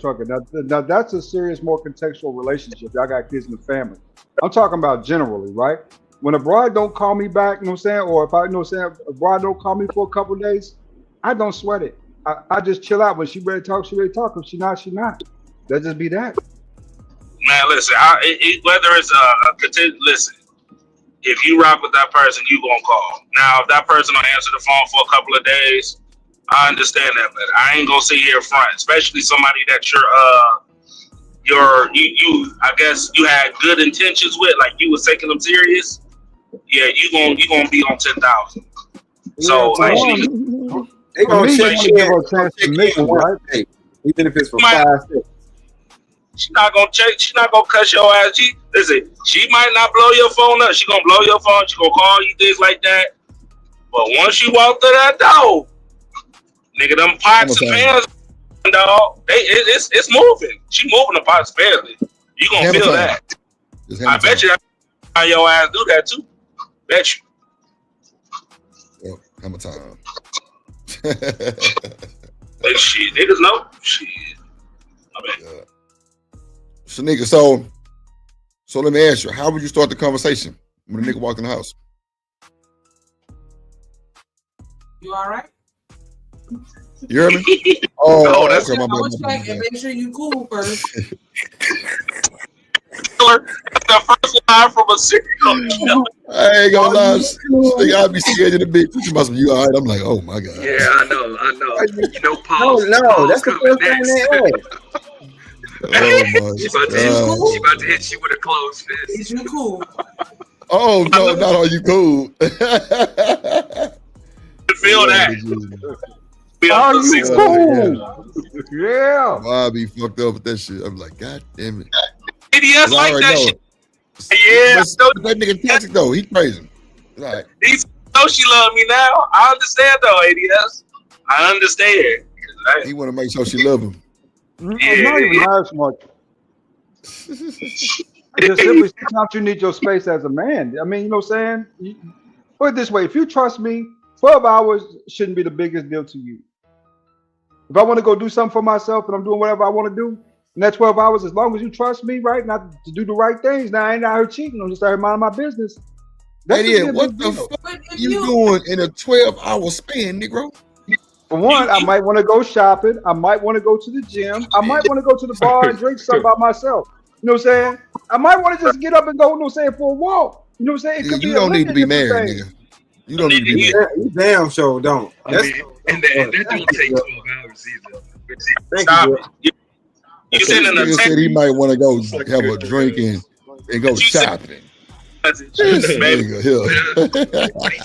they shop too. We gotta go shopping too, you know. It is. Stop it, bro. You said fishing. Now fishing is something totally different, Robert. Fishing is something totally different, G. That's true. It takes two. How about me just want to take a nap in my bed and mind my business? And I have to wake up every time. What you mean in your bed? I do that all the time. You live with me. It's like my wife wants me to sleep. Like on those days, I want to get up early and maybe do something productive, go to the gym, or maybe turn on the PlayStation, play one of my video games. My wife wants me to sleep till 11.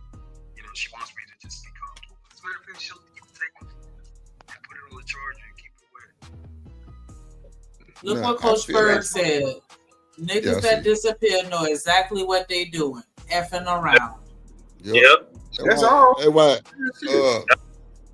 What's the boy name? ADS says gonna be missing.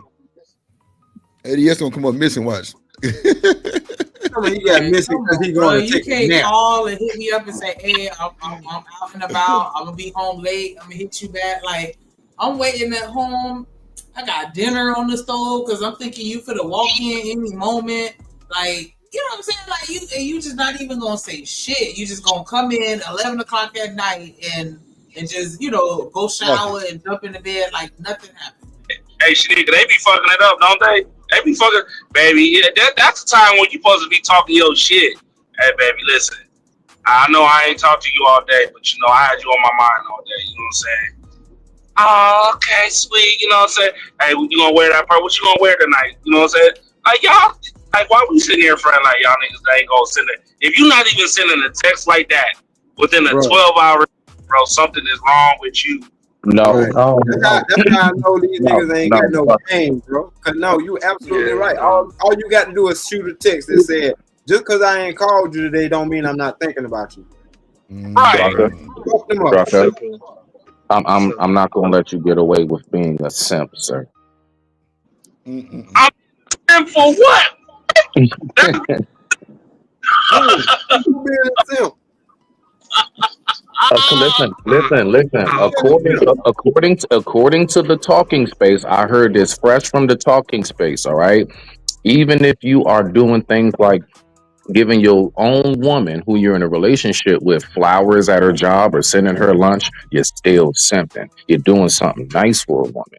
You don't try to Oh, categorize it in the way in which it's supposed to be categorized. We now fling it and throw it around like snitching. yeah. And them the But how same you niggas that pussy since never. And right them since they've been born. Last time the they passed a piece of box is when they were born. the same niggas that show more to their mama instead of the woman that they say they love. You know what I'm saying? Like it's I don't give a damn. But if I'm a simp for treating my woman who earned her respect, you feel me? And all these gifts and shit. Hold How on. do we My start? thing How is, do we start talking? that's your fault. That's your fault if you ain't found nobody that's worthy of doing something good for. Shit. And the crazy part is, she the only woman I ever done that shit for. Cause guess what? When I wasn't taking female serious like that shit, I wasn't doing that tricking shit. I'm gonna buy your respect. I ain't doing none of that shit. The only woman I ever bought things for was for both of my ladies. That was it. You know what I'm saying? They get spoiled to death, but they earned that respect. You feel me? So that's all I'm saying. Hey, call it what you want. Like, I'm gonna treat my wife like a queen. That she is. That's all. So I'll be that. I'll be an uppity simp dude, because that's what they like to use. You know, uppity simp dude, and with at the highest level. I don't give a damn. Shit. Yeah, just say that shit on the internet. Don't say that shit to my face. I'm gonna show your ass what a simp do. Bro, y'all even realize, like, you know how many women be arguing back and forth with dudes about them being on their purpose? I don't get no headaches for being on my purpose. Absolutely not. I get appreciated for that shit. You know what that look like? Oh, Stan, you work too long, Stan. You work too many hours. Blah blah blah. I need you under me right now. I don't get no headaches from that. I don't get. Hey, well, can I ask the men? I wanna ask all the men, whoever chooses to answer, whoever listening. All right. So, can a man stick and like you already on track of your purpose? Can a man be on his purpose and still be a part of, I guess, assist that woman in hers? Or does that man, how they say, have to be 100% on his purpose, and the only thing she's good for is being on his purpose? Hell nah. She already had a purpose before she met you. Yeah. So No, she like, can stay on. Yeah. Go ahead, Joe. Go ahead. Did you understand how I asked the question, Stan? Nah, right.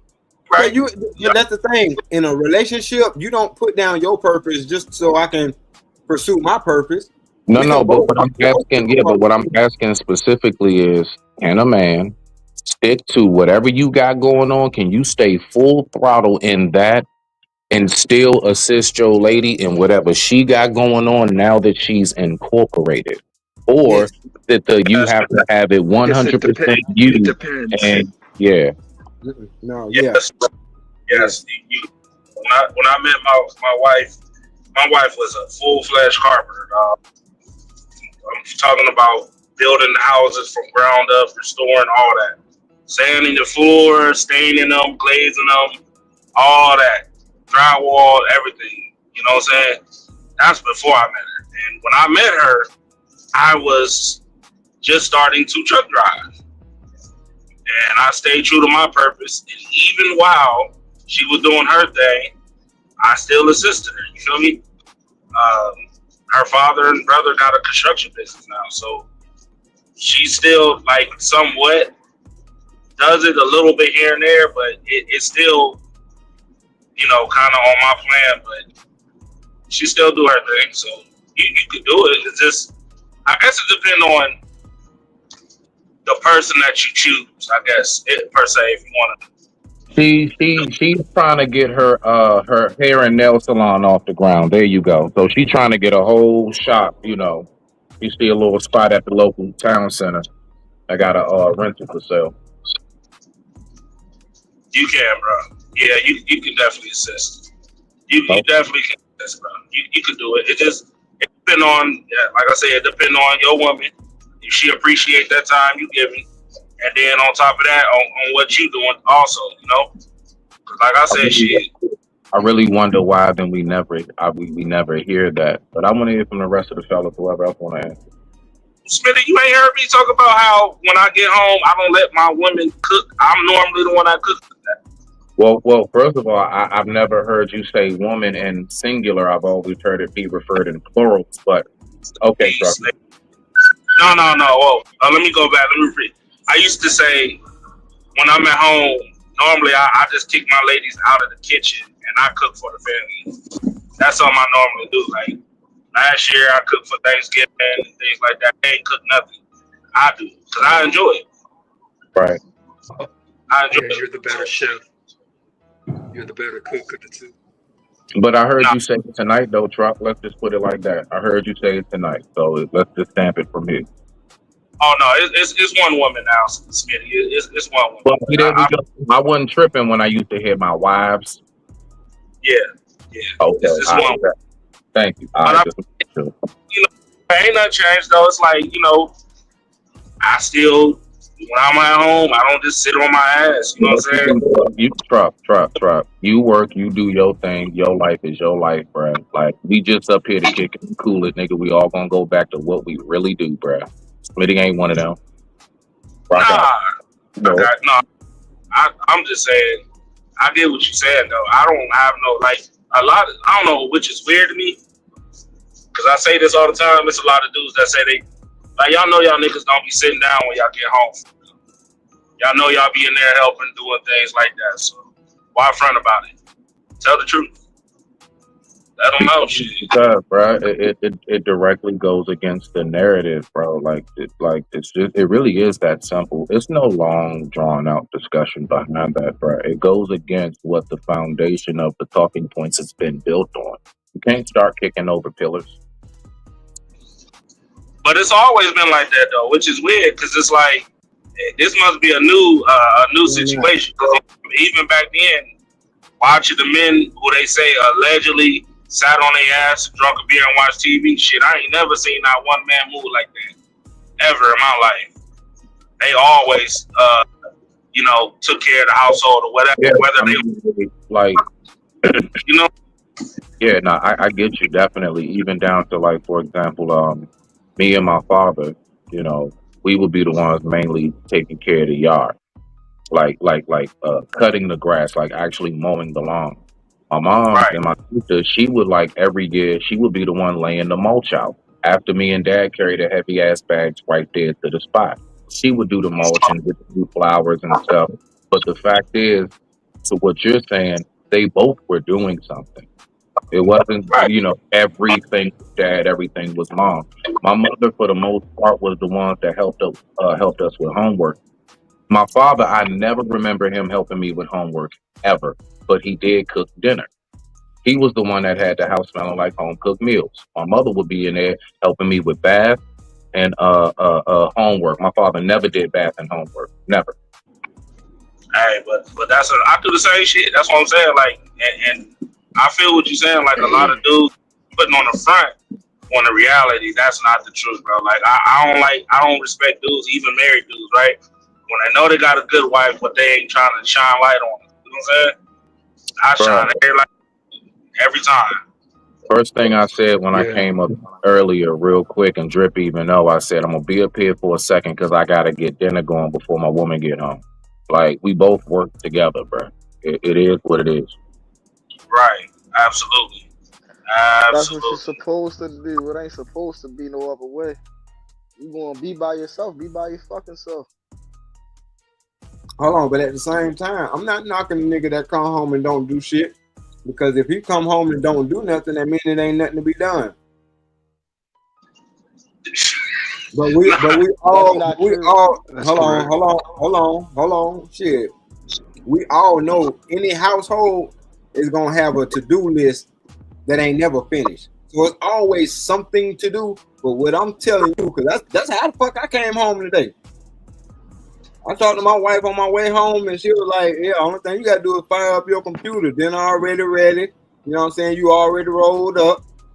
Anything else you need, hey." That's some living right there. Just turn on the computer. So this ain't no different from me just kicking back and drinking a beer, which I'm probably about to do in a minute. But I'm saying, bro, your shit run how you have it run. That's all I'm saying. No, I'm saying though, like that's different, right? Because you not talking from a spot to where as though it's like you don't handle your business when your business is supposed to get handled. That's when you don't. That's when you already know you can damn near come home and ain't shit need to be done. Shit, if you feel what I'm saying, you could be a single fucking person and you feel what I'm saying, go in the house and just sit on your goddamn ass all day because you done did everything the day before. You feel what I'm saying? Preparation is never bad for the human being. That don't mean that you sitting on your ass. You feel what I'm saying? That mean you already prepared. You prepared to sit on your ass. Like bingo. That's all I was put saying. the work in to sit on your ass. Like if you done put the work in to sit on your ass, you can't be. You know what I'm saying? Like that's not being lazy. Like right. Exactly. That's all I'm saying. We not talking about that. We talking about the niggas that don't even know how to change their own kids' diaper. That nigga.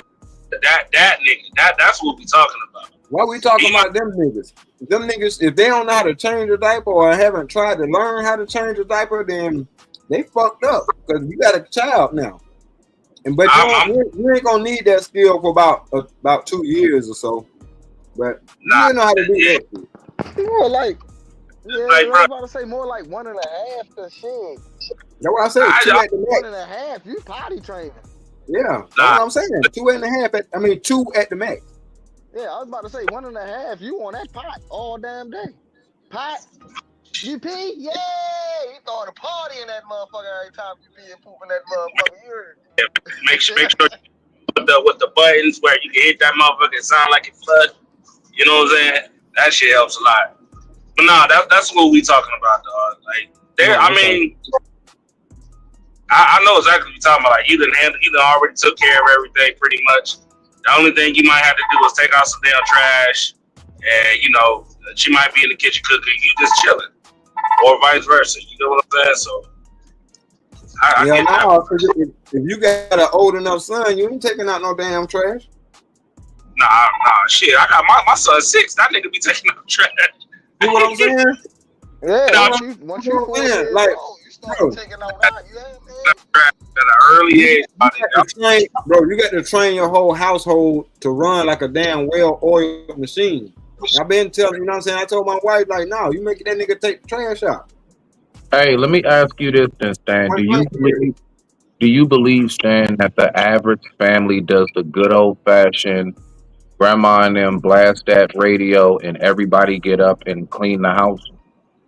Hell yeah. Well, I know we used to. You see, the average household still does it now. The short answer probably would be no, Smitty. But that's the thing, though. Like we don't know what the hell we don't know what people be doing in their household. That's all we know. That's why we had these conversations. The things that we can get an indication of how things are ran. From how lazy everything else, bro. Like I don't, some things you can kind of get an indication. I would say no.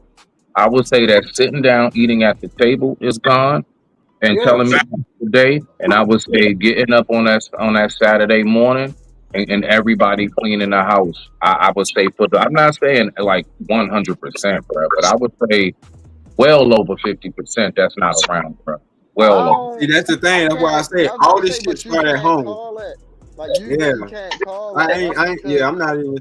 At the end of the day, right? Like, and it's easy for me to say no because I'm not living with my siblings and all that no more. But you got to think about it. If you're not in a house where it's a whole family, you don't really know what these families are doing because, bro, houses get dirty and parents don't be playing like they might be ain't shit people, But you feel what I'm saying? Some of these ain't shit people really be clean as shit. So you feel what I'm saying?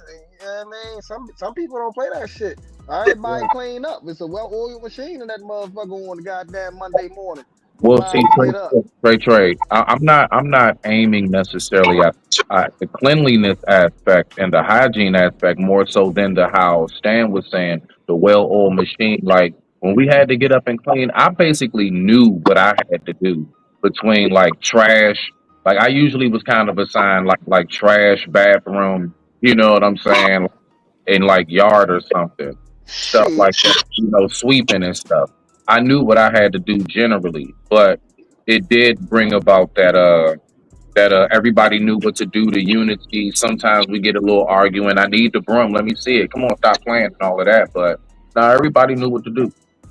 I was about to say, see, that was nice, right? But when you got 4 boys and 1 girl and a girl the oldest, ain't nobody know what the fuck to do. Everybody confused in that bitch. Everybody can do everything. So now everybody stepping on each other's shoes, trying to get the shit done. Man, listen, I mean, the shit still get done, but the shit I'm talking about, we used to have a fucking ball cleaning up, though. I don't give a damn. Listen, what he said, I always talk about that shit. Like, people be at the dinner table on their phone, bro. That is not sitting at the table for real, my nigga. Niggas got tabs at the table. Matter of fact, I give you one that's crazy, right, bro? My sister, when she had dinner, bro, they had dinner in the bedrooms, separate bedrooms, not like at a table, bro. I'm like, sis, what are you doing? Like, y'all niggas, this is how y'all communicate. This is how you learn about your kids for real. Y'all talk. Hey, bro. Rucker, I'm not gonna lie, dog. I'm not gonna lie. If there's one thing in my household that was kind of the thing, Pops would make dinner, but we all would just like feed ourselves and just walk to the room, bro. My house did not really, unless it was Thanksgiving or a birthday or some kind of holiday, Christmas, whatever, some special occasion. Other than that, nah. We actually did take our place to the room. Yeah, I do come from that household. I never. I didn't see that it was wrong, dog. I'm gonna be real with you, Smitty. I was about to say, see, and yeah, I was about to say, see, it's 2 different ways for me, right? So the way I grew up was we was able to talk at the table.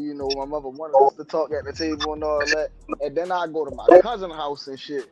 Man, we wasn't allowed to say a fucking word at that goddamn table. You wasn't no peep at that goddamn table. We had to eat your fucking Nah, you quiet. You talking about some that shit was the worst. I hated that shit. Nigga, you know damn well you ain't supposed to talk with food in your mouth. At least finish swallow food and then have a conversation. Nah, nigga, you try. No, bro, but see, the thing is, right? See, I was growing. See, when my mother had us at the table, we were talking about our day and all that. You know what I mean? That's how my mother would communicate with us. So me going over to my cousin in the house and then my uncle acting the goddamn fucking donkey talking about something, don't say a fucking word. Well, you know how many ass whoopings I got?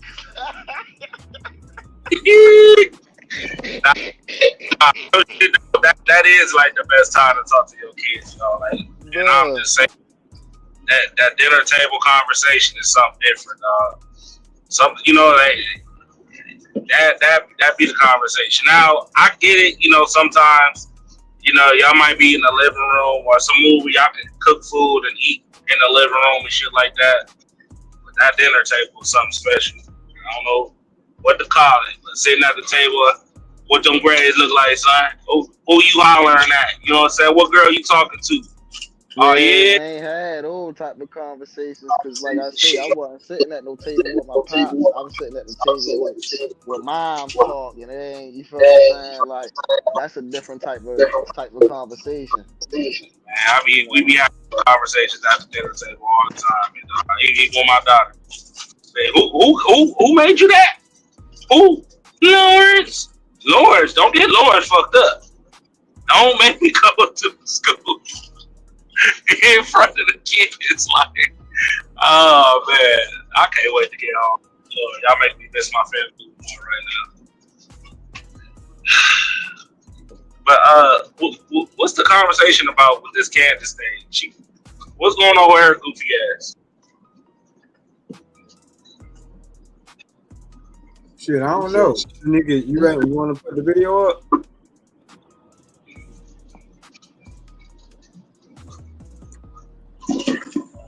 Nigga might have stepped away. But now, I don't know what that shit was about. But Candace in trouble again, I think. Because now she's starting to put labels on shit. I think the same people that was suing her, she trying to accuse them of putting the green light out on your boy. Yeah, France. Apparently, she has an informant that told her that France set out a certain amount of millions of dollars to put a hit out on her. Yep. A hit out on what? On her. To take her out, to assassinate her. Mm-hmm. The singer Candace? No. Candace Owens. Yeah. You familiar with Candace Owens? Oh, Candace Owens.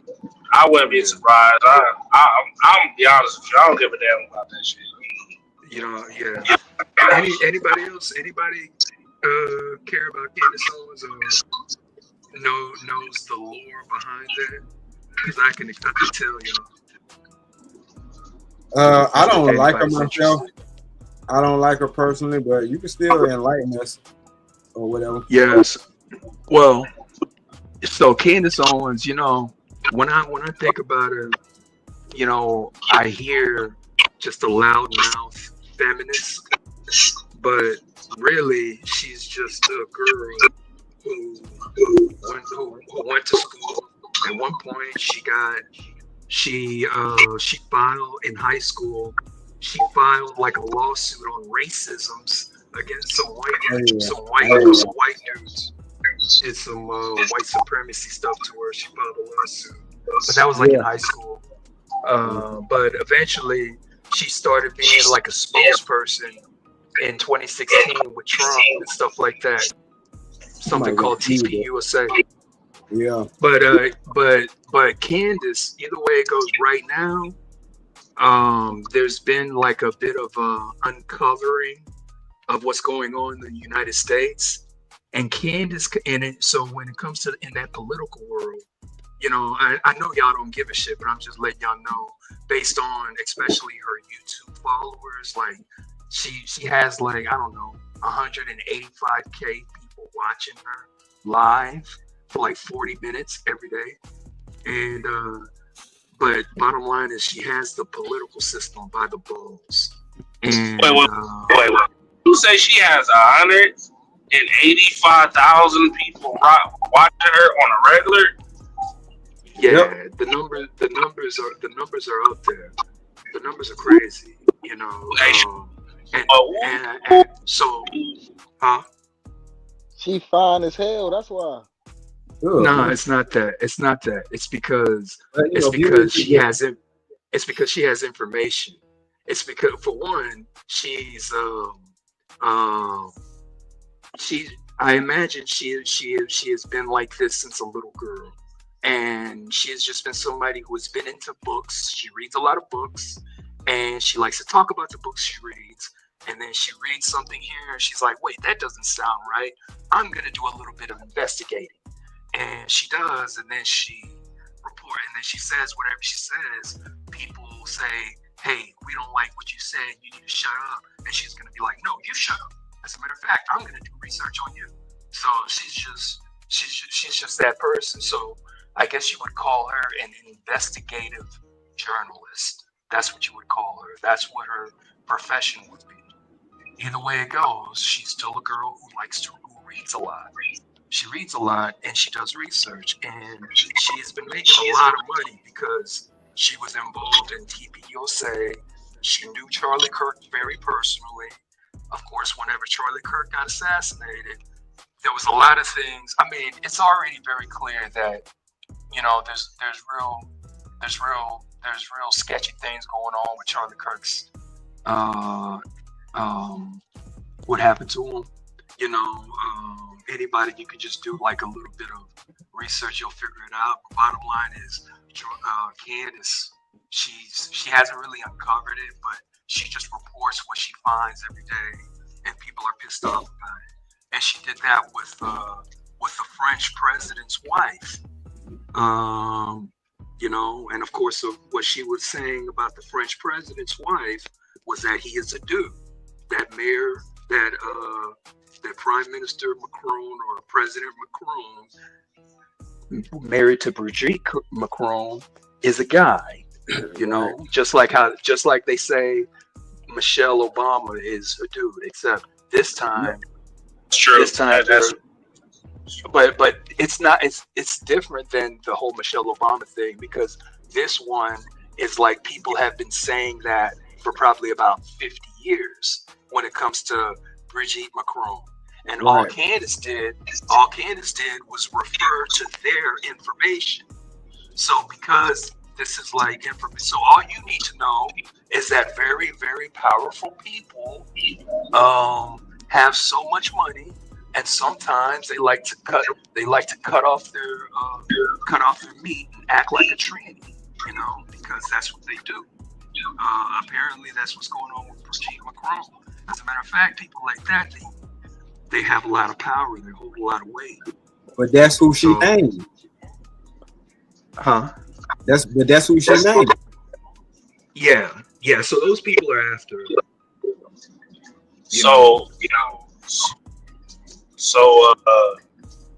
I ain't gonna hold you. I listen to her here and there, right? And I ain't gonna front. She be pretty damn accurate. She be pretty damn accurate. She's accurate, and not only is she accurate, she's well versed. She will go back. She'll go back and recant a statement right when it comes out, because she's saying that the information that she comes out, she just comes out daily. So that means that she has it all mapped out very well, and she's gonna present it every day. So at the start of the show, she will come back with the story about. I don't like nobody that weaponizes information. Don't weaponize information. Yeah, no, it is. But, yeah. I mean, shit. Don't beat me across the head with a funny fact. But it ain't. You It know, ain't superpower is the best way. You know how. I mean, hey, that's one of her superpowers. Using that information, and damn, she should have been a fucking lawyer for real. Nah, like real shit. Like she's making enough money right now. I mean, she because that's what all lawyers do. Weaponize information. That's what all lawyers do. So you don't like no lawyer. But she on the down. You know, she got the people that. Go ahead, Trucker. My bad. No. I was just gonna say she did that research about the Frenchman, the president, right? I can't remember about pulled out photos and everything, bro. I don't know how much more evidence you need to show that. There is no more evidence. There is no more evidence. It's what it is. It's what it is. Like it was dead on accurate, like some shit they were trying to like really. Nah, she pulled that shit up under the rug. Like, here you go. Here's this. Here's that. Here's birth certificate. This. I mean, bro.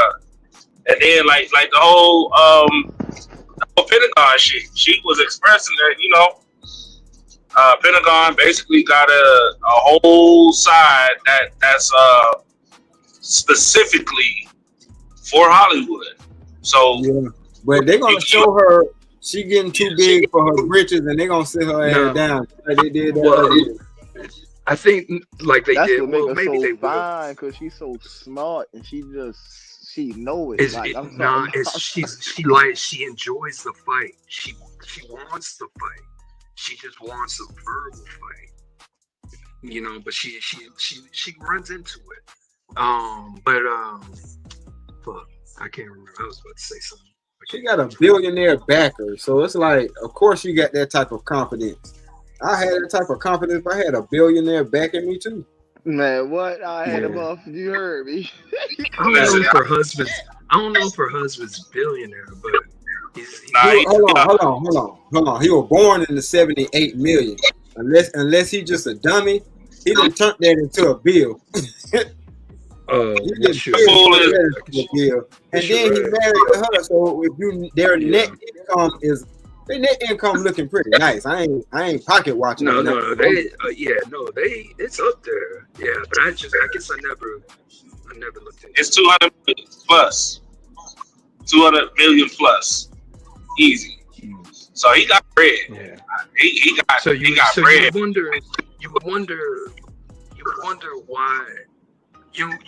why she would keep going, right? Because there's a lot of people that does what she does, that sits here and talks on the internet, and there's a lot of people that knows what she knows. As a matter of fact, there are a lot of other people, smaller YouTube channels, that get paid to attack Candace Owens. If you mention her and you pretty much talk about how crazy she is and point out the errors, the algorithm will favor towards you. Quick question: Are we supposed to be talking about Candace Owens, or are we talking about Candace the singer, about her alleged divorce? We're talking about Candace Owens. I don't know who that is either. Total? I mean, not Total, but what group she from? Escape. Oh, okay. Yeah, I heard something about that. But what about that?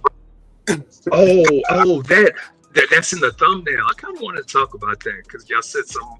It said about weak man. Oh, okay. Candy and Todd. Let me ask y'all this. Hold on. Let me ask y'all this. If y'all invite men and women into your relationship to have threesomes, do you think that they're going to have a successful relationship? No. Oh, wait. What? Say that again. If you invite women to your bedroom, do you think you'll have, or men or women, do you think you will have a successful relationship? No. Nah. Never work. There you go. Too many people in your business. Candy and Todd, there you go right there. Plus, it was always, bullshit about, him not having enough money for her, she having all the money, you know what I'm saying? Him like starting all these businesses and shit. But the nigga fucked one of the employees though. Well, I caught him on that off day while she trying to play goddamn hostage with the box. Mm-hmm. This little employee like, shit, I'll mop you up in the bathroom. Come on. Mm-hmm. Come on. So you know what I like about that shit, right?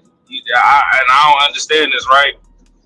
A lot of people use that shit. Like, I'm gonna give another relationship, right? ASAP Rocky and Rihanna, prime example, right? She definitely worth billions for sure, right? But they try to make it seem like ASAP Rocky is broke, and I'm like, the nigga is worth $70 million, but they consider that man broke. I'm like, yo, you tripping. So it's no different from this situation with Candace and the dude. Like, I think if I'm wrong, tell me if I'm wrong, but I could have swore he was like a producer or something like that. So it don't matter because she already put out there in the atmosphere that she don't respect. Anytime you stay around somebody and they blatantly told you they don't respect you, you're gonna get what you get. Some dudes don't mind like the mental torture. They're like, have the attitude like, shoot, I like to please her, and I like to work.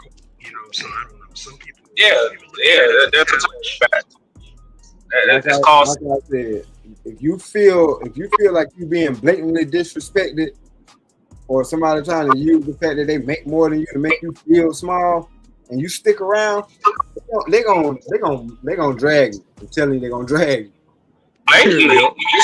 She be doing her husband? Nigga, I remember them old ass episodes. Nigga, I'm talking about putting that nigga down. The mama is involved in the relationship. The friends are involved in the relationship. He can't say shit. Every time he say some shit, he being emasculated on a whole high level that I know niggas want. And he trying to work it out in the whole 9 yards. And she just constantly, bro, like there was a clip, they brought up the old previous shit, right? And he having a conversation about divorce. This is like 2015. And basically, she was saying that you should be a man. You be a man. You get it. You be all right. You know what I'm saying? You don't need to split nothing with a woman during divorce or this, that, and the third, or the man shouldn't receive shit. And he trying to explain, he trying to talk, but her and her homegirl keep cutting him off. He trying to get, I'm talking about like full-fledged, oh, you tripping. What do you mean?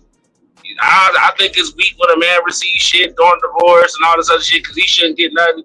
He a man, he'd be all right. And every time he tried to speak up for himself, they just kept constantly cutting him off, cutting him off, cutting him off, cutting him off. And you could just see it in his face, dude. Like, he was just like, yo, this shit ain't even right, bro. This shit is insane. I mean, shit, if he would have put them Timberland boots on, that would have been a different story. Hey, yo, shut the fuck up. Let me speak. If he would have spoke up, maybe it would have been a different story. I mean, have y'all? I know y'all have seen a bunch of that shit, right? Shit, I don't really know too much about Kandy Jones or her business, but you feel me? Y'all fellas definitely have a good night, man. Shit, y'all know what time it is. All right, Trey. All right. Bruh. But nah, to drip question, that's a good question. And a lot of people, you know what I'm saying, I guess I'm gonna put it to you like this. As much as a male thought that I was hoping, or I was thinking that the woman that was gonna be for me was gonna be a woman that was gonna be cool with us having, you know what I'm saying, a little company. And guess how I got broke out of that shit? Once again, it goes back to training. And this is why I love my wife, because she's smart as hell. But she ain't smarter than me. But anyway, this is how she ended that. She was like, you know what? If you want a threesome, I'll give you that. But then after we finish with that, I want a threesome too. And I was like, no. That's not what they call a threesome. Two men and a woman, that's a train. You want a train ran on you? No, you want two women. So I want the same thing. If it's good for you, then it's good for me, right? I was like, well, I guess I won't be having that then. Yeah, she shut that shit down immediately. Yeah. I called up Dr. Umar. I beg your pardon. Yeah. Well, I ain't had no comeback for that. Yeah, no. It's crazy. Hey, what's crazy is that I've had a chick, and she was like my girlfriend actually. Mm-hmm. She threw that out there at the time. Well, she didn't even throw it out there, but she insinuated it, and I ain't make nothing of it. But I'm like, damn, because she was like, oh, I would say this, but you're gonna judge me. And I'm like, man, I know she's talking about having a train ran on her, because there ain't no way that she'd be talking about, two girls. Because if she was, she would have came out and said it. Right. But so, yeah. So she ain't never say?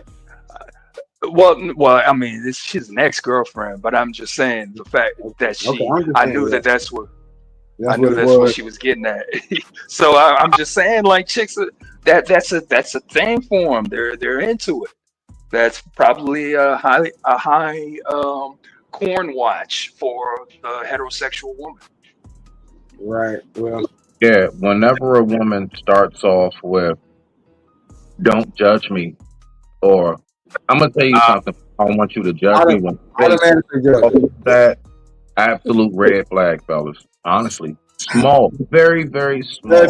Judge her instantly. What? Hell yeah! I'm talking about be prejudiced and everything. Absolutely. Yeah. Man, that's just nah, hell nah. It's just not. I don't know. You stuttering right? It's not good for the man. I'm having a reflex right now. He's thinking about that shit. I know. Ain't that crazy? I was just like, why you say like, that's old dude. Hey, 20 years ago. I'm just trying to figure out, like, how do you say, like, how do you start off and say, I'm gonna tell you something, but I don't want you to think, but I don't want you to think nothing though, and think my mind's not gonna start thinking immediately just because you said it. It's like Exactly. it's like walking in your home and all you said is, "Hey, what's up, Stan?" And Stan's like, "What broken vase?" I didn't say anything, so now I'm about to go look for the broken vase in the house. Right. Yeah. Yeah. Yeah. Woo. Boy, I tell you. Even though you ain't gonna find it, that shit is in the trash. You just gonna know you missing a vase. Oh, What vase? niggas know shit, bro. They know. They know they missing. Ooh. I'm sitting there thinking to myself, you know what? Now that I think about it, I did have an ex-girlfriend one time. Oh yeah, tell us about it. I had we was dating and I was grateful that she said it because I cut her off immediately. She was like, you know what? If I went to a Wale concert and he pulled me to the back, I'm gonna go. I said, oh yeah? Yeah, okay. Yeah. Play that shit all smooth. Like, yeah, everything is alright. Man, I ain't talked to that girl in like 3 weeks. She like, we not together no more? Nah, we not together no more. If you a line wire, nigga, I'm good. If you one of them type of chicks, nigga, that you would go because a nigga got popularity, I'm good. Money, I'm good. I know what type of female you are, but I appreciate you. Shit. About to play that game with you. It's good.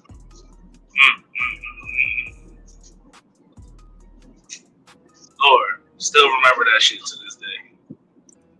Fuck my mind up a little bit. Fuck my mind up for real. Yeah, I can tell. You still thinking about it. Yeah, I know, man. I know. Mm-hmm. Talking about this one time. Yeah, that one time stuck with your ass too, didn't it? Uh-huh. That's what one time he'll remember. Yeah, he'll never forget. It the facial expression that she made.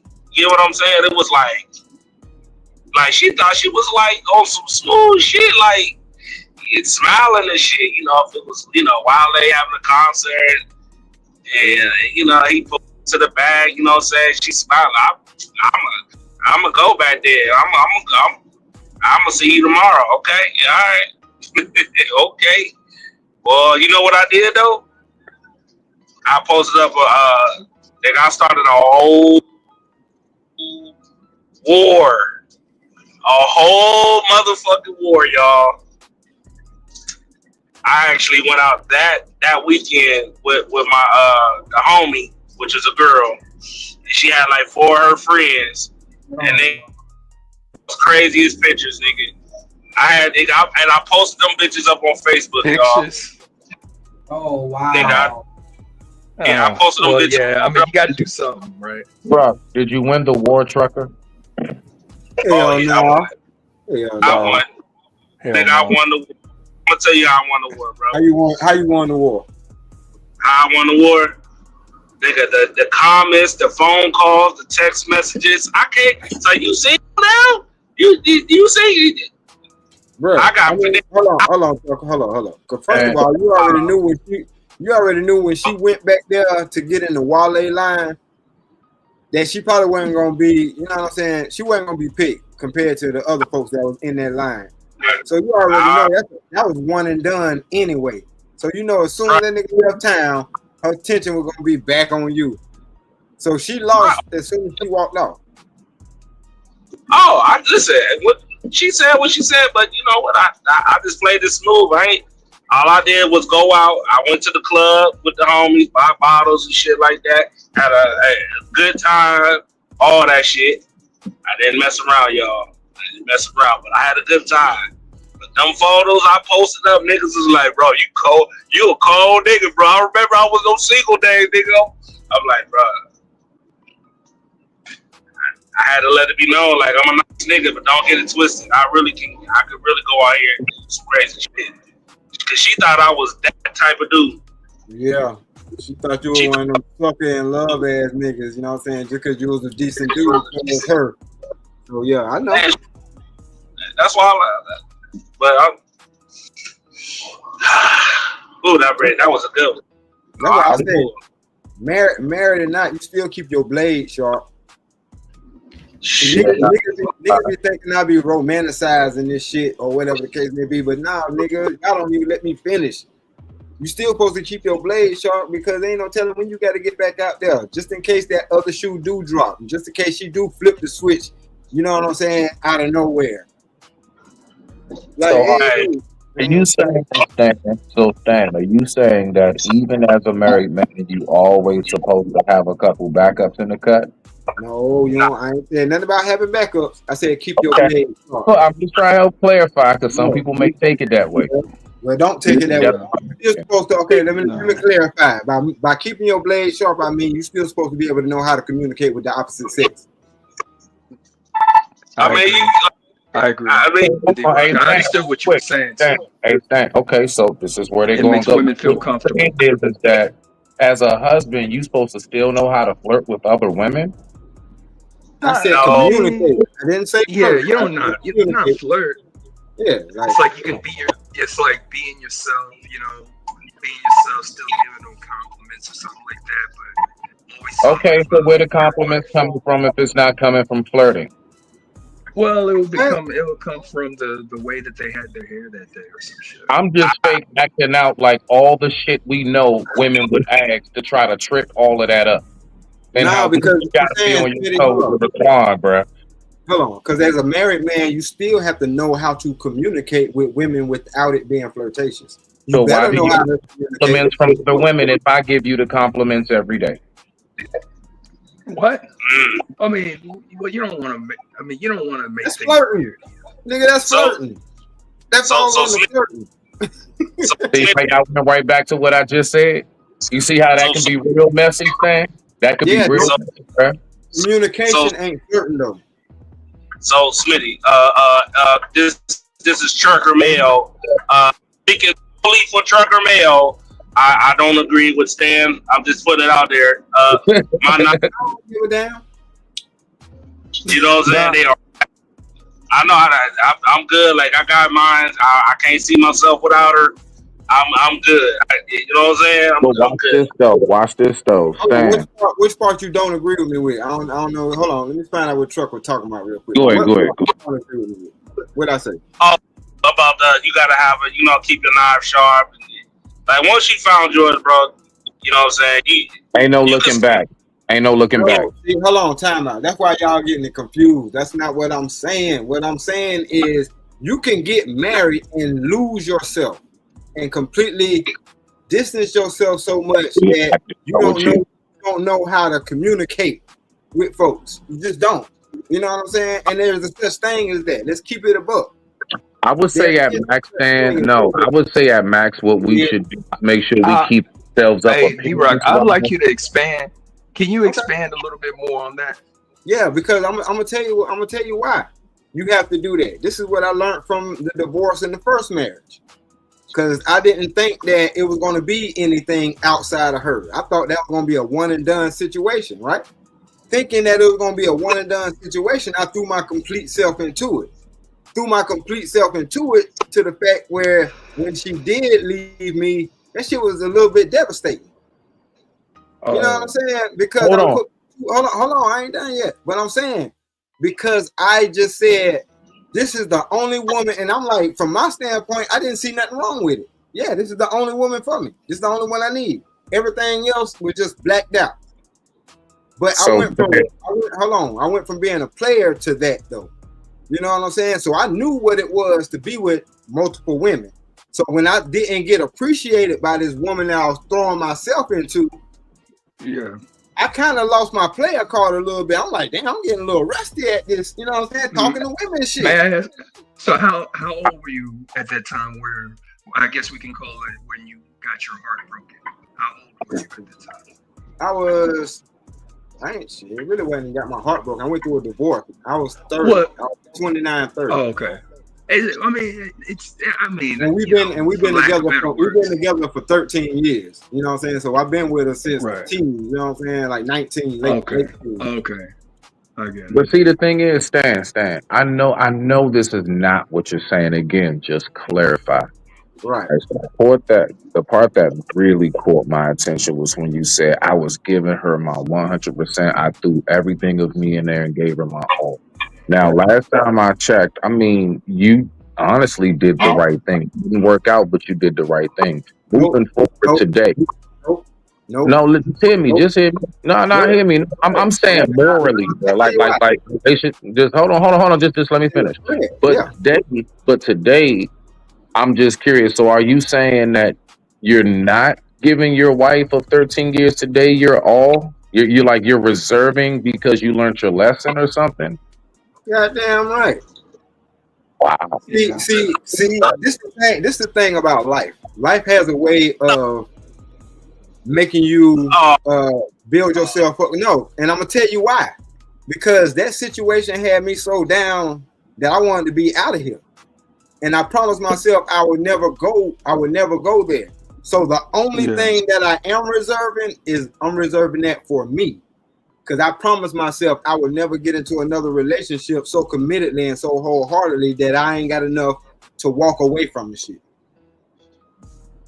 And at the end of the day, that's why I'm here to tell these niggas what I'm telling them. I stand on everything I said. Because at the end of the day, hold on, Smitty. Because at the end of the day, if the other shoe does drop, or if she does want to leave because she happened to be bored, I still got enough on reserve for me.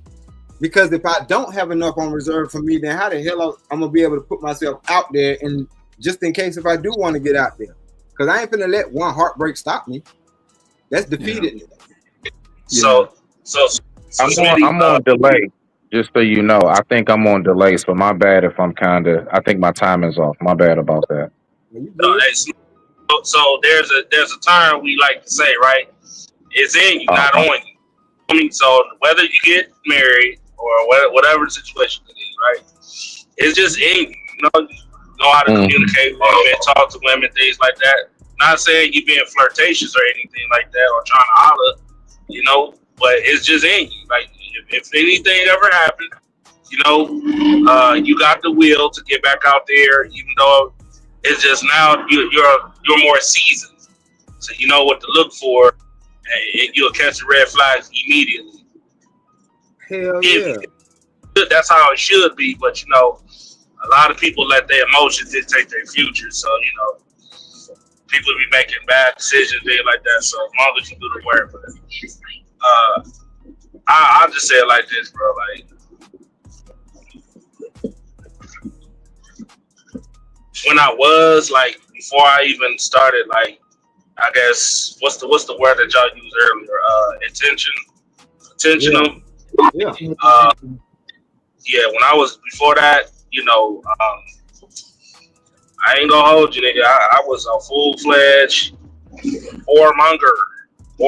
Yes, whoremonger. Nigga. I was piping everybody down. Track coaches, old teachers. Yeah, all of that. So what was the intentional part? You was intentionally smashing everything that wasn't nailed down? Well, I'm gonna be real. I didn't lose my virginity till I was 21. Oh yeah, that'll do it. But all the females that was throwing their coochie at me from high school and up, then I went right back and told they had wore their motherfucking asses out. Same, and then after the same shit, I ain't gonna hold you. So, I didn't get a chance to lose my virginity. Mine was taken. So my trajectory was a little bit more different and a little bit more left up. Did you take a report? Did you take a report? What you mean? Did I take a report? Hell no, nigga. I was 5. Oh shit! I ain't know nothing about taking no reports and shit like that. Like report. Whoa. See, I was just joking with you on some. I didn't. No, but women ain't the only motherfuckers that have trauma. Is all I'm saying. But that ain't, you did. Yeah, no, people don't talk about it. Mm-hmm. We had Drip Nation where we address issues like that though. Real shit, because it's real shit. And I can actually help people that actually been through it, help get through it, because like I said, that ain't got to be the end of your story. Hey, because D-Rock, like think about how many dudes have crashed out, and they take out.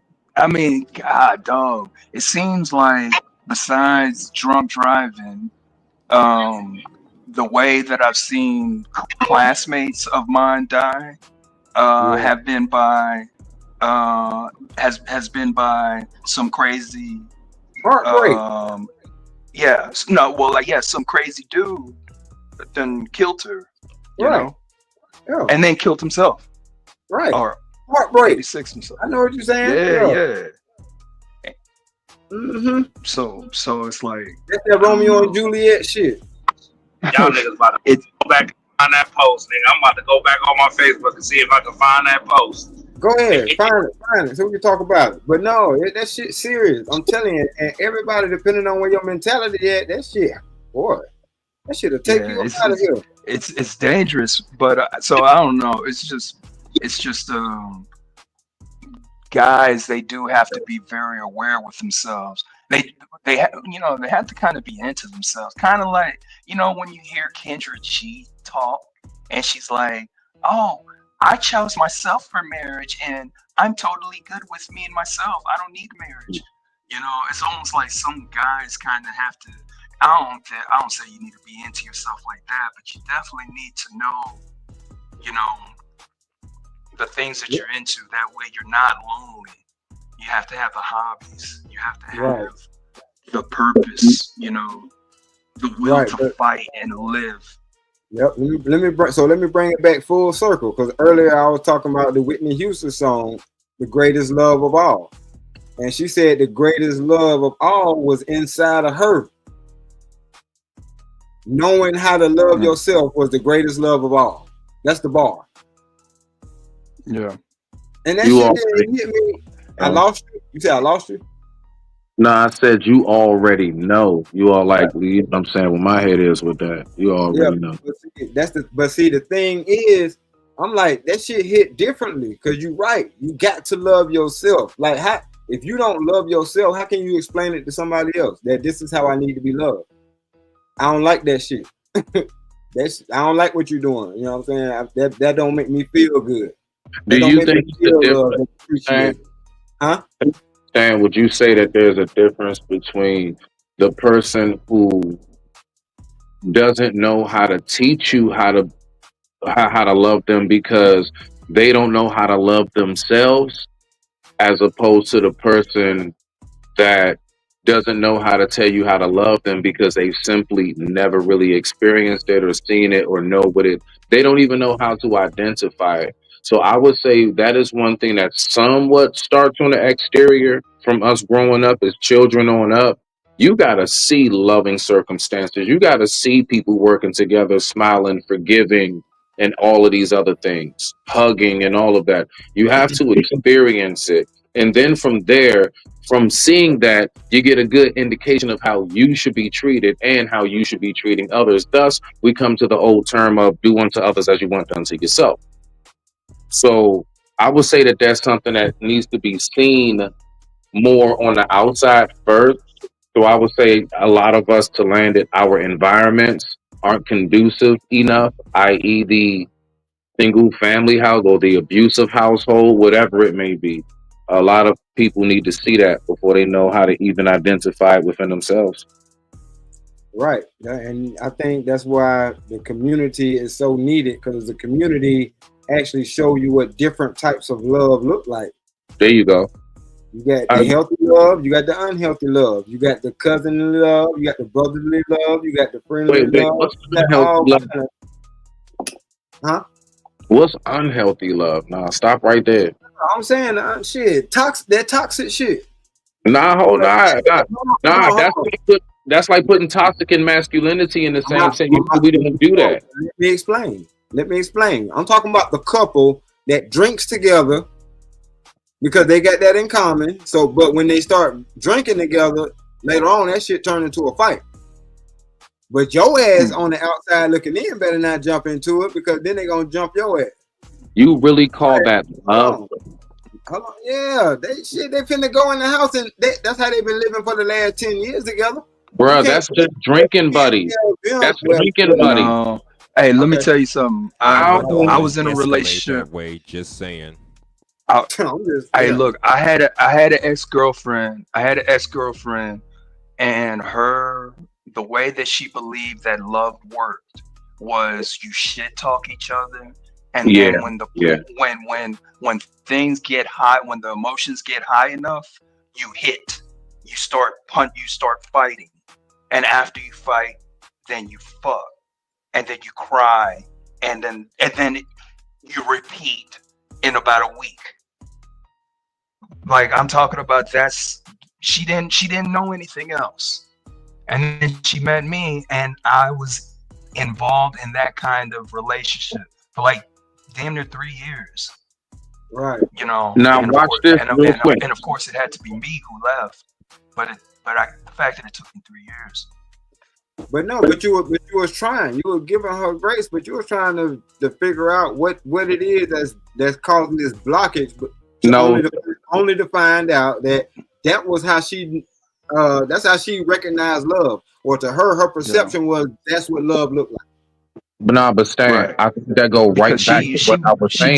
she talked shit, and you know it was great. Accused me of cheating, man, more counts than I can ever remember.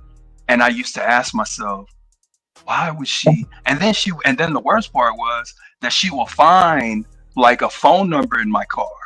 So then I have to really start thinking, did she plant this here? Did she plant this number here? Nah, she too pissed off to be planting shit. So where the fuck did this number come from? And then I remember where the number comes from. You know, it's something that happened maybe during our situation, but it was like had nothing to do with nothing because I wasn't cheating. It was just that, and I'm talking about 3 days of that. It would be crazy. Man, but hold on, bro. Let me ask you this though. Hold on. So one, just real quick, like, would you say you yourself personally, you in that circumstance, did you love her, or were you just like trying to get to that point? No. I mean, hindsight is 2020. So of course I would say I loved her at the time. And people would ask, well, why would you stay? And the reason why I would stay is because I knew damn well she wasn't going anywhere. All that shit she talked, she wasn't going nowhere. She was gonna be right there. And she was like, you know, using air quotes, she was mine. But then at one point, you know, I realized, why in the fuck do I have to be treated this way? Right. You know, and I got out. That's the thing. And then getting out was such a, oh my God, getting out of that relationship. She stalked me for like 8 months. It's crazy. And the worst part is that's not the first time that's happened. Well, see, that's the thing I was trying to go to briefly when you said the cycle, and I'm gonna try and cut y'all off. I was just saying, like, before we got too far for that, you said what did you say? You said, damn, you said that she would like to get into an argument, then y'all gotta actually damn near basically tussle, fight, then you have makeup sex, and then you repeat the cycle. And so when I said before earlier, is that love? And then you guys say yes, no. What that was is somehow, some way in her upbringing, was given a false identity sense of what possibly love. That right there is not love. She came up possibly in abusive and very unstable environments, and all of this young screaming. You see, Yeah, because that's what I said. That was her perception. That's what she thought love was. Yeah, so it wasn't what love was. But just like I was saying on the show a couple of days ago, the type of love that I have for my wife is the same. I can't say that's the same type of love I have for anybody I ever met up until now. Bro, you've been with her. You love her. That love shit, man. It can't be used as a blanket for everything. It's levels to that. Because you love, I agree. You love the chick that you went to the prom with. But where's she at now? Where is she? I wonder. That's all I'm saying. That's the primary thing that I was saying with that. That kind of, when he said that, I think that was a little closer to what was proving my point briefly, is that A lot of us, Yeah, no. we don't know it. Like if we've never seen it or whatever, then we go out here and yeah, a woman can say, well, if you love me, you'll choke me. You know what I'm saying? Like every other day. No, Like, like that sounds like That's toxic manipulation. love. Exactly. Just like the you see same what That's thing some I'm I saying? toxic said. ass If love right you love, there. Just saying. that's what I said. Unhealthy love. That's what I meant by that. That all of that is included in it. Smitty, no, I ain't going for that. Hey, Smitty, What's up? people seeing what a good relationship is. They just choose not to go, so not to pay attention to it, bro. I can guarantee a lot of us on here right now may have grew up. We can go back and think about what relationships was a solid relationship. So the prime there is just people didn't really take the I want to say like the wisdom when they had it in front of them. Man, Trucker, you know what's so wild? Please, Truck, real quick, Truck. You know what's so wild? All right, so what I've been told many times, I'm talking about just speaking to women, period. When I say, well, what happened to me in the last whatever, hey, when I see certain patterns or certain things that I've seen before that turned out to be pure hell for me for Lord knows how long, so I had to get over that and get past that. When I see it, I want to eliminate it and remove it, i.e. myself, right? So boom, I'm told that then that's judging that woman. And really, it's like basically in a nutshell, people are telling me from what I'm gathering is just basically ignore any and everything that happened in whatever past relationship. And when you go into the new one, you're supposed to give that person a 100% clean slate. And I'm like, I'm sleeping with one eye open until, yeah, I don't want to go through it no more. I don't.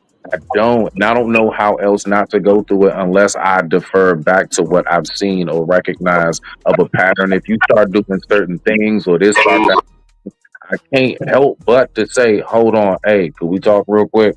And I'm not even bringing up nobody else, but just more so on a like, hey, just, yeah, about that right there. Nah, you supposed to do that though. Nah, you supposed to do that though, Smitty. If you Yeah. see a red flag, you supposed to speak on that. Don't wait until But a you month can't later. let it be known that the red flag is something you've seen before because then what that means is that you ain't get over that from the past. That's all it means. You ain't get over it because you're bringing up something that happened to you before that you don't want to happen to you But again. it was a red flag. A red flag is a red flag. No matter who do the shit. I mean that's true. Two things could be. So that's why I say like, fellas, don't because they got this weird thing going on like right now with women. Like, I want the men to be quiet and don't say nothing. No, nigga. Bullshit. No, what you want? You want a bitch. You don't want a man.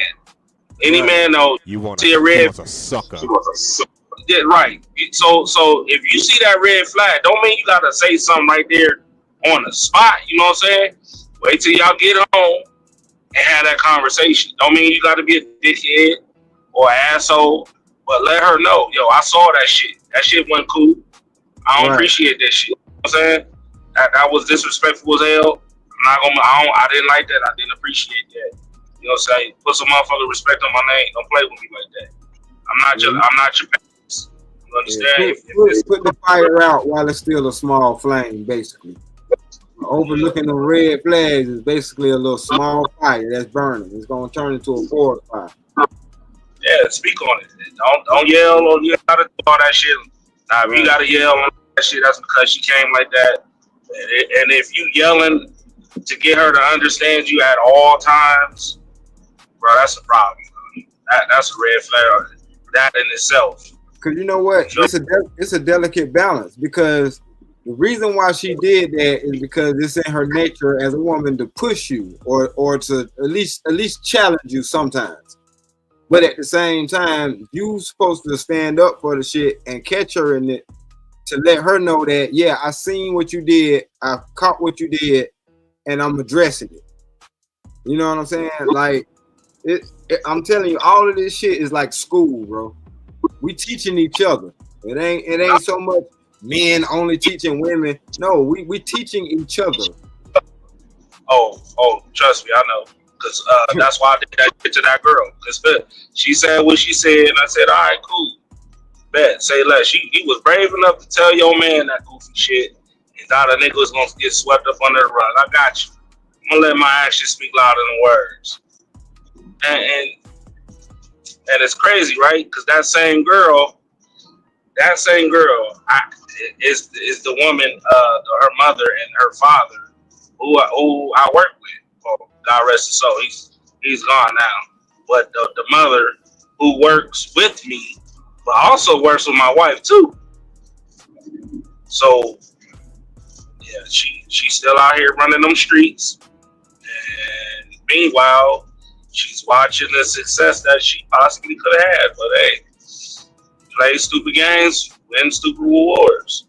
That's just all it is. I don't know, bro. I think, that's why I say, like, hold on, Trucker. What you mean? What you mean you don't know? You do know.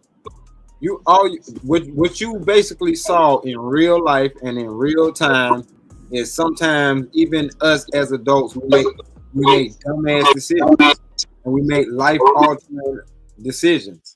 You know what I'm saying? That could possibly have us looking at the shit through the rear view.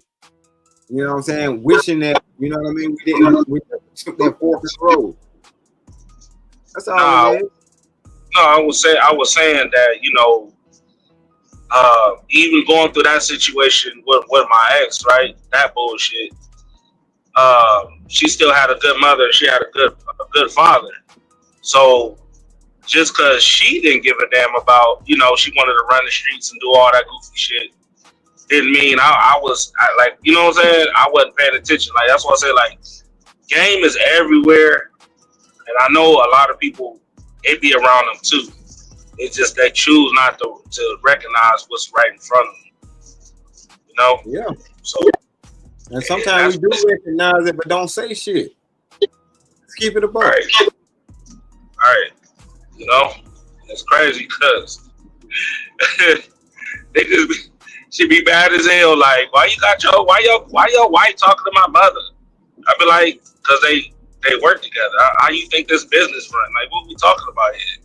Your mom is teaching her how to run this business. Like, why you concentrated about that shit? Like, nigga, don't you gotta, didn't you have a kid by a married man? Go focus on that nigga. Shit. Wow.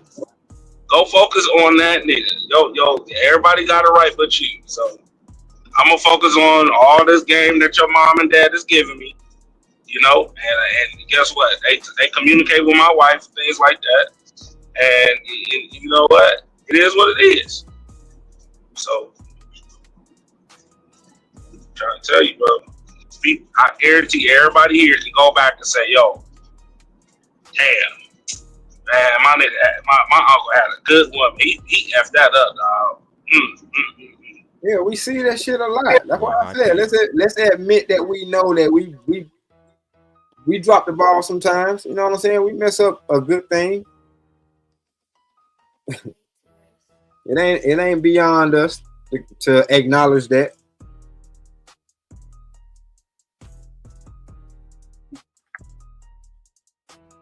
But at the same time, shit, there's more out there.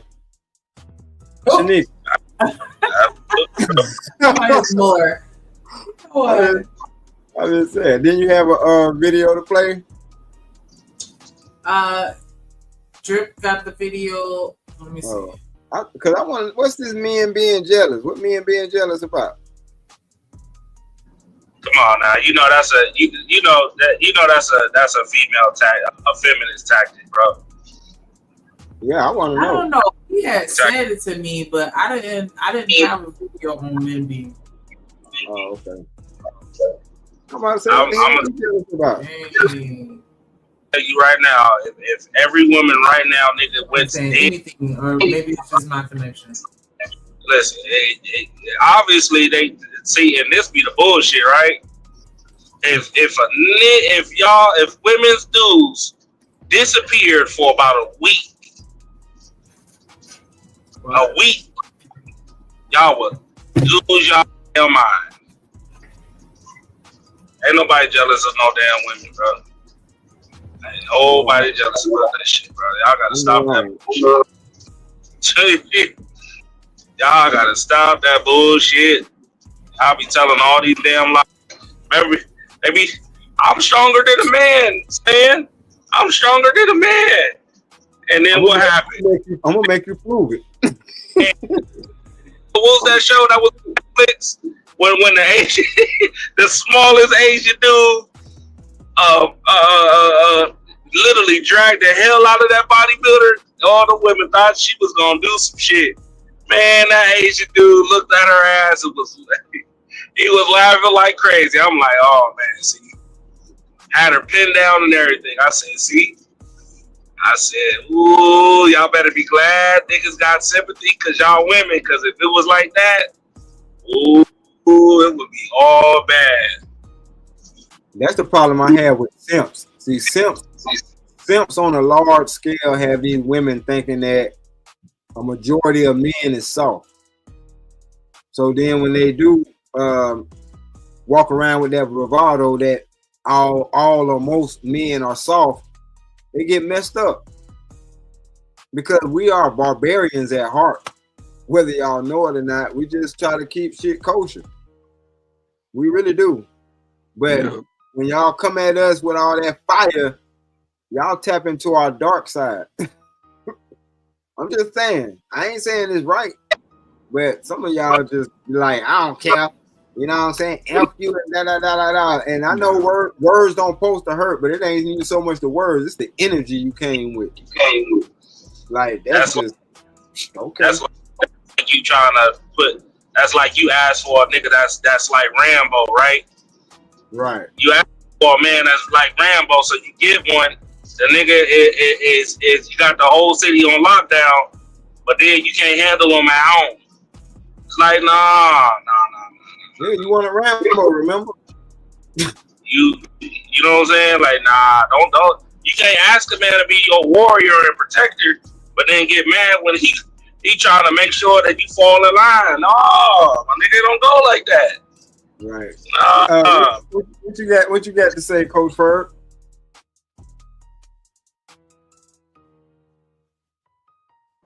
OG in the building? Yeah, OG in the building. We need some of that 80s wisdom. Can y'all hear me? Yeah, I can hear you. I can hear you. Listen, man, I know y'all talking about, being married, man. Listen, of course, not everybody's built for it. And of course, people who are not married may have the most to say. So, I don't dictate how I live in reference to a woman by any other man. No other man dictate to me what I like, what I believe, how I do it for my wife. Just doesn't even make sense. You can't even really be in your feelings about it or have an opinion about it. Everybody chooses what they want. Right. We all go through that in our life where we may have a good one early, but we ain't ready. Right. You mature, when you know it's there, you just got to be willing to make the sacrifice if you're at that point in life. I'll say this and I'll shut up. One thing I learned about YouTube, everybody, I ain't met nobody yet, don't make 100,000. Everybody got control over their own outcomes, but not everybody's willing to put in the work. That's the thing. You can't put in the work and not put in the work and then cry about your results. You can't do it. It just doesn't work like that. Right. But YouTube allows people to do it because when I'm outside, I don't see a lot of this YouTube conversation. I heard y'all talking about I'm a simp for my wife until the day I leave this earth. Fuck you other niggas. Absolutely. So it makes no sense. That's what I'm gonna do. Shit. And my wife don't have to be good, but cook. She likes to cook. I wash clothes, I go shopping, I do it all. She likes to think she's helping me by giving me the screwdriver or a drill bit, but it's just the way I like to do it. Everybody in my house has a job. Even my dog. You come up in here, You're going to get them first. Right. You know, it is what it is, man. You know, YouTube is, it's a lot of scary niggas on YouTube. When it comes to whole other things, man, it's a lot of scary dudes, and you know, I'm done fighting niggas like that. You know, can't do nothing for them. So they'll see when they get old and ugly like me. They'll see. You know.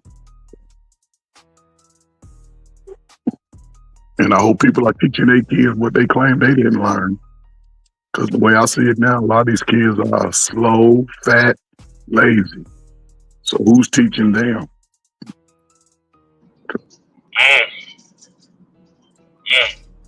Stan teaching them. Stan teaching them. He teaching them. Yeah, that's a Stan problem. That's a Stan problem. That's a Stan problem. Hell no, how the hell it become a Stan problem? Shit me. Nah, but you right about that. Yeah, I can't even knock that, bro.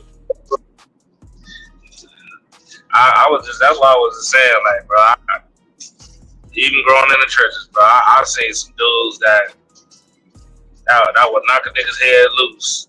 But then as soon as they found a woman in the projects, guess what? They moved right on out the projects. Right. Moved right on out. And rock with that woman since day one. And I heard, you know, earlier people try to talk about moving into a prosperous neighborhood means that you turning your back on the blacks, or if you move out of the neighborhood, you turning your back on. Man, let me tell you something. If you got kids, you want to raise them into a certain atmosphere. Just like Trucker said, once you settle down with a female, that's when you start to move differently anyway. Because shortly after, them kids coming. Because if y'all rock with each other, y'all gonna be smashing before you know it. But that don't even make sense, Stanley. Think about it. There's a lot of niggas that'll say you turn your back on the neighborhood, they'll send their same dumbass kids to a private school. Right. Instead of letting them go to the neighborhood school. Why? Because they want their kids to have a better opportunity. That makes no sense to me. So, yeah, I'm glad you said that, Coach, because I'm telling you right now, they the first niggas that be running up off the trenches. Like, it's like I know, like, sometimes, bro, y'all, I don't understand, like, bro, if y'all really seen some shit, like y'all claim y'all seen some shit, and y'all been around it and all this other goofy shit, y'all trying to make sure y'all kids don't go through none of that shit, bro. Absolutely.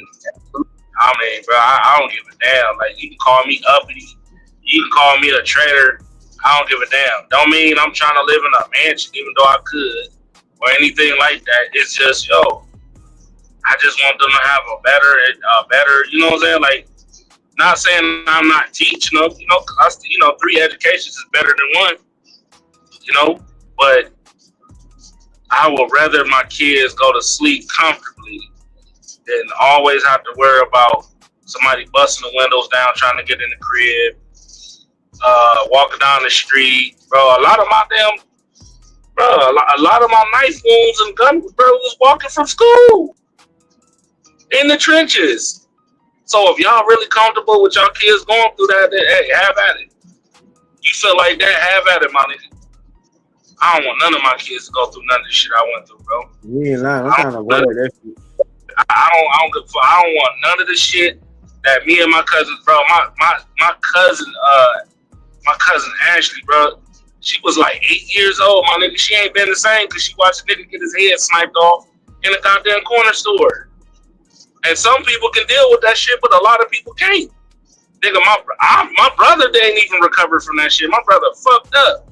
Right. You supposed to get therapy after that. You know what I'm saying? You are a witness to a violent crime. You're supposed to get free therapy on the state. Like, niggas, what we talking about here, bro? Niggas walking, waking up, and a nigga banging on the door, then your mama called the ambulance, then you go outside and look, and the nigga got blood trails all the way from the sidewalk, all the way up the driveway to your front porch. Right. Like, you really want your motherfucking kids knocking on the door seeing that shit? Really?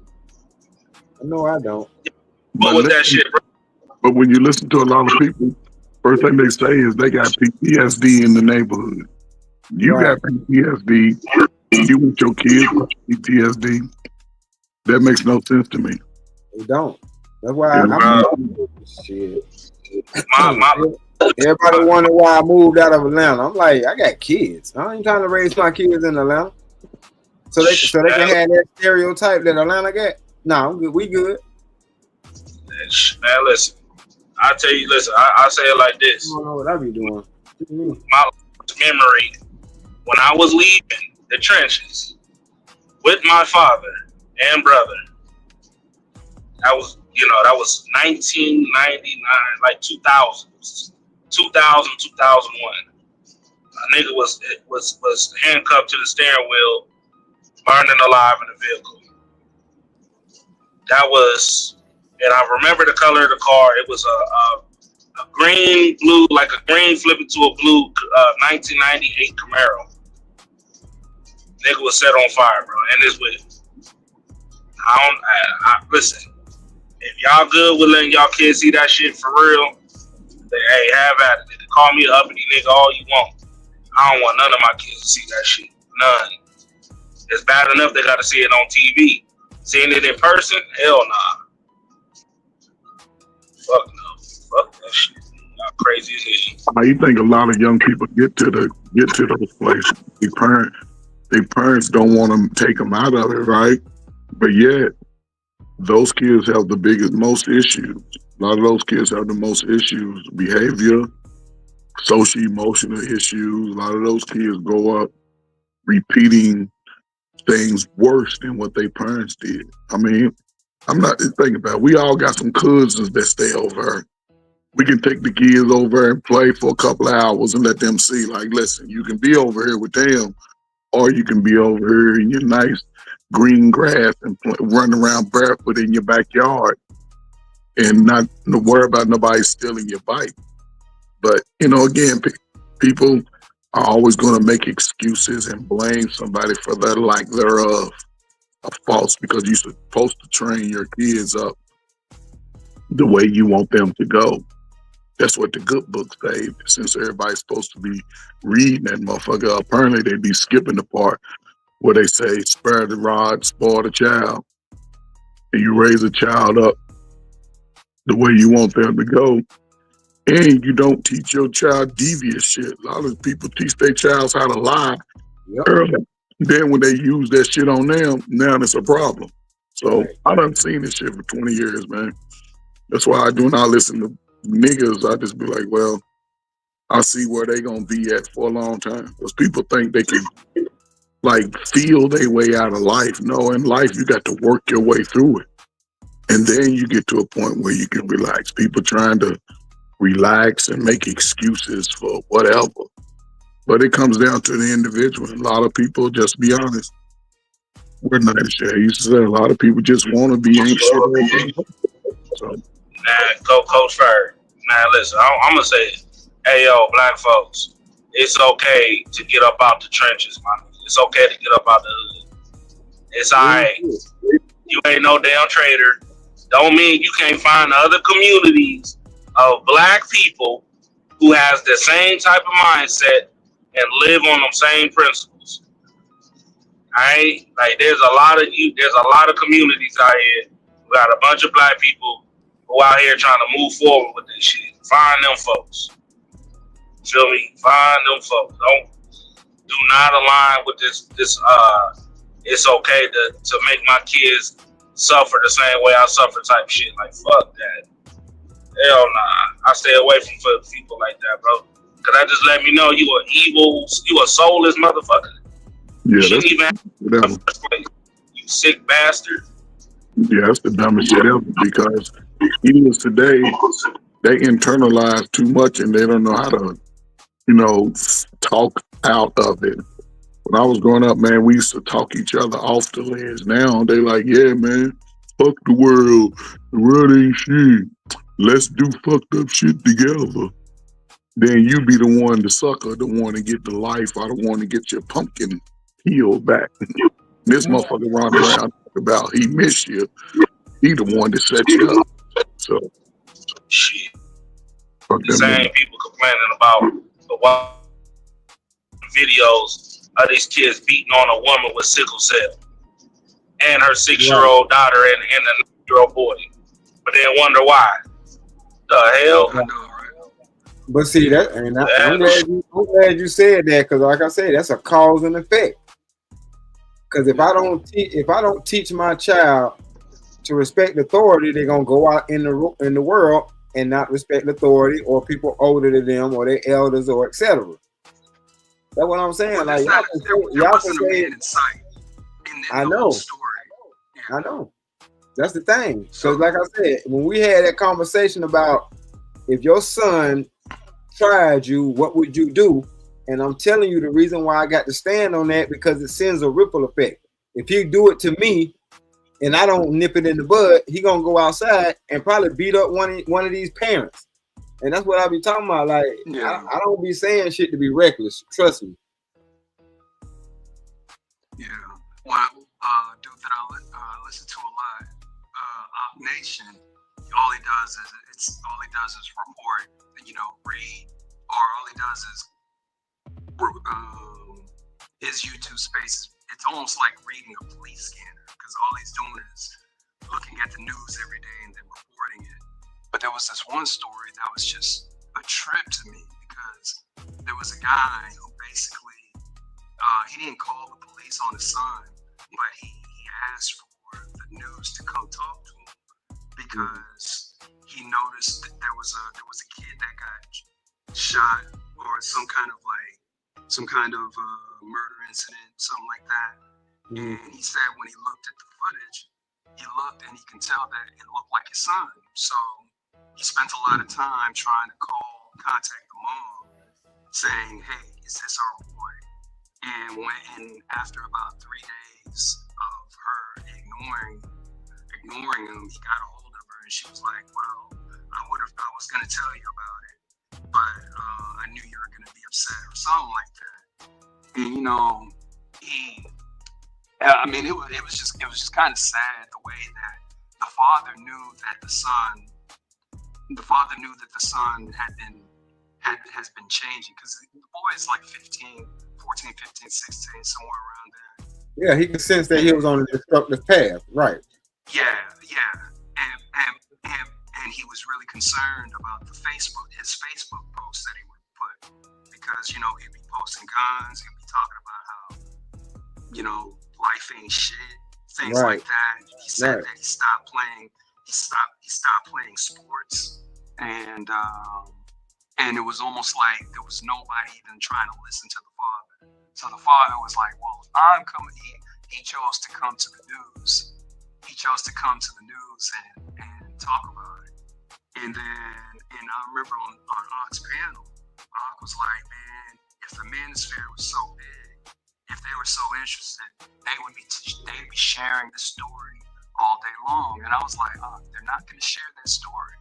I'm like, they're not going to share the story, because they more care about talking about relationships. So when he was talking about the man, I know he's talking about popular panels like, I don't know, Lapeef or whoever. Right. The popular panels got goofy ass conversations, and that's why they get promoted. That's why so many people be over there to watch it. No, I don't know why people don't understand that. Like, just because something is popular don't make it, or just because it's popular or trending don't make it substantial. But I guess it doesn't make people feel good either. We have to feel good. Right. The substantial shit ain't gonna make you feel good, because if you ain't on that type of shit, then you gonna feel like somebody hating on you. But I'm glad Coach Ferg brought out the point that every time he get up here, all he meet is rich folks who got it all, taken care of and shit like that. And I'm gonna be the first one to tell you, I'm not that nigga. Nope.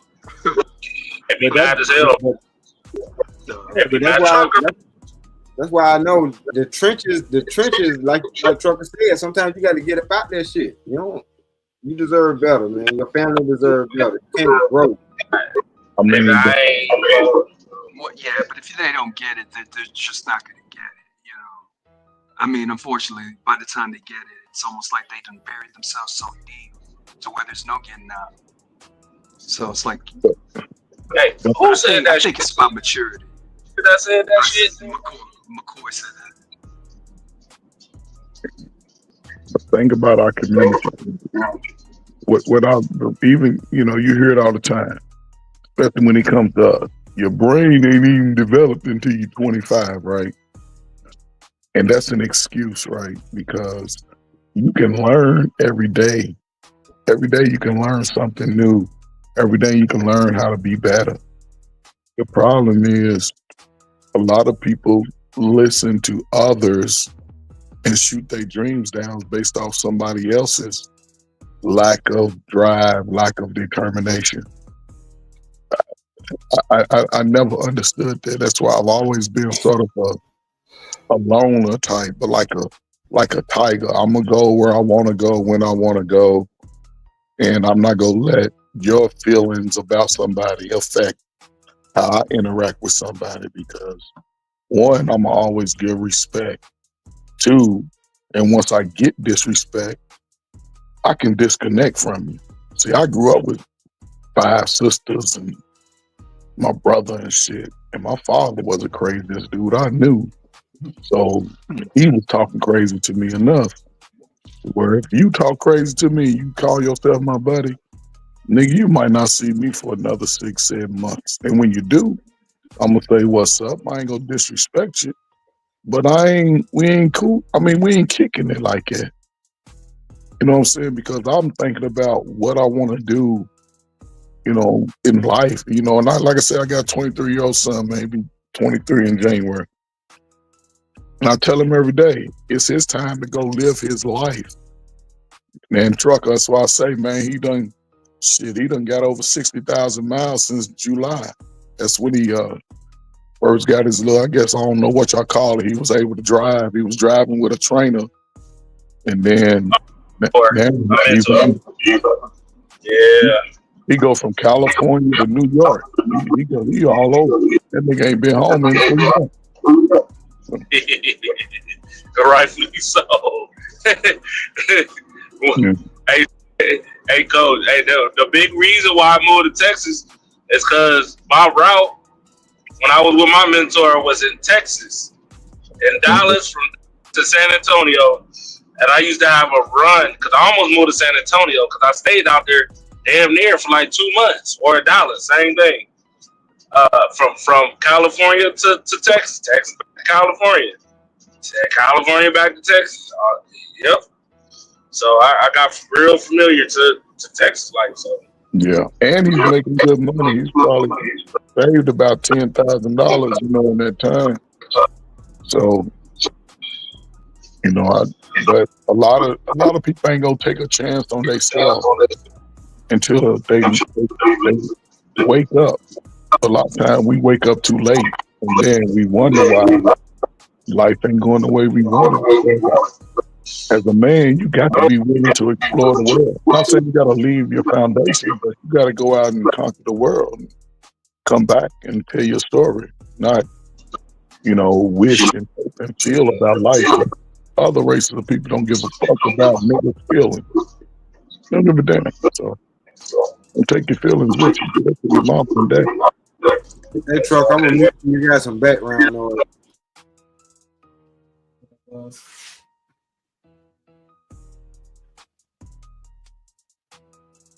Now go ahead, Coach.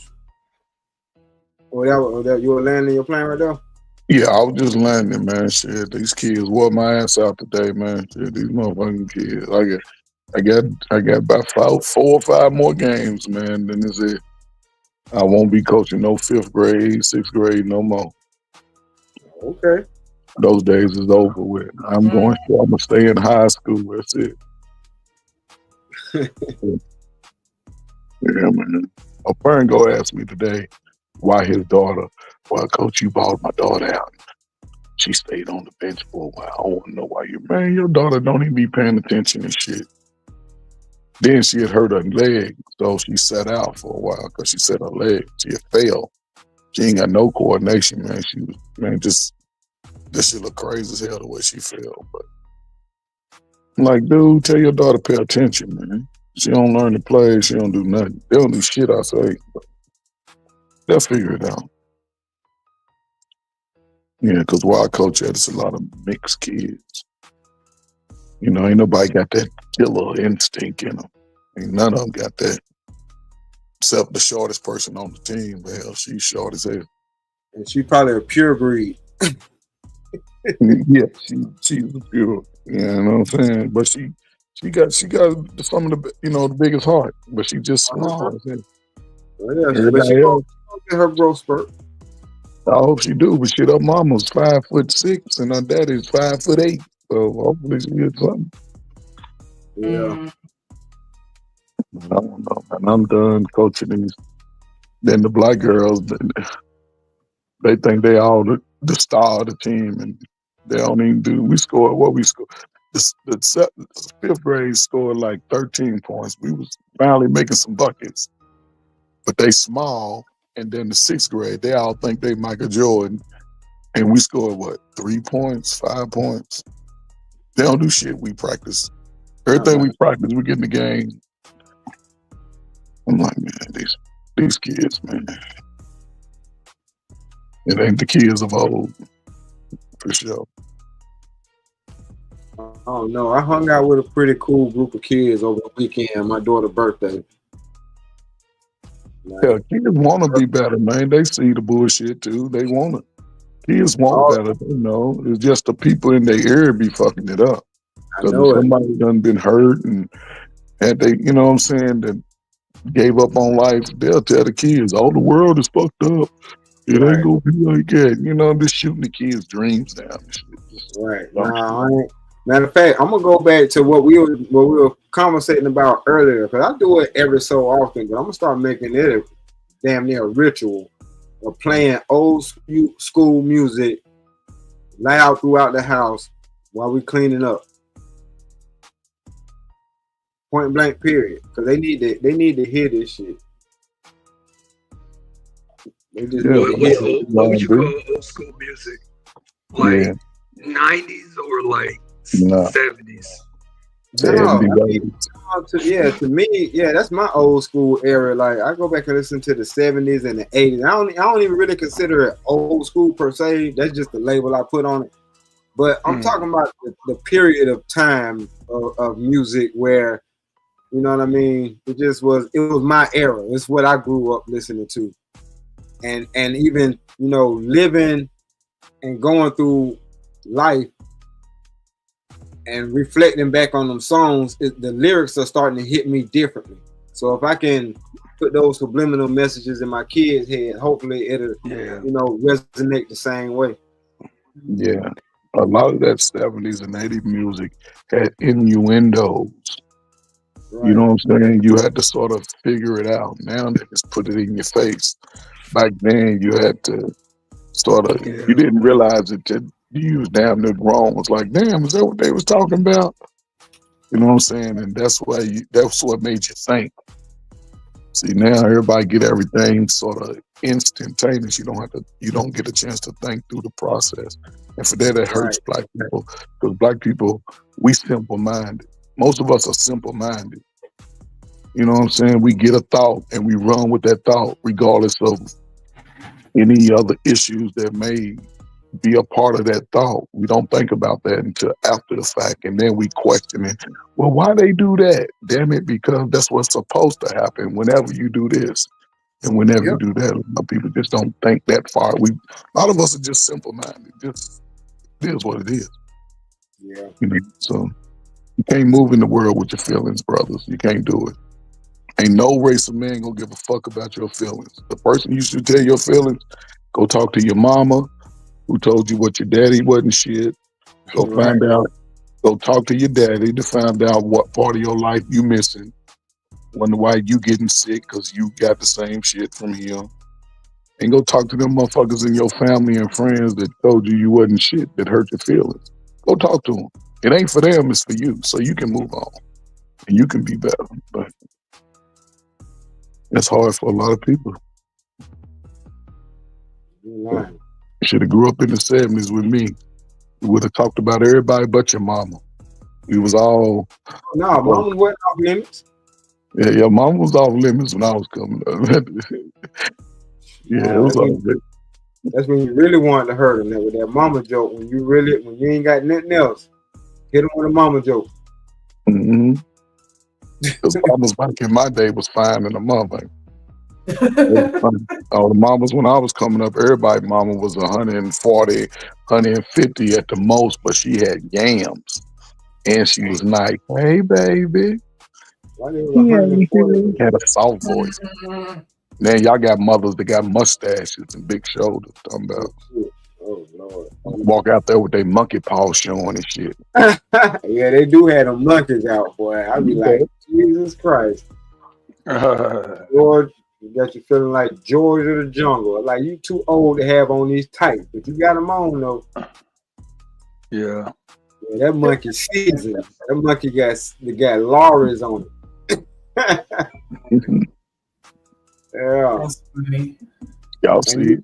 And this how you know it got some mileage on it. It ain't 2 lips no more. It's 4. You know what? Somebody drop D-Rock right now. I'm telling you, like real talk. Hey, have you seen how them women be having that kind of surgery or whatever? Like some lip surgery down there? I've been seeing that trending. I've been seeing that trending on Twitter. They're trying to go from 2 back. I mean, they're trying to go from 4 back to 2. Yeah. Yeah. Oh God, that's gross. All right. Yeah. It is gross. Some people's inner lips are naturally longer than their outer lips. Hold on, their inners are longer than their outer. We don't need to know how the sausage is made. I don't want us to spin this narrative that if a woman has some extra lippage, it's because she's loose. Like some people are just made that way. No, hell nah. Better let you slide with that. It's supposed to be 2 lips, 1 on each side.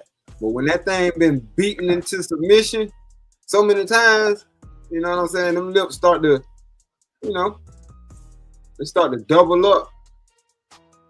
Like JP neck. I can't. I mean, some people just born like that too, man. Yeah, like don't always not that born like that argument. No, yes, hell they are. Yes, they are. No, they're not. Yes, they are, man. I'm telling you, they are, man. How many peace leaves? Hold on, Miss Shanika. How many peace leaves have you seen in your life? Because I heard you had all boys. Yeah, but I mean, I'm a girl, and girls don't have any reservations with getting naked in front of each other. Yeah, that's true. I wanted to hear it come from you. I've seen more than my fair share that I wanted to see, for sure. But no, but like, honestly though, vaginas come in all shapes, sizes. You know. I know. If you look at enough corn, you will see that all vaginas are made alike, and they're all corn stars. So that should, help you debunk that theory. That's not true. Yeah, never put much thought. But they do have vaginal rejuvenation surgery that women can get opposed to tighten up. Yeah, apparently. For a reason, it needs to. Why would it need to be rejuvenated? The tightening on the inside, not the lippage, but on the inside. I'm almost. They supposedly, do something. I never looked into it because that's not my ministry, but yeah, that's something with the inside to make it tighter again. But that's the thing. That's how them 4 lips. See, this is what I'm saying. It's supposed to be 2 lips, but when that outside has started being pulled. When the inside start to get pulled outside. Oh my! It's not a pro. All right. Prolapse vagina, like that's the 4 lips. That's what I'm saying. Yeah, that's 4 lips. That's the prolapse. There you go. You have inner labia and you have outer labia, and so technically you do have When the outer labia gets long, and when the inner labia gets longer than the outer labia, then you get the 4 lips instead of the 2 lips. I'm telling you, Man, Sally, man, what you gonna hang up on a grill? A gorilla? 2 lips represents a healthy one. I'm telling y'all what I know. Man, you messing with that gorilla monkey, boy. I'm trying to tell you. I don't know what you got going on. Trust me, I have stumbled across some gorilla monkeys. I ain't gonna flex. You just got some gorilla monkeys. It don't have nothing to do with their sexual partners. I ain't saying I'm bold. Yeah, I ain't bold to 300 now. I ain't gonna tell you that lie. Child, you crazy. I'm saying, hey. You gonna have some poor young woman very insecure, thinking that something wrong with her. Something wrong with her. Slow the hell down. Let that shit heal up. Push it in or something. No, push it back in. Yeah, put some glue around it and then push it in. You know what I'm saying? Oh God, dog. Boy, I had a chick like that. Man, look, I had a chick like that when I was in the A. And Shawty was a stone cold freak. And she was young. She wasn't young. She was 18. Like, we were all around that age. But for her to be that young, like, her shit hung. Like, her lips hung. That's just how she was made. That was not how she was made. Exactly. That's why. Not that ain't how, because I'm telling you that ain't how you made. Like, I'm like, God. Like, don't do that. So that's what it turned into. Then you gonna have some young man out here listening to you, and he's going to shame a woman that's not a whore just because she was made that way. Like that's fucked up. Don't do that. Made that way. Yes, they are. Don't do that. Don't spread that misinformation. All right, fellas. If she was made that way, it'll still have some grip. I'm done. You talk about the inside versus the outside. There's two totally different conversations. Yeah, but I'm saying she can't grip no more if the inside is on the outside. I know what the inside is not a prolapse vagina. Like, stop doing that. All right. I don't know. Yeah, okay. I ain't trying to set these young boys up for failure. I'm trying to put them on the right track. You are doing that if you gonna tell them that girl is a slut just because of the way her body was naturally made. Hell no. You wasn't tripping, homeboy. Nope, you wasn't tripping, homeboy. She should. Them lips wasn't supposed to be lipping. Okay. Oh my gosh. It's bad enough you got women that are already insecure about that period, and then now you finna add this label of them being hoes. I'm saying it ain't. It's supposed to have a little hang time, because you know what I'm saying. If you experienced, you're supposed to be able to play with that shit, but it don't supposed to be so long that you could tie it up in a knot and it look like a bow tie up under the clitoris. You know what I'm saying? I think you being on Fishermatic now. That's just like we said, if any man has more than one color on his penis, he got a disease. When you know as a man that men's penises come in all types of colors and shapes and forms. That ain't the same thing. That is the same. The statement I just made is just as factual as what you said. Something that is a natural occurrence, you're trying to attribute to something that has nothing to do with it. Well, so I'm saying in a situation like that, I just tell her to suck the light parts or suck the dark parts, whichever one has the most. Suck that part. But imagine if I went around saying like, yeah, if he has any discoloration on his penis, he got a disease. Don't mess with him. Like, no, don't do that. Don't do that. Don't, because guess what? I ain't got no discoloration, so I wouldn't be disqualified. So if your lips not hanging, then you ain't disqualified. That's all I'm saying. That you just say that's necessarily what you find aesthetically pleasing, and then I think that all right. That's just what I find aesthetically pleasing. That's just we go. Thank you. That's just D-Rock's POV. When them little monkeys will scare you, huh? When them little hanging monkeys will scare you. Oh my God. What is that? D-Rock said, "Fuck it, your coochie ugly. I don't want you."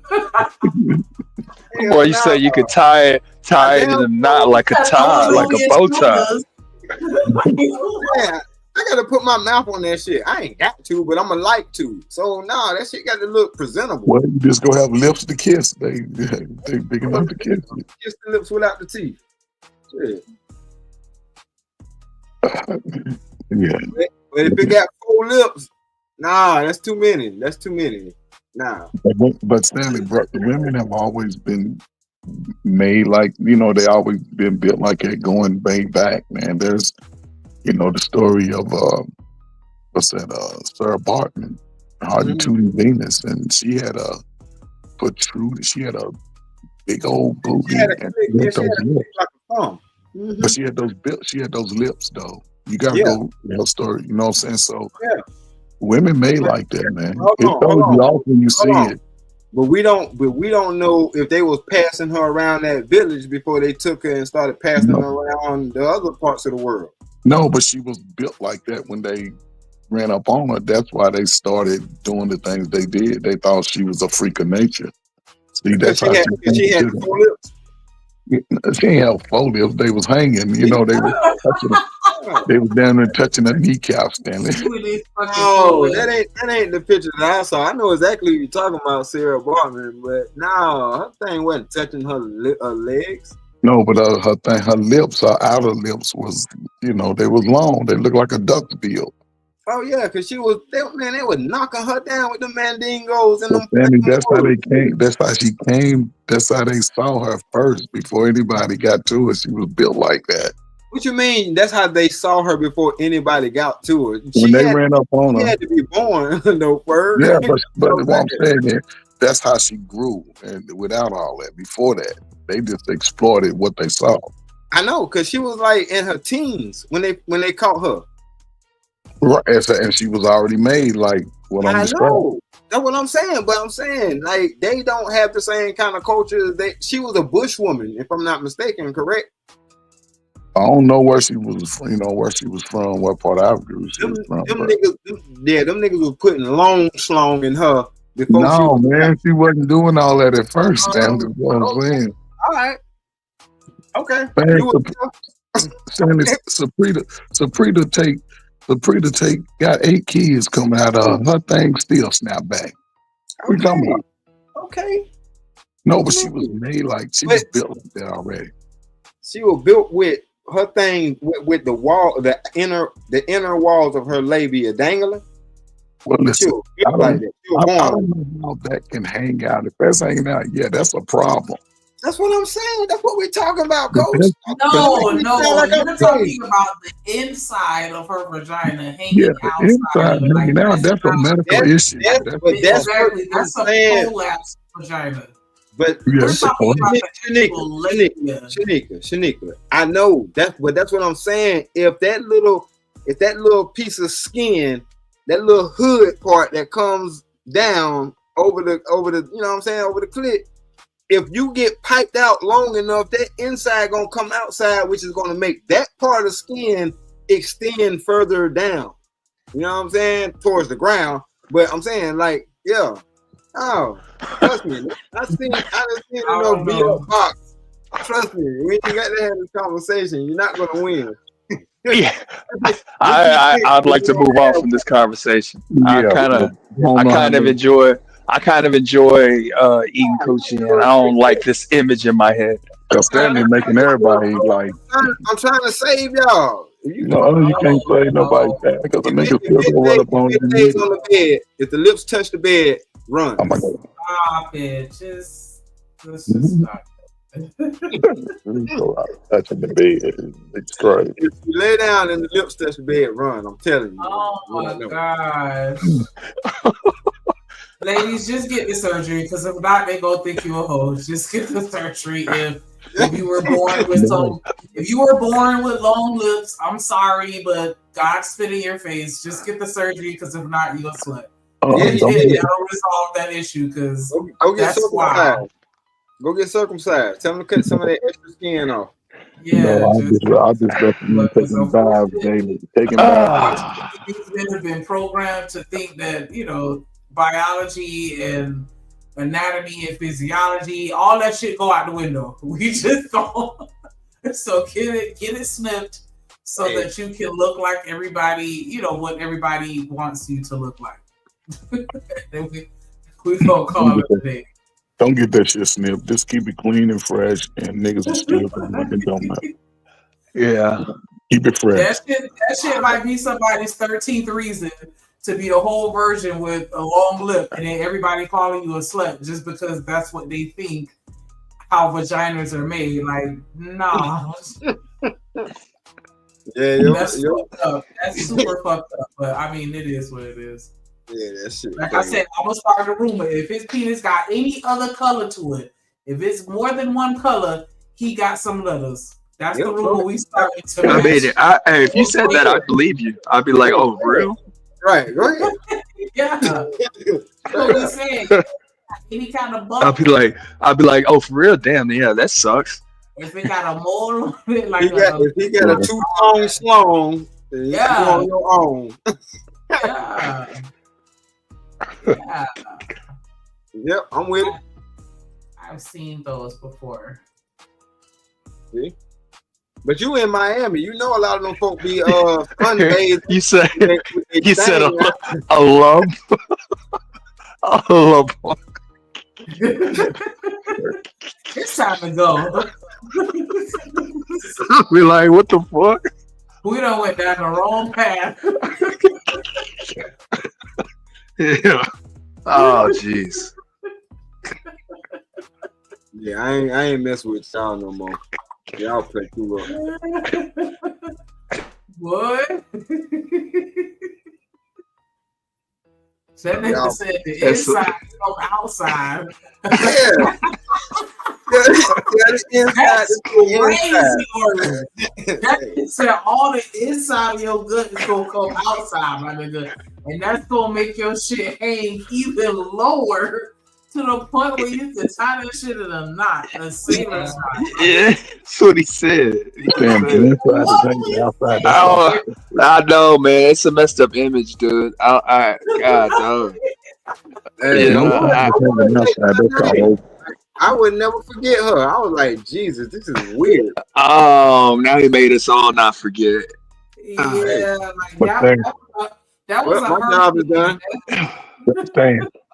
When you saw that, did you follow Crazy part is that one chick comes to mind for me. It's like, but I never put much thought into it. I just thought the list was kind of big. I know. You know, and I kind of thought about the kids thing. Yeah, I was just like Shanika. I ain't think nothing of that shit either until me and 2 other niggas were lined up at her door about to pay her some child support money. Oh, so Stan, what you saying is just hey, Shanika, I think we're getting down to the bottom of the lips. The trauma comes from. I started off with telling you that she was a freak. This girl was a freak. You know what I'm saying? Like, no, she was stone cold. Yeah. Like, that's all she did. Yeah, she walked around in a t-shirt. 24 hours a day. Vagina though, you still I know. Yeah, damn right. Like just needed it all the time. No, I'm saying this was my side chick. This was like my side piece, but she stayed in the same apartment complex. So yeah, I stayed over there because she was always on go. Every time I came around there, she was always on go. Sloppy toppy, sit up there, ride that thing, and all right, I'll see you later. No questions asked. Like, I'm telling you, this was a stone cold. All right. I believe that part. I just am trying to say that her lippage had nothing to do with that. It did, because I'm telling you, she was standing over me one day, and I was like, this shit ain't natural. Like, I can almost do pull-ups on them lips. Like, see, that's the thing, man. This is. I'm like, oh, wow. Okay, we're done. Yeah, it's like I had my own AI video in my head about this whole thing. It's like I cannot. But I can almost see an anime. I can almost see an anime character based off of this or something like that. Or I don't know. Like, You know, I don't- anime there is for shit. I'm saying I've been through some shit. I might just be traumatized. I don't know. Yeah, because you can't tell Little me bit that of- little bit. every promiscuous woman you've ever dealt with all had, these extra long. Yeah, they rabbit did. Because lips. after that, I started noticing. I started looking, just like Eddie Murphy was looking at females' feet before he smashed. I had to see what that thing looked like, and if it wasn't presentable, oh hell, no, I'm out. I'm out. I don't know So what you that. never, so you never met a girl that wasn't promiscuous that still had lips. No. Talking about that they was promiscuous, but it was still had that snapback and all that good shit. No. Not the inside, the outside, just the lips only. No, the inside, the the outside of the crack house. Let me know what the inside of the crack house was gonna look like. You know what I'm saying? It ain't had boards and shit on the outside because it was fully furnished and you know what I'm saying, laid on the inside. You know what I'm saying? I'm telling you, as a man, I had to recognize damage before I went in there. Because by the time you get in there, sometimes that shit be too late. She got that coughing pop. You know what I'm saying? So that thing so loose. If she cough, you out of there.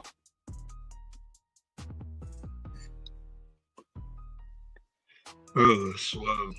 I'm just saying, y'all have no words. had these conversations. I bet. Hey, I'm ready. I'm ready for. You know you embarrassed a nigga like that before. That's why your ass over there laughing. You didn't embarrass the nigga. What she talking about? Hell nah.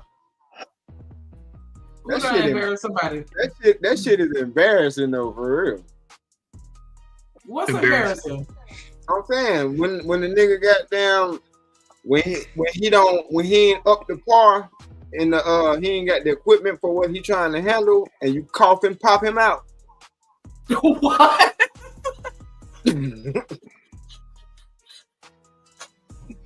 Like I said, you could tell. I'm telling you, shit. Okay. You said cough and pop him out. Yeah, cough and pop. Yeah, that's a little blow pop there, and she coughing. No, nigga. I'm talking about you in her. You know what I'm saying? You in her, but if she cough, you pop out. That's what I'm saying. That's crazy. I'm gone, man. That's crazy. That's crazy. Away from the Oh no, I can't even remember if that happened. Oh my God! I can specifically. Your number must be in the low hundreds. It was. Yeah, it was. I didn't hit the century mark. Oh my yeah, hey. I'm just saying, man. God. This is pop out. Yeah, that's damn. I'm traumatized. Oh shit, you ain't the only one, nigga. Oh my gosh, no. Yeah. Oh my gosh, jeez, Buzz, that was too much. That's why I say we suffer in silence. Y'all don't understand. We go through some shit too. Oh my gosh, I gotta ask, like, man, we go through way more than we ever know. Apparently, God, I'm just really enough to talk about it. You know, when you say cough and pop, you know, I was like, okay, that's some lingo I don't understand, so I'm not gonna question it. And then it turns out it was exactly what I thought it was, and I was like, holy shit, what? Oh, you looked it up? No, I just listened to what you said. Oh, yeah, you know? like what? Nah, real shit. I just didn't understand it until you elaborated, and I was like, what the fuck? I almost specifically remember being in the same situation and like it gripped or something like that. So it's like, I don't. Oh God.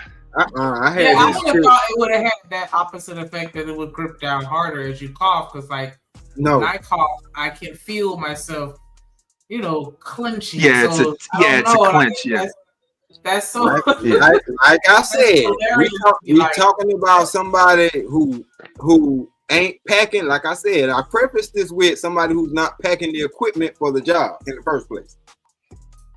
Okay. But stand a man. Because once you, if I'm saying, because so do you. So all right, let's think logic. So let's think. All right, so let's think logically. All right, so basically, she on deck like some guy, some guy around the way at the time as you, same as you. This guy, 14 inches or whatever the fuck, he's just wearing it out like that repeatedly. At the same time that you're smashing.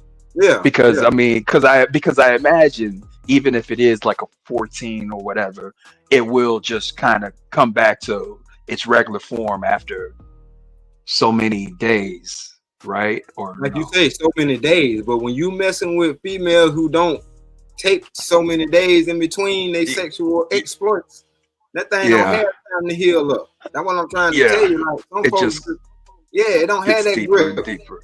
It don't have that elasticity, but that thing's still super wet. And if she fuck around and sneeze or cough, you gonna pop out.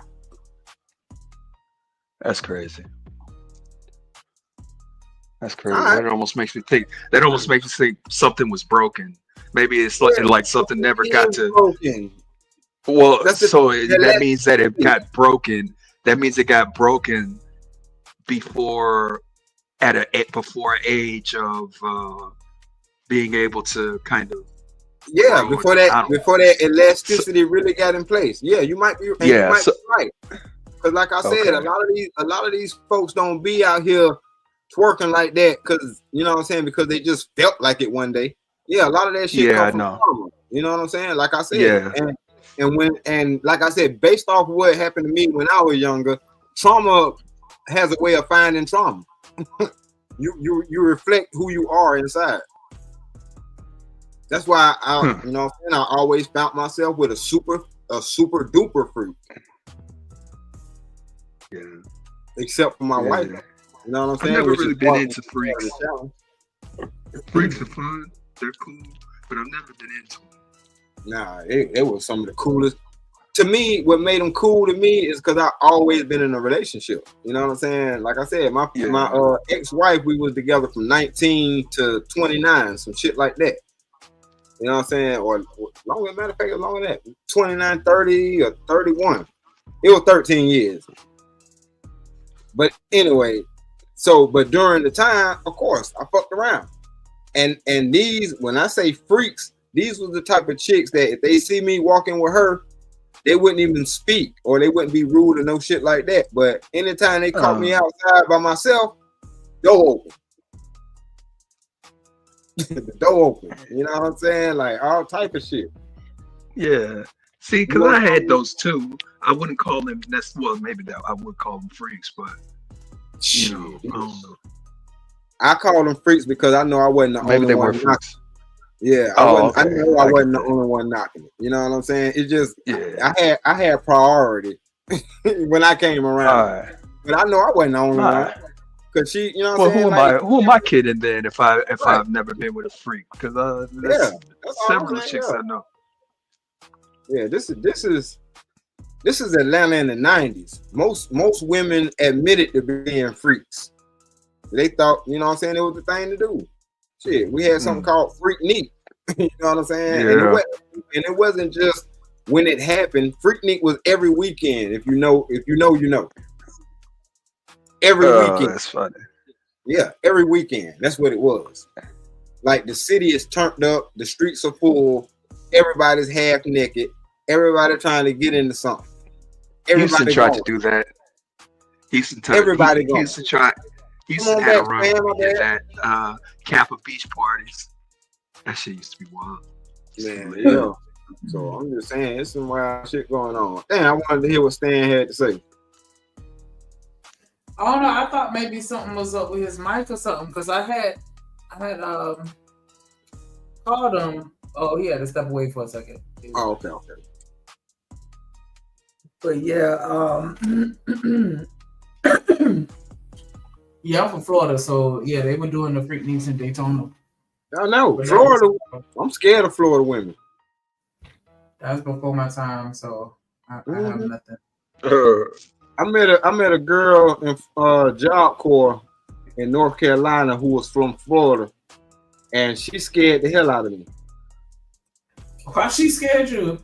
Cause she was like, I do everything in the book. I'm a Florida girl. You know, Florida girls, we do everything in the book. And I'm like, what the hell is everything in the book? I'm 15, 16 years old at this time. What the hell is everything in the book, young lady? Yeah, that's when I found out what everything in the book was. Y'all don't be playing down there. Oh wow. Okay. Everything in the book, like tossed salads and all. Oh wow. Yeah, all that. And I said, damn, like how you gonna speak for all the Florida girls? Yeah, she don't speak for everybody. She was like, you don't believe me?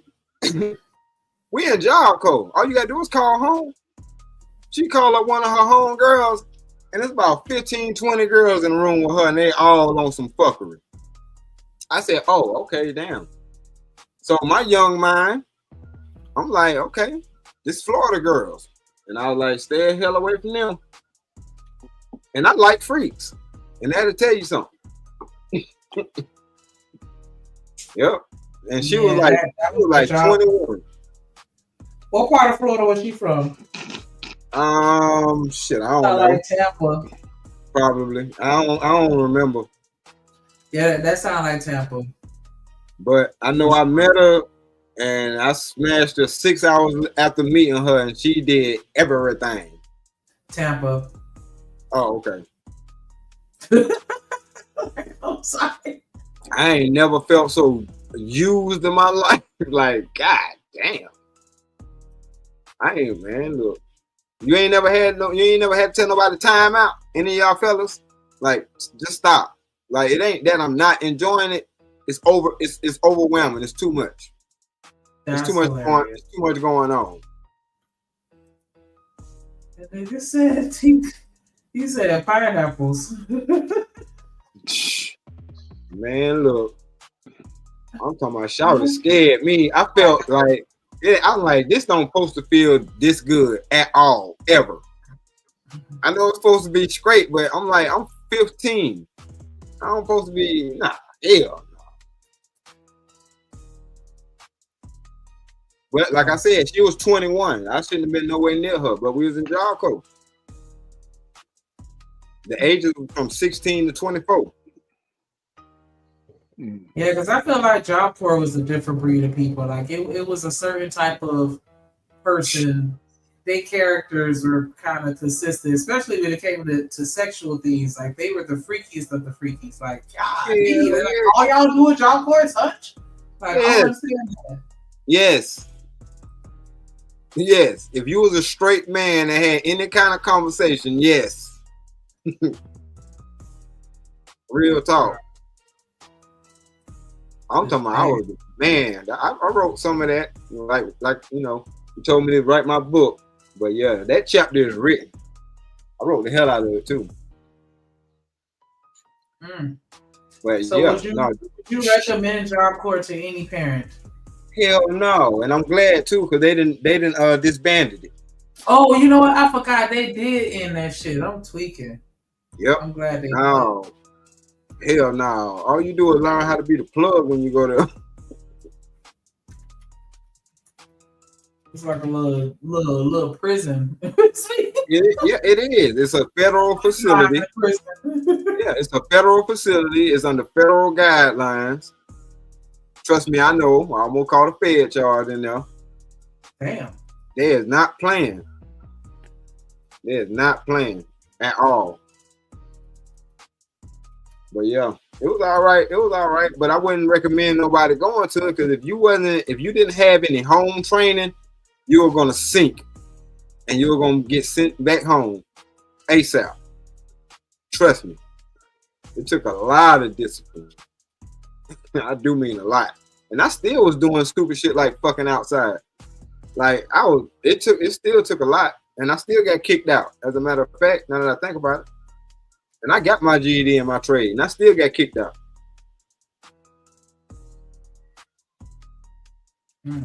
You either get kicked out or go to jail. I'll take getting kicked out. Thank you for 200, Alex. So now, but now, because it's just it's a different environment. It's almost like college, but it's like college if college was jail. For real. College was jail. Yeah, it's like a co-ed situation if college, you know what I'm saying? But jail. Minus the bars. Standing man said you might have another child like them. I probably got plenty of damn children out there. I ain't never ruled that out. I ain't never shied away from that. Hell yeah.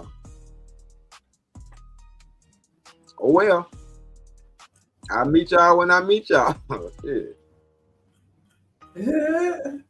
Nah, real talk. Hey, I can tell the story. If I remember your mama, I'll be able to tell you the story. And you can be mad, but shit, I don't care. The same thing goes for all of them. You try me, I'm gonna show you something. Especially since I know I'm your daddy now. I ain't gonna even feel bad about it. It ain't like you somebody else's child. So you better come correct. You a mean daddy. I am. I'm one of the last of a dying breed. I'll whoop your ass like that. So you mean it when you say I brought you into this world and I'll take you out. Yeah. Yeah. Oh, I'm your daddy, huh? All right. Because I was chilling until you told me that shit. I was going about my business. Now you put this, you put this label on me. So now what? We can either get to know each other or you could have an attitude or a chip on your shoulder and I'm going to knock it clean off.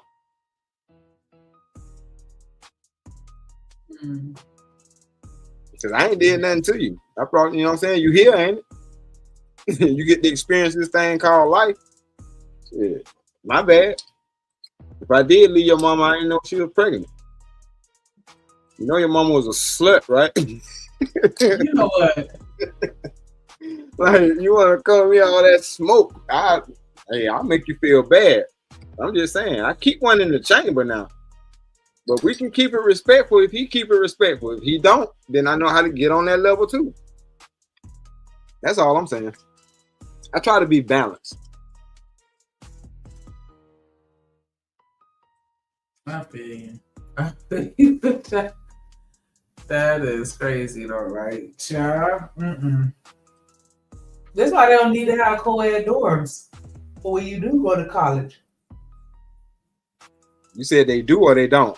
They don't, but I mean, I guess it is what it is. If you don't know how to govern yourself accordingly, then that's on you. But yeah, I don't even think they need to have co-ed dorms for these kids. Absolutely not. Anywhere they had a co-ed situation, that shit did not work. But they had a co-ed situation when I was in the military, when we went to AIT. And I found out the only thing separating us from the women's side was a thin sheet of board. I said, oh, this is off the chain. I used to set up meetings. Meet me at the wall at 9 o'clock when they turn the lights off. We'll talk about what our plan is going to be on how we're going to make this thing shake. And I usually make that shit shake. And anybody who ever been in basic training or AIT, tell me if I'm lying. If you pull in fire duty, that 4 o'clock to 6 p.m. shift, whereas you ain't got to go to PT that morning, you can go straight to breakfast because PT starts at 5:30. Your duty is till 6. And that's when you make your move, right before shower time. I'm just saying. Make your move. Hell yeah. Yep. Meet me in the shower at 4:30. I'm there. Oh my God. I'm there. What? Because everybody else don't start moving around about 4:15, 4:50. All I need is 15 minutes. We're gonna knock this shit out so I can get on back to my post. Man, bad. what? Yeah, super bad. Super Does that bad. make you like? Does that make you more like alert? Well, I don't even want to say alert, but No. like, do you watch your kid like when they were in the house? Where you did that cause you to watch them a little harder? As far as like, I know what I was doing, so I'm gonna stay Yeah. 2 steps ahead of you. Yeah, it did. That's why, I feel like you can't pull nothing over me. I done did all that shit. Like you ain't tricking me. You ain't lying to me. But at the same time, my kids, I can honestly say, before me and my son fell out, we was, he kept it real. He kept it honest with me, just like my daughter. You know what I'm saying? Even though I was like, I don't agree with that shit, because I remember when she was still staying with her mama. I went out there to go visit them, and I was with my current wife. And I remember she said that she had, at this time she had a boyfriend. So I said, introduce me to your boyfriend. I want to meet him. And the nigga got scared, said he didn't want to meet me. I told her then and there, I said, that nigga ain't got good intentions. Because why would he not want to meet the nigga who had you if he called himself interested in you? Right. And that was my first dealing with her having a, a boyfriend or whatever of the opposite sex. But she was like, well, I kind of figured he was going to be like that because I got a girlfriend too. And he cool with it. I said, this is some bullshit. I'm like, this is what's going on over here? This shit is confusing. Yeah, she had a girlfriend. She had a girlfriend and a boyfriend. She was still in school. I said, yeah, this shit here too wild for me. Oh, she I said, well, where your girlfriend at? Is she scared to meet me too? Cause I already see why you got a girlfriend and this lame ass nigga scared to meet me. Like, what the? Anyway, so yeah. Stan Archer said, cause you are cray cray.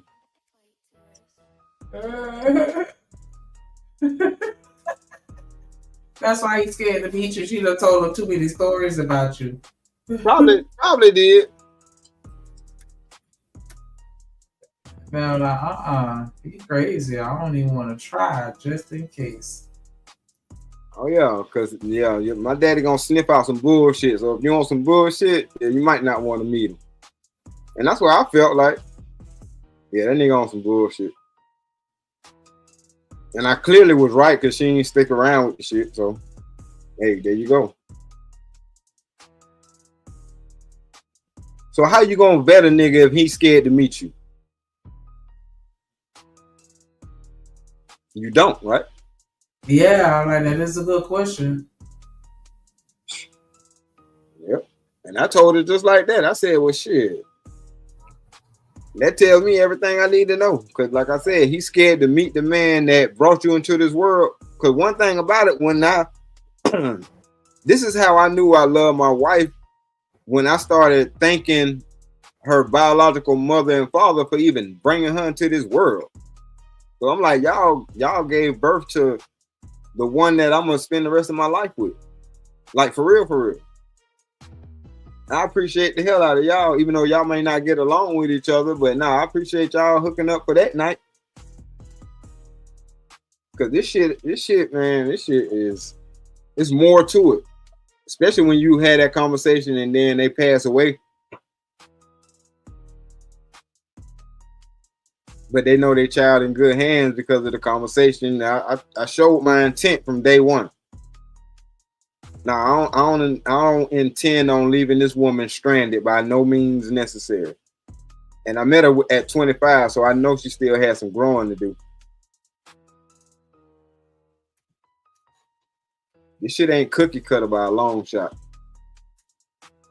Yeah, it's not. It definitely isn't, and that's why these conversations really are super difficult because we're looking for, that cookie cutter or that scientific formula or that we're looking for that end all or that one solution that works for everybody, and that's just never going to be the case. And so we can sit here and talk about, I think it's just a matter of distinguishing like these are the core things that we should be looking for to identify within relationships, and then everything outside of that is case by case type of deal. Because there are certain things that I think can still apply to everybody. Yeah. You know, like you keep catching him lying, you need to go ahead and leave. Like, don't just sit there and keep being okay with, like, you know what I'm saying, like that. And that was just, I don't even know why I said that, but like, yeah, just certain themes. Right. And all recognize that we still need to, but just being able to, like I said, distinguish, like, hey, this is something that is applicable to everyone or the majority, whereas this is kind of like an outlier, and y'all need to have that conversation one-on-one to come up with that solution. Yeah. Because even things as wide as cheating, you know what I'm saying? Like, yeah, we could sit here and be like, okay, you know, that's something that could be. Well, no, I ain't even gonna say that it could be forgiven, because, you know, I've spoken to a lot of people that feel like, well, not a lot, but some married couples that feel like, hey, you know, we in here and we gonna work through whatever, no matter what it is. Yeah. And I feel like in the days they had that mentality, because you had men having outside babies and women having outside babies, but they still stayed together. Right. You feel me? So, you know, just by going with that logic, we can sit there and push like, yeah, just stay. But, you know, I don't know if that's something that we can even really blanket. And so, yeah, that's what I'm saying. I think we need to focus on identifying, like, or just stay focused on the things that can actually help everybody out, and not all this little crazy shit that everybody talks about in between, because those arguments are just pointless. Yeah, you get caught up in all that nuance and shit, and when you have nuance, you can move the goalposts from here to there to anywhere, because it's too much of a gray area. But the shit that I be trying to say is the general or the blanket, as far as you can't go wrong by choosing somebody who also chose you. Y'all checking for each other, and y'all intent with each other is aligned with each other, meaning that your intent is not to fuck the other one over. Let's start there. Like, regardless of what happens, because that's another thing too. Just because I love you or fell in love with you or we're good friends, we might not need to be together. And we have to know how to walk away from shit, even if it's good to us, for us, or whatever the case may be. Like, you know what I'm saying? Like, every situation that you walk away from don't have to be a bad situation. Y'all just might not be right for each other, but y'all are still good people. So that's why I say it's a bunch of shit that we got to look for, but we have to know ourselves before we can know what to look for. If we out here dating and don't know ourselves, as far as we don't know what love is or what love means to us, we don't know what loyalty means or what loyalty is to us, then, you know, we don't have the correct barometer to go try to find what the fuck we looking for. You just poking around with a stick, hoping that you find something cute or something, you know what I'm saying, something attractive with a bad body that you can show off to your friends and say, hey, look what I got. You know what I'm saying? Instead of finding somebody that's really there for you or really down for you. Yeah, but I mean, and not only that, but I just feel like the conversation a lot of people miss, or not even miss, but not only that person is down for you, but that person has at least made the commitment this time, even if they change their mind or whatever, but they made the commitment to stick with it. Yeah. Like, you know what I'm saying? I'm not going to give up on you. And I think that's the element of relationships that a lot of us are missing out on. And so if I had to use that as an example of that one blanketed statement or suggestion that I would give to everybody, it would be like, you know, find somebody that, you know, is committed to you and not giving up on whatever it is that y'all have. Because as long as you got people willing to work, I think that it'll last. You ain't lying, because that entails a lot. When you sign up and say that I'm here for the long haul, I'm here for the ups and downs and all the in-betweens or whatever like that, it's the same as what is said in the vows, right? What made me feel good recently was going to the doctor with my wife and her getting that cancer diagnosis and still standing on what I said when I first met her. I ain't going nowhere. We're gonna go through this shit together. You know what I'm saying? This is you know, a tough time, because once you get a diagnosis like that, you know what I'm saying, you start thinking about morbid stuff. But a couple of weeks later, and after a whole bunch of testing and doing all this other stuff, they said that they haven't found any more traces of the disease. And you know what I'm saying? I'm like, I'm glad I didn't skip a beat, even though that wasn't a long period of time or whatever. But I'm thinking to myself, if that was my test,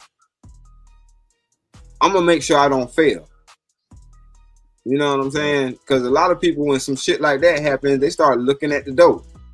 Or I ain't signed up for all this. You know what I'm saying? And I appreciate y'all prayers too, man. Like, man, look, they got us through. I ain't even gonna lie. They got us through. And I ain't update nobody because we still crossing our fingers and she's still going through the test. But from the last time they checked, they said, you know, there wasn't no more traces of it. Hey, you know what? I mean, to be Hey, honest, well, I'm happy to hear that, man. That's for that's some sure. that's some wild stuff, man. Yeah, for sure. I don't know. I can't even think about stuff like that with my wife right now. Yeah, but I just know I'm committed, and in that, even in that moment, I'm like, I'm thanking God for the time or the amount of time that I was able to get to spend with her. Not already counting her out or whatever like that, but instead of looking at it as a negative, just try to look at it as a positive. Like, I was able to spend this time with this woman and feel for the first time what it actually feel like to be loved and appreciated. And I'm glad I signed up for it. I'm glad I took her seriously. I'm glad I entered into the relationship, leaving all the bullshit from my past at the door. You know what I'm saying? I'm thankful that I was allowed to actually love again. You know what I'm saying? Because that divorce had me on some FOB. You know what I'm saying? Like, these women ain't ish. You know what I'm saying? But I'm like, hold on, how are these women ain't ish when it wasn't number one woman that did this to you? Right. So that's why I'm like, nah, man, we got to have these conversations and not live in the damn trauma, because you ain't doing nothing but hurting yourself. All that, you know what I'm saying? All that, I'm still hurt, so I'm gonna project it out to the world. You ain't gonna never find your person like that, because everybody ain't like that. That's a fact. Because that's what a lot of people are dealing with. They just don't know how to deal with that hurt that they experience. And it's like, everybody go through it. Like, what make you think you exempt? Like, get up out of here. But yeah, like, people just hurt. And that's why they be having them phrases like hurt people, all that shit. Like, listen, figure out what you got to do to move past it. And you know, don't just completely ignore those similar traits in anybody else that you deal with going forward, because it's like, nah, we are starting a new relationship from a clean slate, but not a dumb slate. Right. Like, you know what I'm saying? Like, I'm not just gonna treat you like a criminal for no reason, but if you start acting like one, then you know what I'm saying, it is what it is. Like, that type shit, but not just off the rip, like, nah, I'm not gonna trust you from day one simply because I couldn't trust the last. But nah, let them give you a reason. Exactly. I always say, when you start off with a new person, you're supposed to start off, that person's supposed to have a clean slate, because they ain't did shit to you. They ain't did nothing to you. Y'all just meeting. Give them a clean slate and allow them to, if they're going to make any mistakes or whatever, let them make their mistakes. Don't put what mistakes somebody else made on them. Because even if they make the same mistake that the other person made, you're going to give them the trauma that you got from the last thing, or you're going to deal with the current person because you couldn't deal with the last person when they made this mistake. You see what I'm saying? Mm-hmm. And instead of saying, don't make that mistake because this is something that I don't like, people are just abandoning the relationship based off of, no, this last person made this mistake, and I seen this in this current relationship. I'm gone. Yeah, that's called baggage, folks. Yep. That's exactly what that is. And people just be sitting there lugging around them bags, thinking that don't nobody else see them. No, everybody see them. I don't know why you don't. Right. Let me go through your phone. Why? Because the last nigga you had, you couldn't trust him, and you found some shit in his phone. Right. Because we even think about that. Like, exactly. No, we ain't doing that. We ain't doing that. If you feel like you need to go through my phone, we might as well just go ahead and end this shit. yeah, I ain't you did don't shit. trust me. Right. I ain't did shit to you. You don't trust me, and ain't nobody calling my phone for you. So what you looking for? Like the hell? And that's the crazy part. Me and my wife, we went through a lot of that shit in the beginning. Like we couldn't even be Facebook friends. Real shit. We couldn't be Facebook friends. Who is that leaving them hard eyes under your comment? Thank you. Right. Who this be check? Who this be liking your pictures and leaving comments and shit? Oh, that's my ex. Oh yeah. Oh, you still in contact with your ex, huh? Yeah. We still remain friends after we broke up. We don't hate each other. Ain't no friends. Oh yeah. Oh yeah. Right. Then next thing you know, you see them going back and forth in the comments. You like, oh my God. For real. That's wild. But yep, but I mean, that's crazy to me. And then just like, but I get like why some people may not necessarily want to publicize all of the details of their relationship and stuff like that online and stuff like that. But because it's just a headache. It's an absolute headache, like unnecessary when you're dealing with somebody that don't know how to trust the person that they're in a relationship with.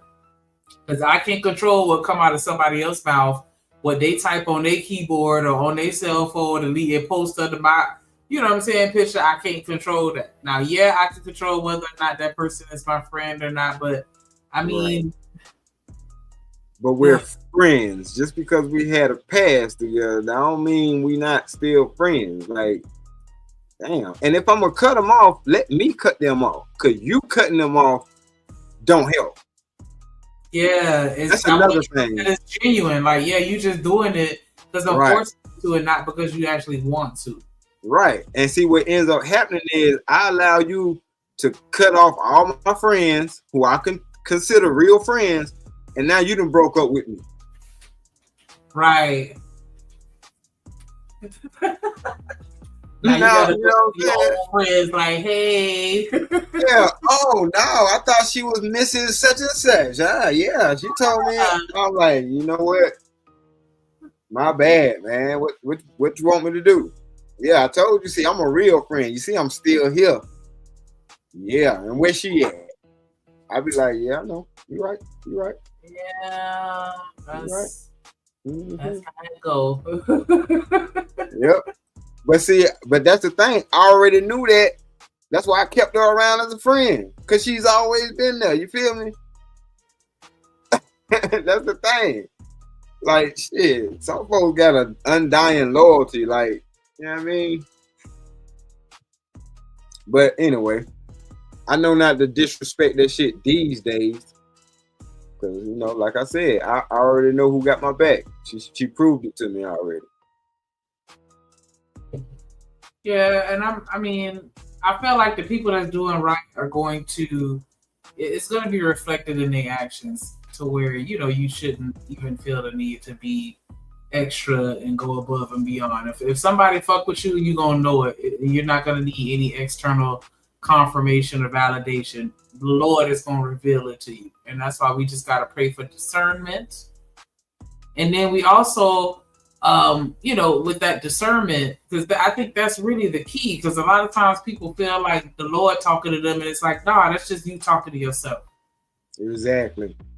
That's just your ego talking to you based off of what you want. But Jesus didn't tell you to holler at that dude. That wasn't him. or let him pipe down on the first night with no rubber. He didn't tell you Oh to yeah, stay in stop, that stop. relationship once you found that bullshit that you found. He didn't tell you to stay. Right. You found it for a reason. It was there Right. for you to find it. Exactly. He didn't say stay with him and go ahead and marry him. Mm-mm.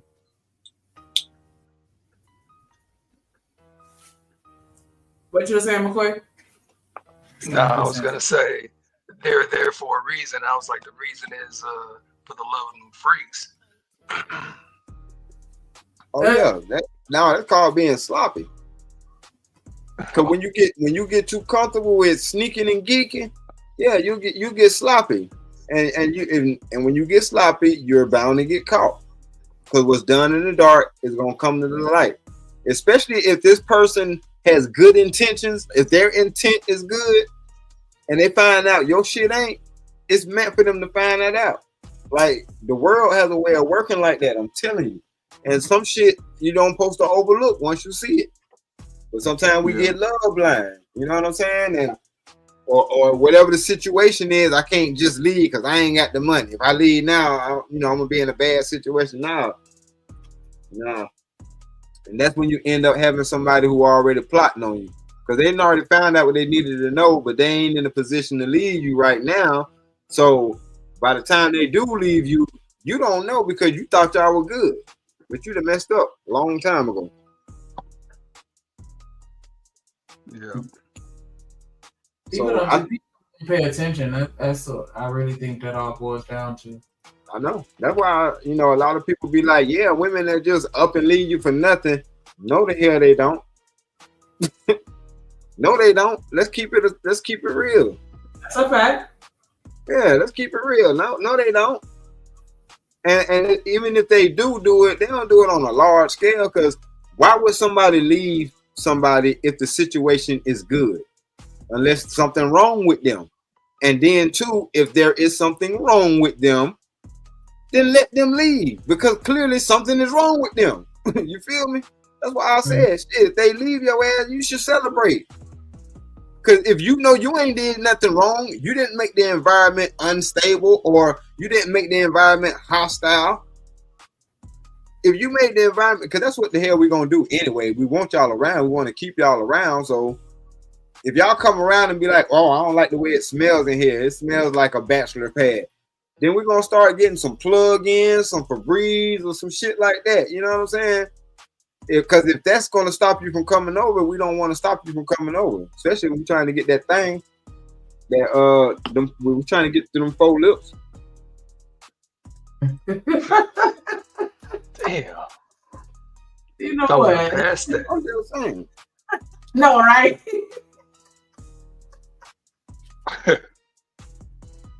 I'm just keeping it honest. Like, nah, we do shit because that I don't wear wigs and I don't get a BBL to attract no man. It's like a nigga saying I don't get fresh to attract no women. I get fresh to, you know what I'm saying? Because I do this shit for me.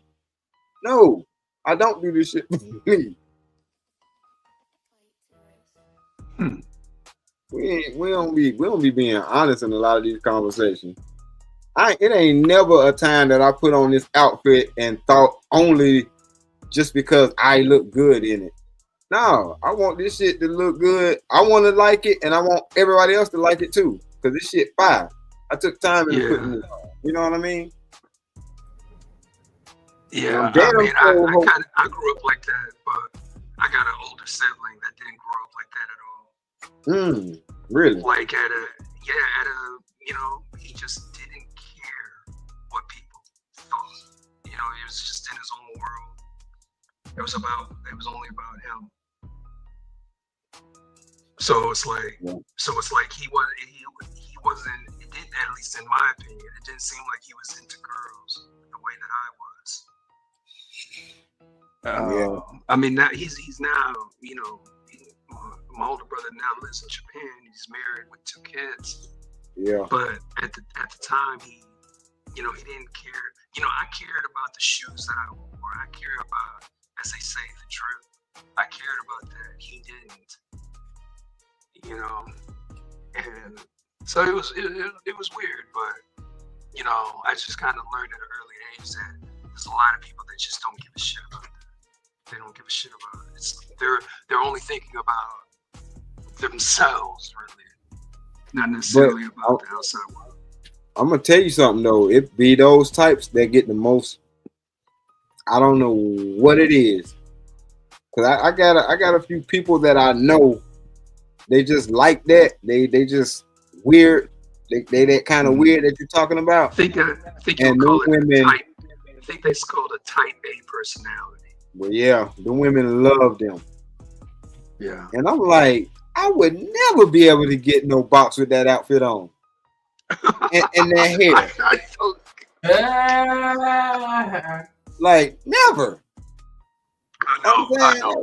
I know. This nigga like a rock star. He's like a black rock star. But hey, but you know, the funny thing is that my older brother is that, you know, I didn't know anything about Patrice O'Neal until maybe about 2022, 23.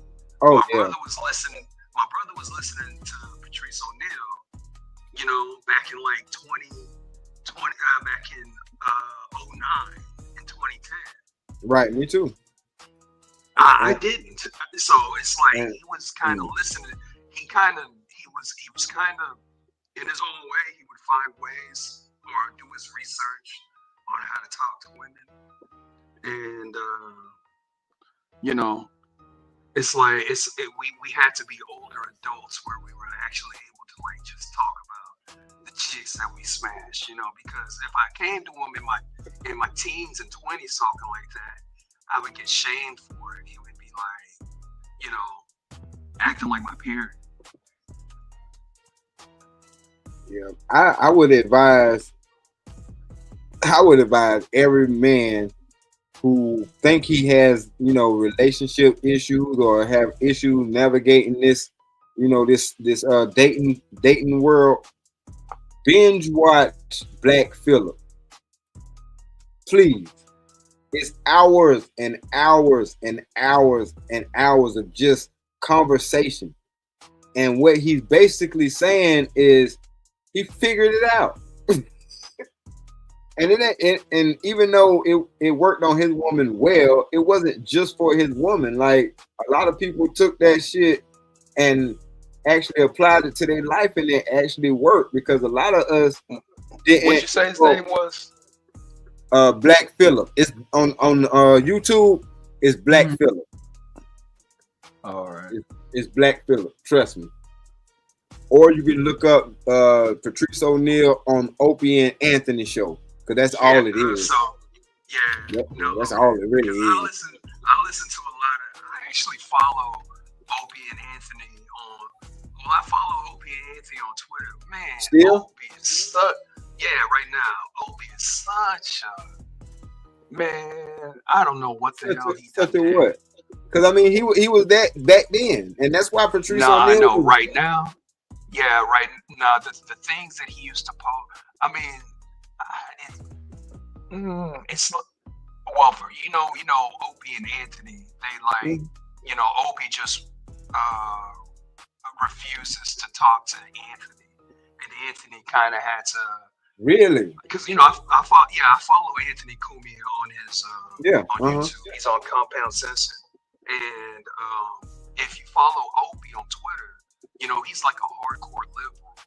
So that means, and when you're like a hardcore liberal, it's like you have to fight for your side all the time. It's not. It's no middle ground. There's no middle ground. It's just your side. It's just us versus them. And I imagine it's like financially bad. Right. But yeah, Opie is just so, man, dude. I remember I said once to him on Twitter, I was like, bro, I'm so glad that Patrice ain't alive to see what you've become. Wow. And that was the only time that he ever responded to me. And what did he say? His response was, "Oh, you're dumb." You know, and I was like, "Nigga, that ain't even a fucking response." Yeah, I'm about to say, nah. Cause I mean, man, look, like I said, I binge watched a lot because I was always a Patrice O'Neal fan. When people didn't even know who he was, I was a Patrice I O'Neal. had no idea. Yeah. I knew about Kevin Samuels before Patrice O'Neal. No, because see, the thing about it was he was on Opie and Anthony show and he was dropping science so hard that they was like, why don't you do your own show? They put together a show for him. You know what I'm saying? Yeah. Yeah. And Or that's like, what the Black Phillip is. So y'all listen to that shit, man. Like this nigga. Yeah, no, I'm gonna check them out. Because I'm always into. That's why I always say that I'm manosphere adjacent, or red pill adjacent. It's not like that I'm sitting here talking some Andrew Tate shit, because all that is a gimmick. And I think that life is a bit of a gimmick. You just kind of have to make it work for you, turn it into a business. No, because see, look, hold on, not to cut you off, bro, but my thing is, and this is what I found out in life, because I've been around a lot of money and the women that be around when you got a lot of money, and I figured out that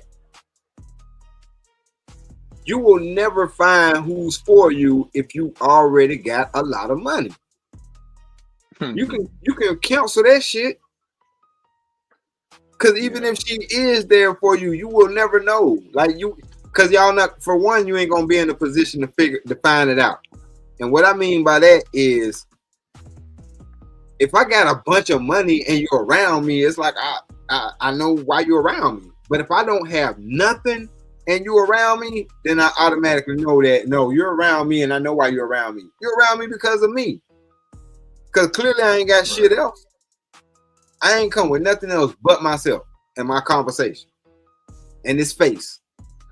And clearly, you know what I'm saying? That's what you like. So, you know what I'm saying? That showed me that you like me. Yeah, a lot of times women they're in it with you for the long haul. Yeah.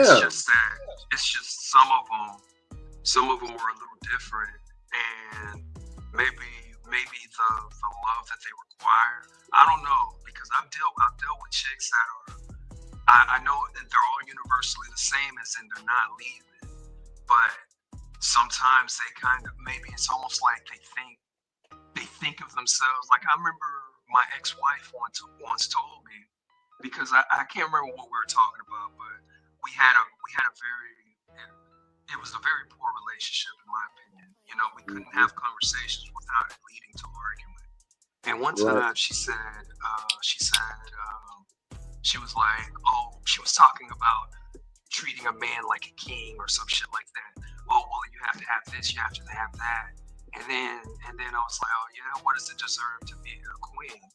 And she says, well, I believe that I'm a queen and that you should kiss my feet every day. That's just me. And I was like, what? What? Like, that's what you really think in your head? Like, Yes. What? Yes. Yes. Like, no wonder we got a shit relationship. Yeah. You think of yourself as complete arrogance. Yeah, like you better. Because did she say anything about rubbing your feet or washing your feet or kissing your feet? No. I'm talking about, and so I was like, okay, this is clearly deeper than whatever, because it didn't really matter. It was a terrible relationship. I chose to marry her. It ended it, but this, it's not like she's one out of 500 million of a woman. I would say she's probably more of one out of every 5. I don't know. I think that's common. Yeah, that is pretty common. Unfortunately. Yeah, man. But I'm over here thinking about Patrice O'Neal and Opie. Hey, you remember that time when they had that? Because there was hours and hours of footage of it. But there was this one that I was watching, because they would always bring up I wouldn't call not prostitutes, but I guess porn stores. And then that one chick that was like where Patrice didn't say nothing the whole time. And then finally she said something. She was like, "See, I knew that you had it in for me. How can you get laid? You don't even know." What it was is she had like a book where she was telling men how to get laid or whatever.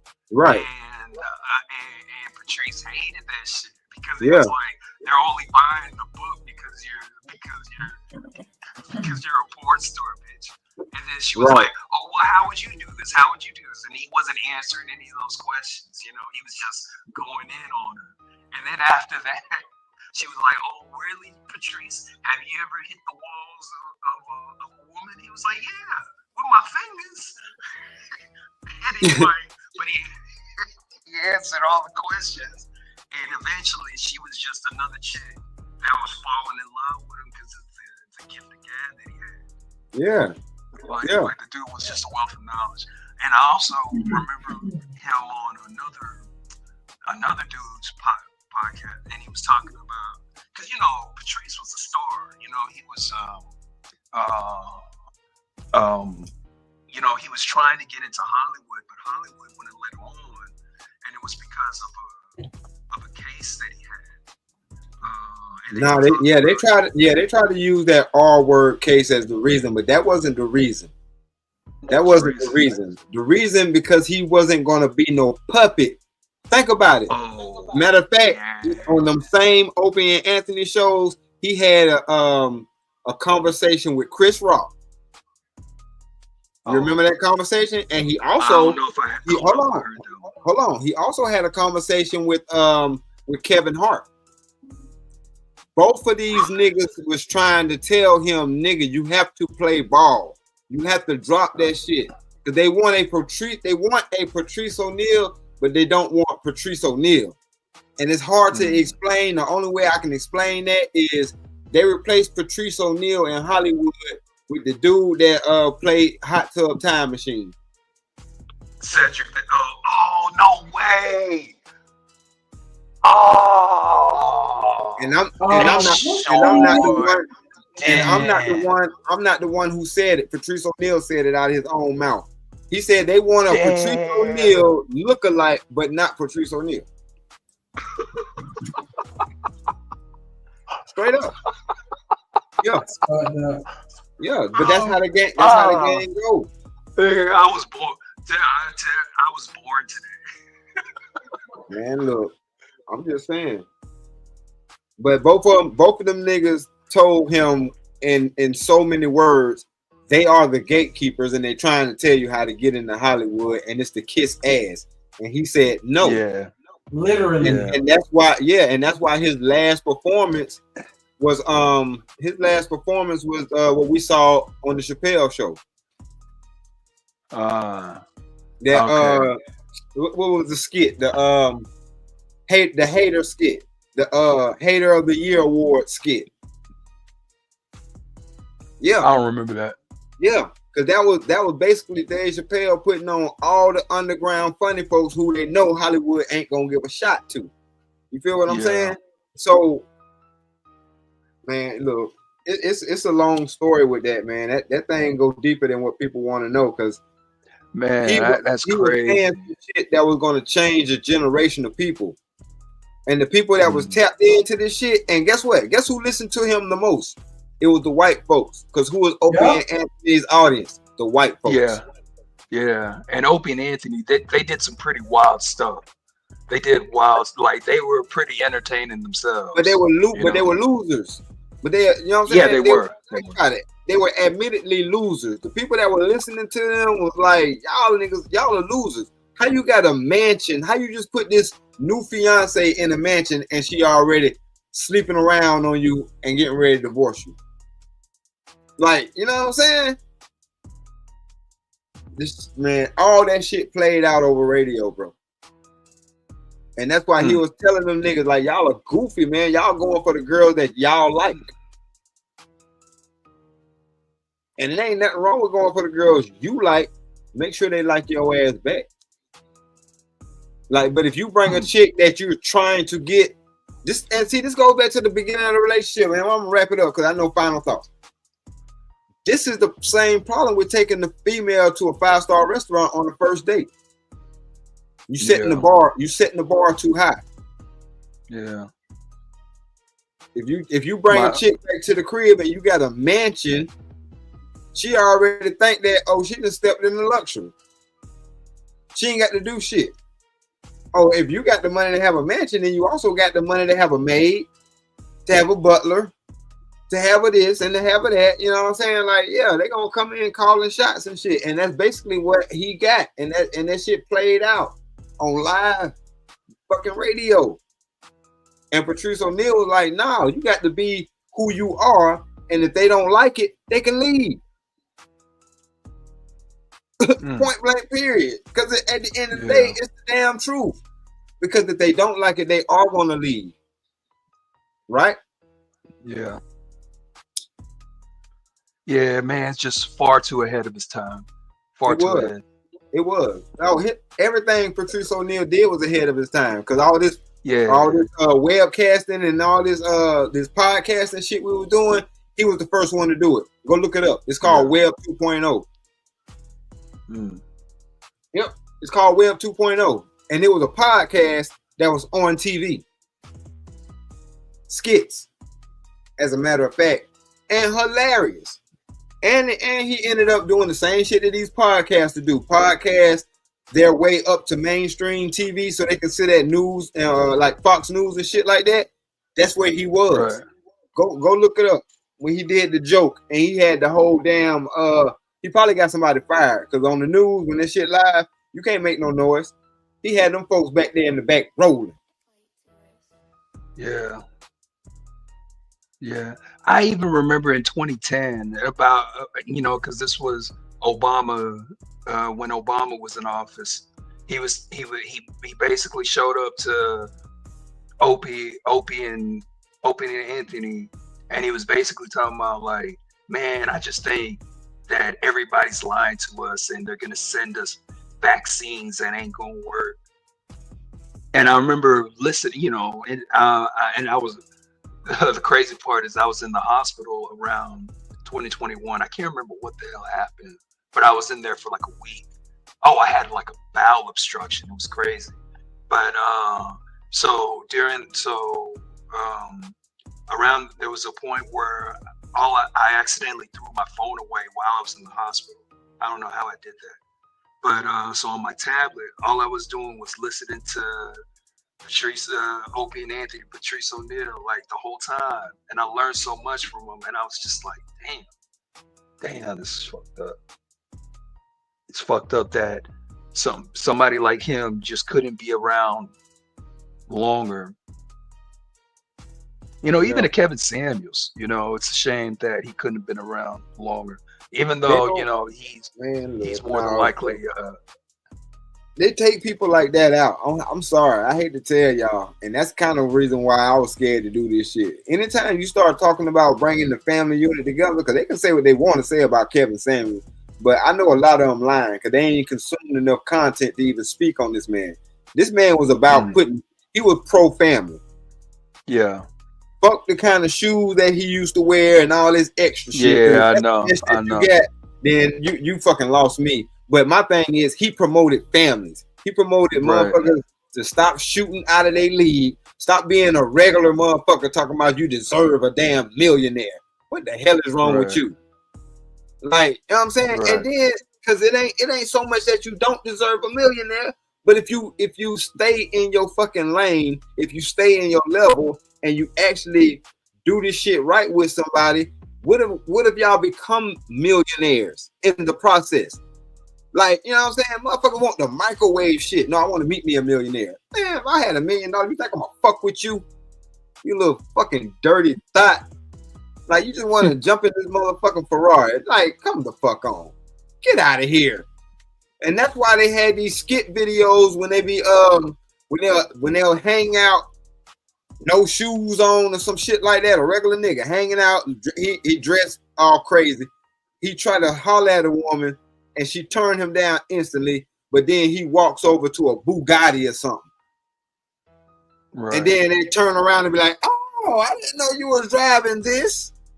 That's what I was saying. If you got money and you show that on the front end, you ain't gonna never be able to tell if she with you for real. And then they actually had some of them same videos where somebody was like, "You know what? You want something to eat? I'll take you to get something to eat." Didn't even know that this was his real life. You know what I'm saying? And those are keepers. And they showed you that. It's a difference. You still got some keepers out here. And you know what I mean? Like, man, and then the ones that were keepers, actually, they looked like keepers. They had their natural hair, their natural body, and their natural body was banging. And the super thoughts, the crumb snatchers, the gold diggers, they look like goddamn gold diggers. Scantily clad, you know what I'm saying? Ain't got no damn, not a stitch of real hair in their hair, because your hair don't come out your head purple. I don't give a damn what kind of alien you are. You know what I'm saying? So it's like, man, the internet ain't all bad. We supposed to be looking at this shit and being able to decipher, not look at this shit and consume it so much that we think everybody is like this. Yeah. That's all I'm saying. That's my final thoughts. I mean, it's just like the Bible. You could put a Bible in 10 people's hands and they'll have 10 different, perceptions with regards to what they're reading and how they see it. And that's what people is doing. They're just taking stuff and running with it without necessarily like making sure that they understand what's going on and that it actually applies to them. Right. I don't know, man. That Kevin Samuels shit be making me mad because I actually did my first podcast the day after he died. You know what I'm saying? Because I watched that podcast that night and I knew something was wrong. I watched it too. Yeah, hey, I knew something was wrong. I thought something was wrong too. Right. I watched it, and I swear to God, what it looked like to me, because it looked like there was something that he clicked on, because he was doing something on his computer, and it looked like he clicked on something that he wished that he didn't click on, and he clicked out of it, and then he started being short with the chicks. It's like he switched up. He switched up and started instead of letting the women. He wasn't poised. Yeah, he wasn't poised. He wasn't his normal poised. You know what I'm saying? And ready, because he be. You know what I'm saying? He let folks talk, but he was like snappy. He became snappy, like you said. Yeah, that just wasn't him. I thought it was very strange because the next day he was dead, and I remember watching it and I was like, man, but the problem is that we couldn't even sit here and talk about that because the internet was going crazy. They were like, but like the women were just so like glorified. Elated. They was elated. Yeah. So that was a bit of a culture shock for me. But look, peep this, in the real world, I'm talking to my homeboy, niggas I've grown up with for years. I'm like, hey, you heard about Kevin Samuels? Who the hell is Kevin Samuels? And I'm like, oh, never mind, don't worry about it. Right. Yeah. Right. So a lot of people have no idea. My wife. I watched that shit like TV. That shit was like regular TV. Me and my wife would watch that shit and be rolling. Yeah, it was crazy. Because my wife, she listened to Kevin Samuels, and that was. But of course, I listened to Kevin Samuels before I met my wife. But it was just crazy. Yeah, I mean, like I was listening to him to find out what he was saying was wrong. And I can't say that I agree with every single thing he said. Mm-hmm. But overall, like I said, I seen him promoting families, and a lot of the shit he didn't say was wrong. No, I know. And a lot of time, and I swear to God, this was because I noticed that he would do shows a little different from Instagram and YouTube. but I noticed that on YouTube, like he would draw it out a little bit. And I would always think to myself, man, see, if I was in your position, I wouldn't say this at all, you know? So it's like early, the way he introduced or the way he starts talking to these women, I would always just be disagreeing. And then by the end, I'm like, holy shit, this nigga is right. And not only is he right, he just convinced this chick that literally damn near hates all men, you know? Damn, like, it's like, I don't trust a nigga, you know, fuck a nigga, fuck that nigga. You know, he convinced her, he like literally made her change her mind. It's like you see the light bulb go off in their head, and you saw that every day. Right. That's Every what I'm saying. woman. If you consumed enough of that shit, you'll see that this nigga wasn't tripping, and he didn't come out there firing off on women like everybody try to make it seem like, because he started his show off giving props out to the men and the women who are stand-up men and stand-up women. Let me get that out. Let me get that out the way first. Shout out to, you know what I'm saying, the stand-up men and the stand-up women. You know what I'm saying? Like, and I'm like, what the man? You ain't finna tell me nothing, because that's how I know y'all hear shit, but y'all don't listen to it. And it's a big ass difference, because you might actually learn something if you listen to it. If you just hearing this shit, you ain't gonna do nothing but hate. Yeah. Sometimes I think that hate and shit, I think that was nothing but attraction. Like even from like, you know, if you listen to Tommy Sotomayor, you know, there are people that follow this man around in his comment section. They're in his comment section, and you know, and Tommy, he's like, if you have a problem, then come up and talk to me. And they will bring their ass up and talk to him, and Tommy will have a civil conversation with him. And then after about 2 hours of a civil conversation, Tommy ends up cussing them out. And these people stay, they come back, and it's almost like they follow him everywhere he goes. And a lot of these people that I'm talking about are not even women; they're men. I know.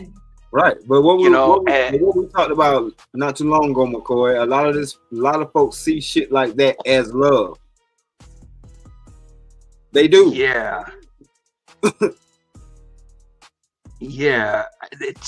So it's like at some points I be thinking these guys that, because they'll follow them and roast them, like talk about the Tariq Nasheed stuff, and like at one point I'm thinking, okay, I'm not gonna say that these guys are gay, because that's just such a cheap shot, but or just so cheap and original or whatever. But there has to be some kind of like sexual kind of fulfillment they're trying to get out of following this man, terrorizing this man, telling him as much as they can how they hate. No. I seen what made women mad. He basically told them they don't qualify for the nigga who they think they qualify for. That was their ego. That shit busted their ego. Yeah. Cause they like, well, these niggas still smashing on me. Yeah. And they just didn't hear it like that. That's all it really was. You know what I'm saying? Like I tell them when I'm around them, but shit, I don't talk to but so many people.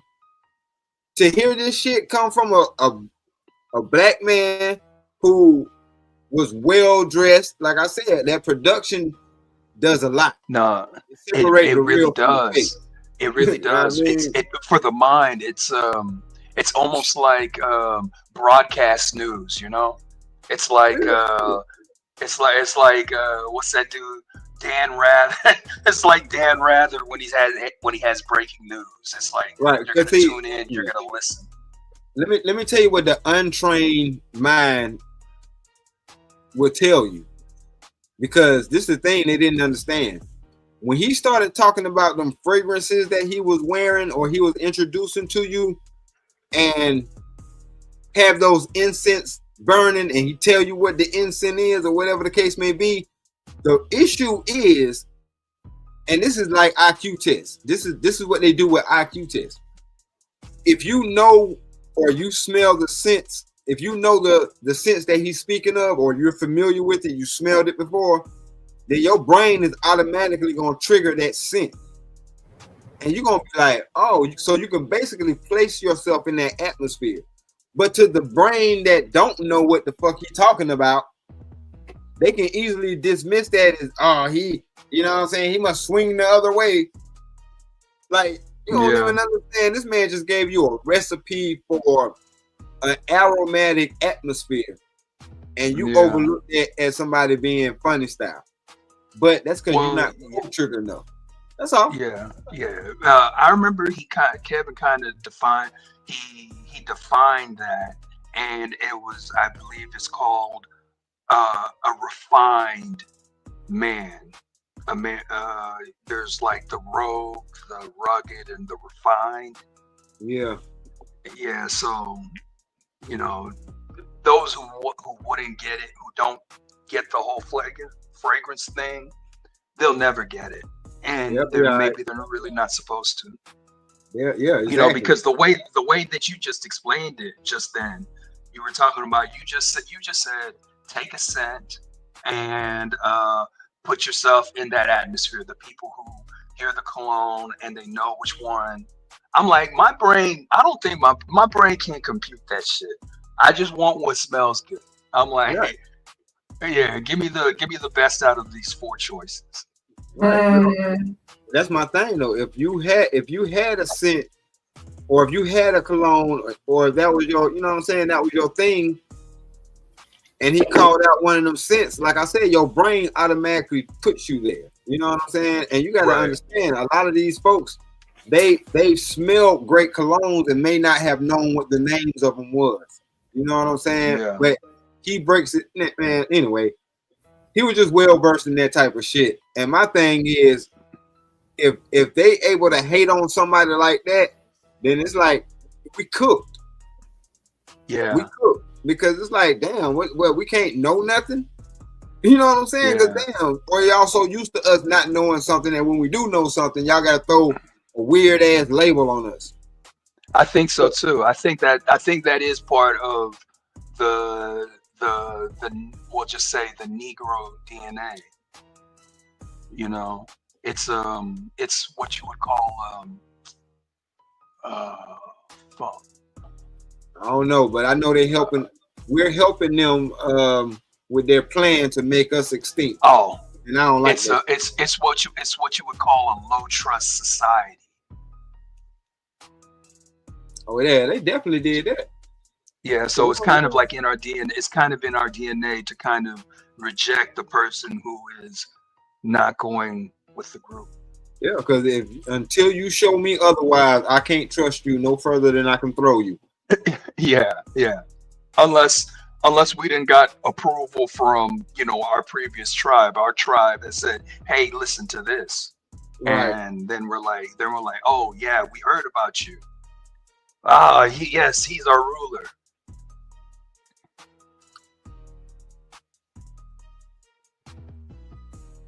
Well, anything else you got, Miss Shanika? Want to go ahead and send us home? Nah, I definitely enjoyed the conversation as always. I appreciate everybody that hit the panel, everybody that engaged with us in the chat, everybody that sent the super chat. Shout out to James Moore, Corey Love. Shout out to UD Rock. Shout out to Kojak. Shout out to BJ. Definitely appreciate y'all for rocking with us. Make sure y'all scroll through the comments. Kojak definitely posted a ton of links to everybody that we rocking with. So make sure y'all click the link and subscribe. I'm gonna scan through a few of them before the show is over with. Yeah, man. Word for the day. Discernment, and then the honorary or honorable mention would be observation. Just work on your observation skills, paying attention to what's going on inside and outside of you, because a lot of times we are choosing not to see what we see, and then we're also just not seeing what's happening right in front of us. Either way is not helping. Take care of your kids. That was my final thoughts. For sure. Yeah, the churn. I like it. I like it. All right, well, shout out to everybody that came through. We can wrap this thing on up. Shout out to the big homie Drip. Get you some rest, bro. Yes. We'll see you tomorrow. You know what I mean? Yes. Definitely praying for everybody. You know what it is. Once y'all hit that prayer list, you never come off. So we're gonna be praying for everybody forever. And that's a make sure y'all reach out to y'all loved ones, because you just never know. I'm glad you said that. That's deep too. Yeah, make sure y'all tell the people that y'all love them while they're here to hear. Yeah. Even if it's just a random text, like, hey, just randomly texting to let you know I love you. Text me back to let me know you're alive and you love me too. Just, every now and again, you just never know what that might do for somebody that's going through some tough times that they choosing to, struggle with alone. Right. Shout out to my auntie Low Key. Yes, for sure. Shout out to everybody that rocked out to the end. If you're catching the replay, leave a comment. Send a super thanks. And you through. We live, such it. What it do, fool? Hey, man, Splash Town, Texas, or where the fuck you at? What's happening? But hey, man, you tripping, man. Get to the Houston Premier Party Bus, man, because that's how we doing it. Sometimes.